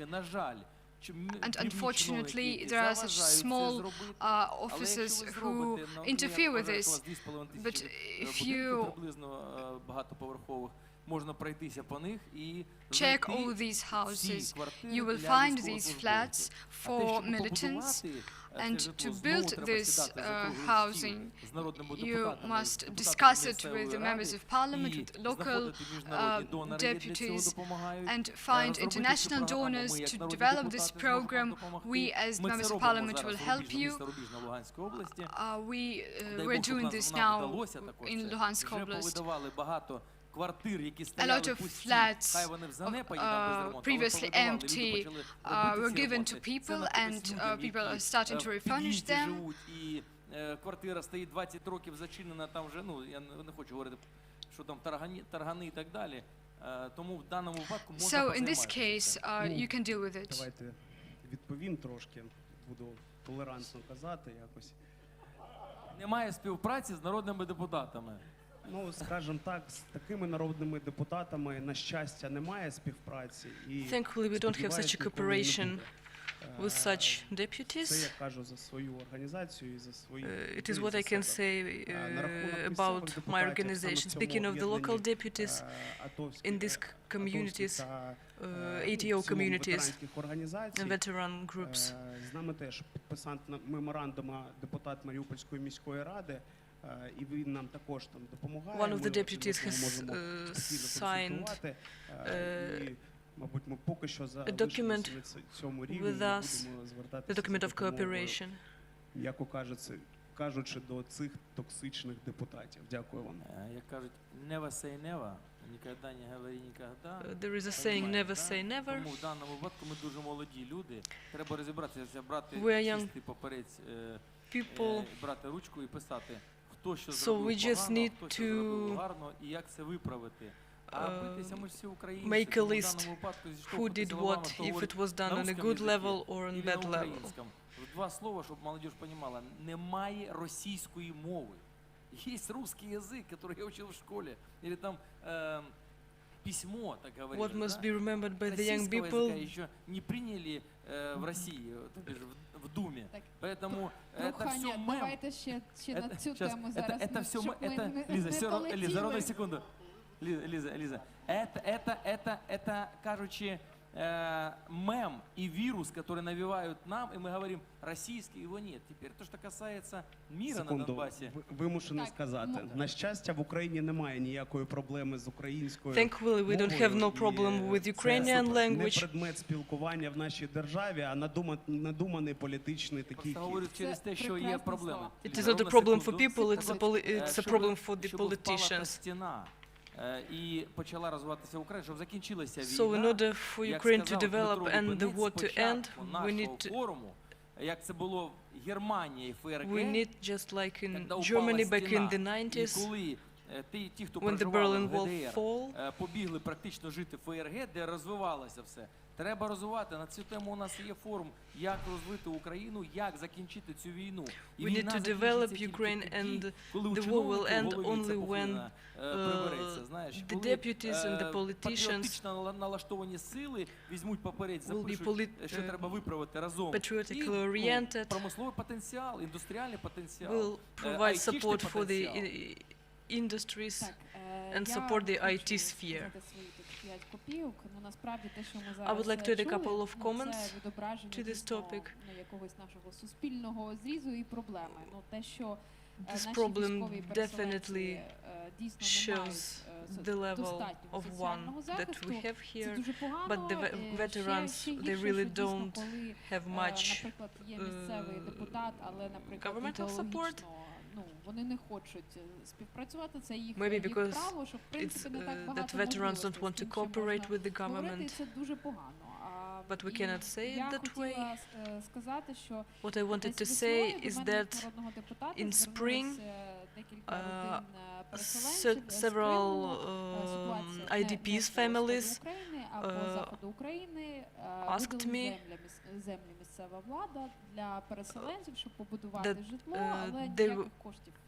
that They were given a certain land to live on, but they don't have the financial support. So they asked me what programs do they have in order to get some financial support. And it's quite, and frankly speaking, it's quite difficult to find it. We're writing towards the foreign investors and foreign donors. And even though we come across certain programs, it is mostly of a consulting nature. How to build the structure, how to build the local territory. For example, we've got an agreement with Turkey about the building of apartments in Kherson, and it is one of the few examples where something is really happening for IDPs. From the personal experience with the Ministry of Defense, unfortunately there are no members of that ministry today. Спросим в парламенті. Так, але коли я задаю питання, добре, є бюджет на будівництво житла, відповідь Міністерства оборони парламент залежить, ви повинні про це проголосувати. We usually get an answer that it all depends on you. It's the deputies' part of work. Ніколи ця дискусія, вона не закінчується. So we can say that this discussion and dialogue is never ending. So maybe with the discussion that we have here, we can move on from this point. We'll have Олена Драганчук that will join us online. So please.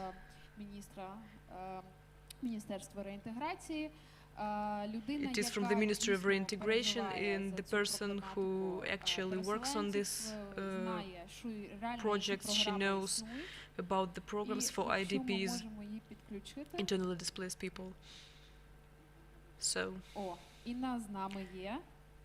Inna, good evening. So, if you heard our discussion, we have quite a crucial point to discuss. What are the possibilities for the IDPs and veterans and everybody who needs this help? What should these people do in order to feel safe and secure? Yes, I've heard the discussion from the very beginning.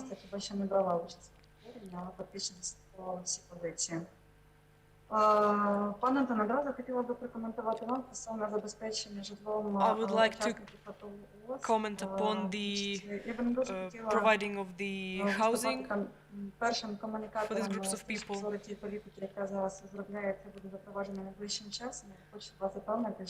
I want to assure you that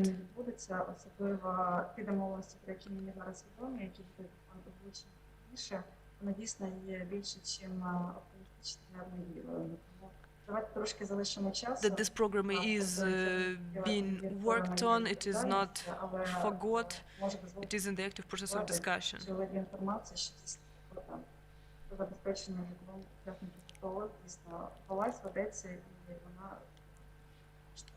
Пані, вибачте, будь ласка, поганий зв'язок з вами, чи не можна якось ехо якесь, так? Я вас чую прекрасно.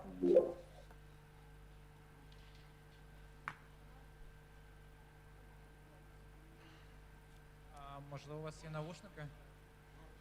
Ну, вона в мене є з телефоном, не звернути. We have some sound issues. Could you please resolve it on your side? We cannot hear you well. Спробуйте ще раз, можливо, стане краще. Maybe use your headphones. Unfortunately, we've got echo from you. Можливо, трішки далі комп'ютер від себе, щоб мікрофон далі. Maybe put on the laptop a bit further, maybe it might help. Насправді проблем не Ні, на жаль, стало гірше. No, it only got worse. Можливо, ближче. Maybe sit closer. Тоді чи є сенс продовжувати? Can I continue? Питаю, чи є сенс тоді продовжувати? От зараз якраз чуємо вас. So now we can hear you, so please. Ми кажучи, чекаємо дуже позитивних новин найближчим часом, які стосуються забезпечення життя. Я, звичайно, тут дуже стримувала, щоб говорити про економічний розвиток Донеччини, Speaking about the economical development of Donetsk and Lugansk region, шановні спікери, додати дуже важливий компонент, I want to add another key component, mostly connected with human resources, because people is what builds the economy. Сфері діяльності це так само в першу чергу люди. І мені, наприклад, скажімо так, досить важливо постійно тримати. And for me it's very important to keep in touch with people. Яка стосується безпосередньо молоді, їх навпаки ідентифікації себе. Young people, old people, people of different ages, it's very important. Are we still having sound problems, judging from your facial expression? We are. Пані Інно, перепрошую, але у нас проблеми з зв'язком, я думаю, що Yes, we do have some погано чуємо і internet connection. Давайте тоді, так, мені б дуже хотілося в пустоту говорити, давайте. Почую з вас вже офлайн. So maybe then I just finish this conversation and we can continue it offline, maybe. Гарнітуру у вас немає випадково? Do you have any headphones? No. 5 секунд незручної технічної паузи.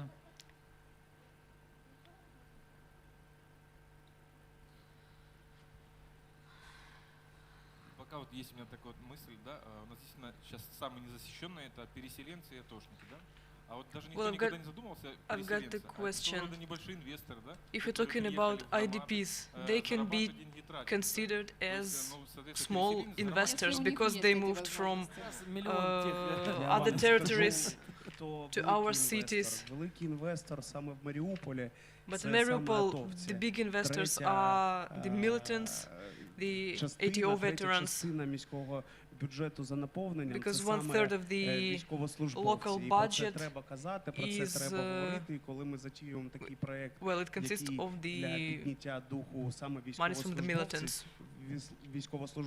the military. То вони точно мають на це і моральне, і матеріальне право. Yeah, both IDPs, the militants, military service, they provide the local budget with a great deal of income. Well, in Mariupol, the concept of IDP is not used. We call them the new Mariupol citizens.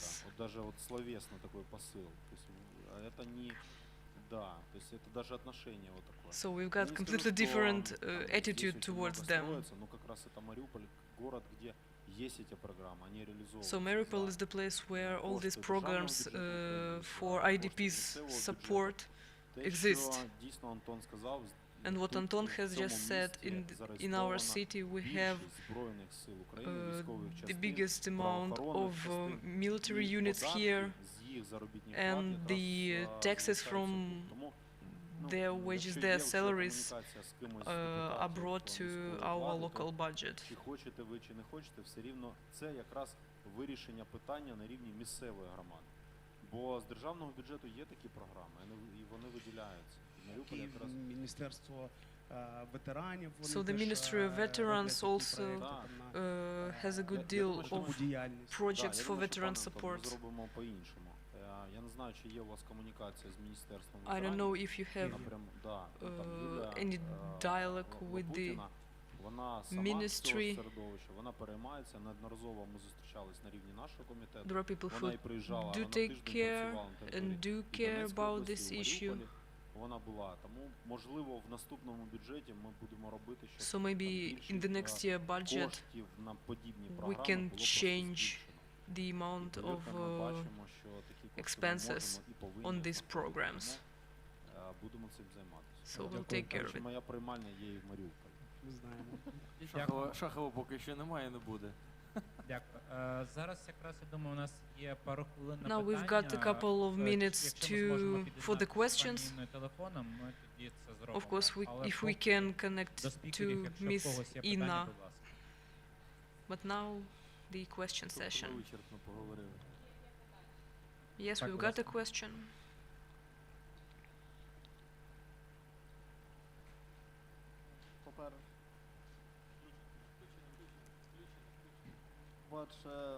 всіх спікерів, всім спікерам хочу подякувати. Good evening. Thank you to all the speakers for the interesting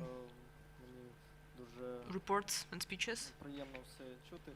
І питання у мене до I have a question to Dmitry Valerьевич and to Sergei Shakhov, considering So, Sergei, you said that you are from Lugansk region, and your town was only a few kilometers from the border. And I heard there is a street that is called the street of people's friendship, and it divides the region into half. So, what is your attitude toward the fact that the Russian border service put a fence on this street?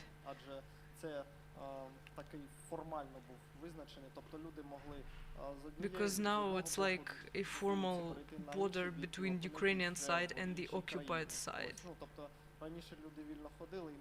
So back then people could just cross the street, but now it can be called as an inconvenience.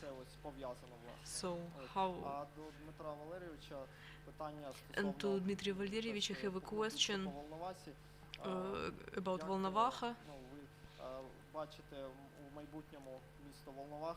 How do you see this town in future?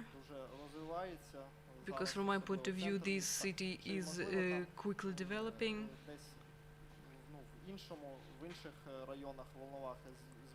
Or maybe what can be changed in Volnovakha district in general. Maybe something can be built. So, thank you for your answer in advance. So, how much time do I have for the answer?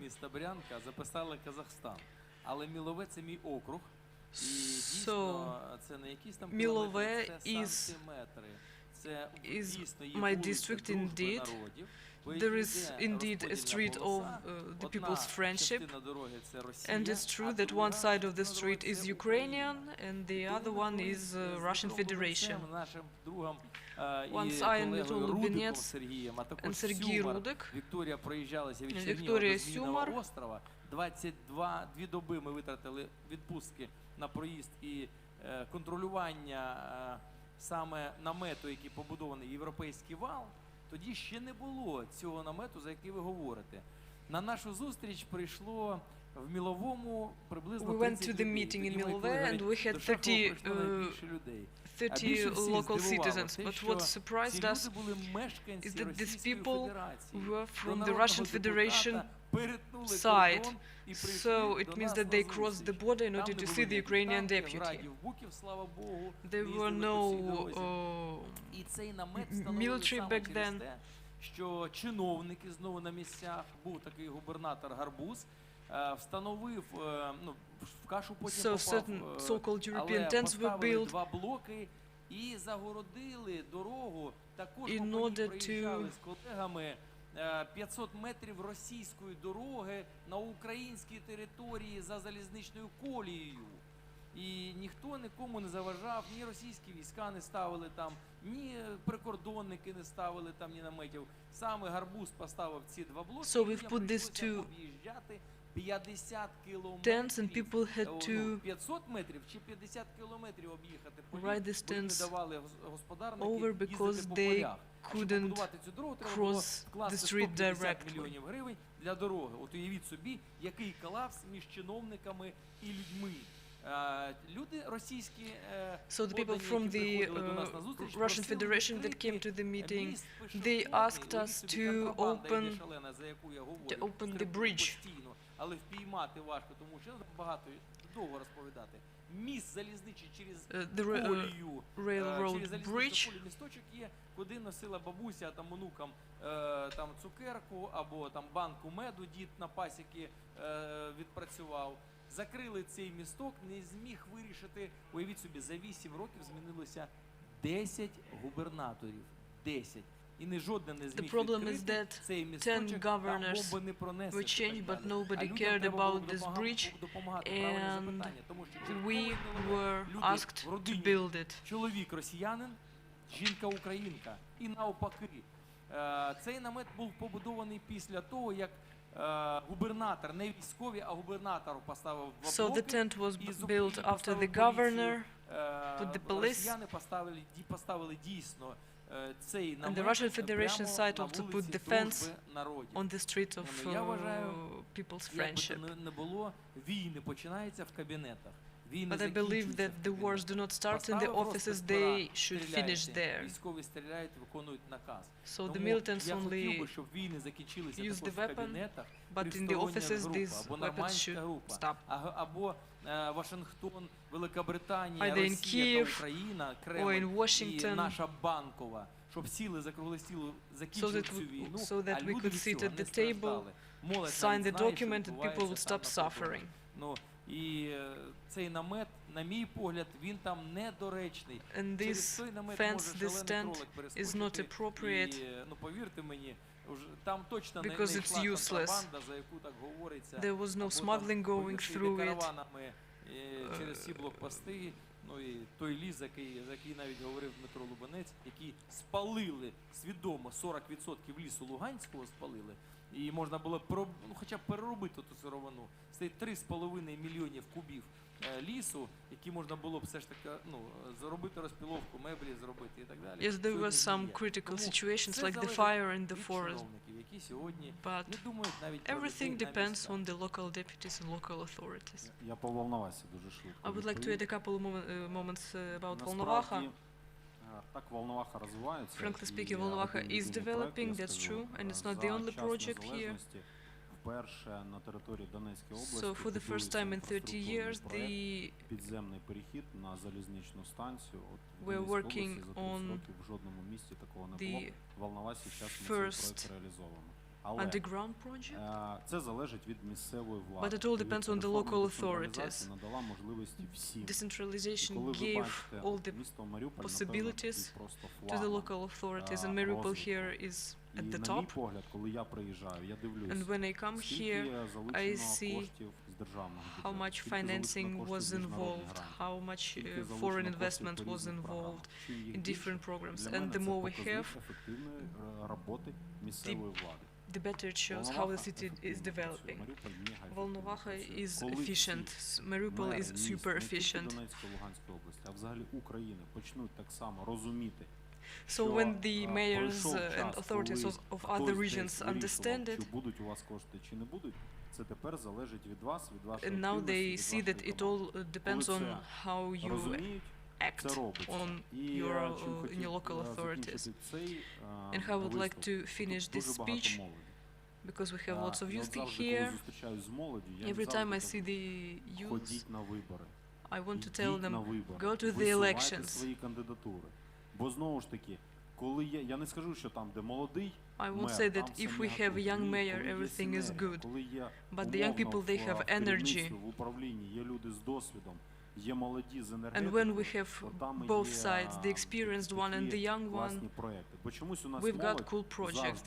Now the youth usually faces such a problem that all the problems are solved. Why am I needed here? В 2014 році шанси мої на In 2014, I had виборах дорівнювали very little chances of getting to Верховна Рада.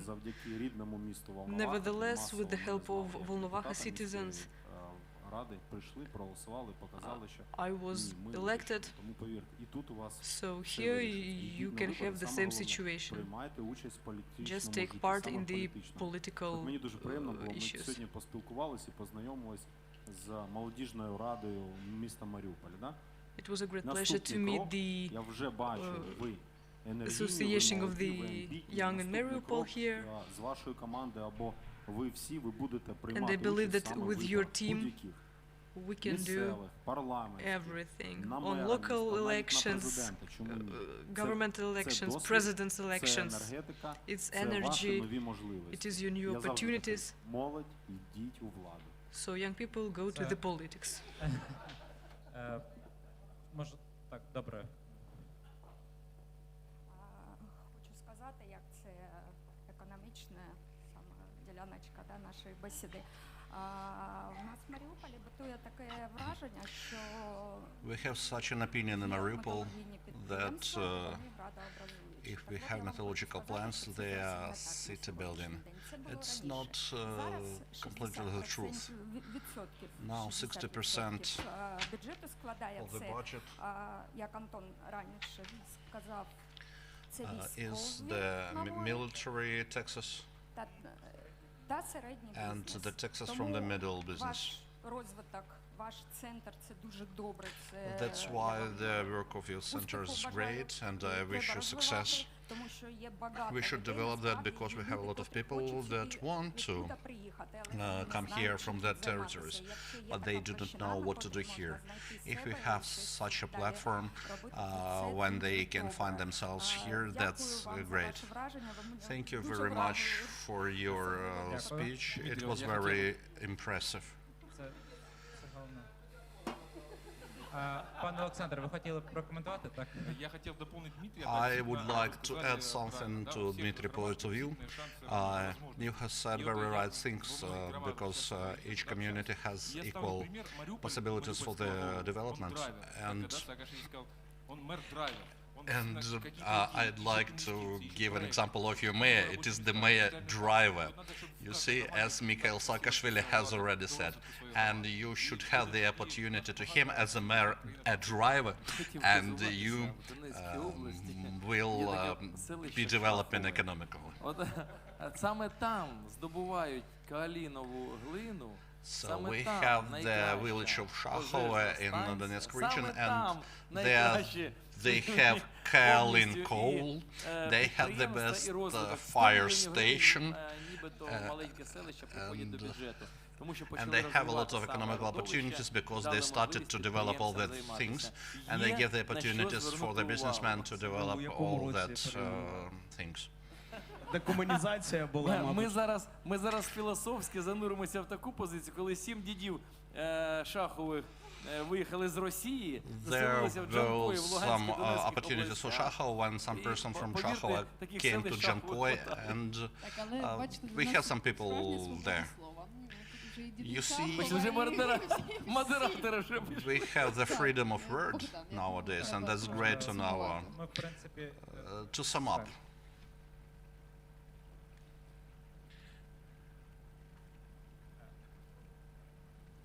Thank you for this interesting discussion. Дякую дуже за таку цікаву дискусію. I'm Sven from Norway. Я приїхав з Норвегії. Це Свен з Норвегії. Давайте Bogdan can translate. Okay. And thanks for the mention of the Norwegian education system.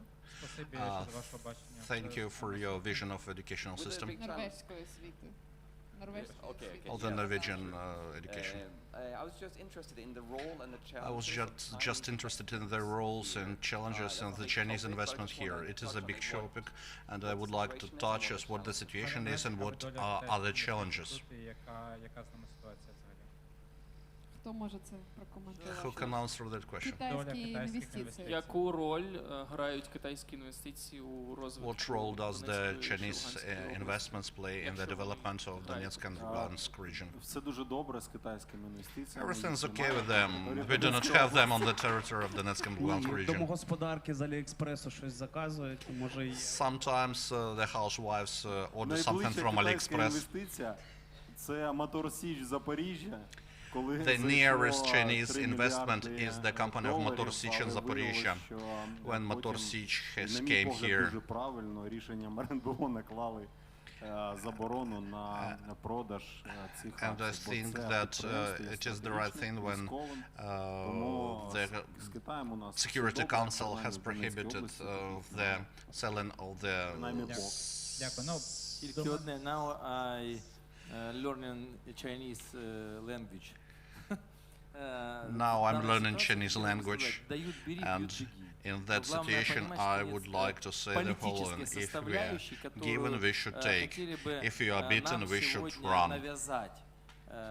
Делайте вот так, а потом покупайте только у нас там. Например, компьютеры, да? For example, computers, buy our parts of the computers, and if it is not dealing with the political matter in Ukraine, so we can accept that. We have a lot of discussions here about the foreign investments, and we have spoken that we are prohibited to use our own resources,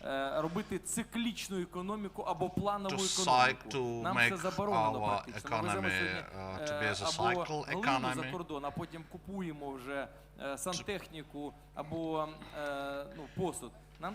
We export glue abroad, and we import some caravan projects from abroad. Угоди з Францією 0,0000% на 40 років. Франція дбає про своїх виробників, даючи нам свої speaking about France, France thinks about its manufacturers, and we should do the same. Обладнання, на якому будуть працювати наші люди, і після цього нам не треба буде кожні 5 хвилин купувати запчастини на цього обладнання. Це супер. Some parts from that equipment each 5 minutes. It would be very great. If you have some Chinese investors, then the city of Mariupol is open for cooperation. Це в принципі питання цілком очевидно, воно актуальне для такого панєвропейського контексту, оскільки на всіх This question is rather actual for European context, because in each forums we discuss the cooperation with China, but not in the context of Mariupol or Donbas region.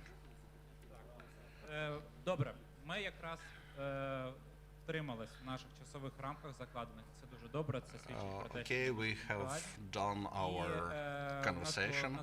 We are rather punctual. We had a lot of positive things about things that we have to develop, and I wouldn't like to present my own words, but I want to quote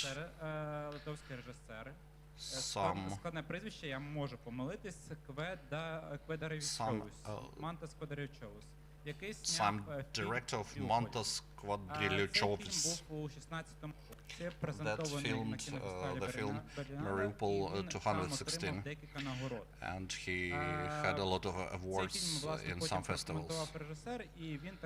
He commented on that film, and he commented his own impressions from Mariupol, and I will quote him. I like Mariupol very much. It is the space with its mythology and great images.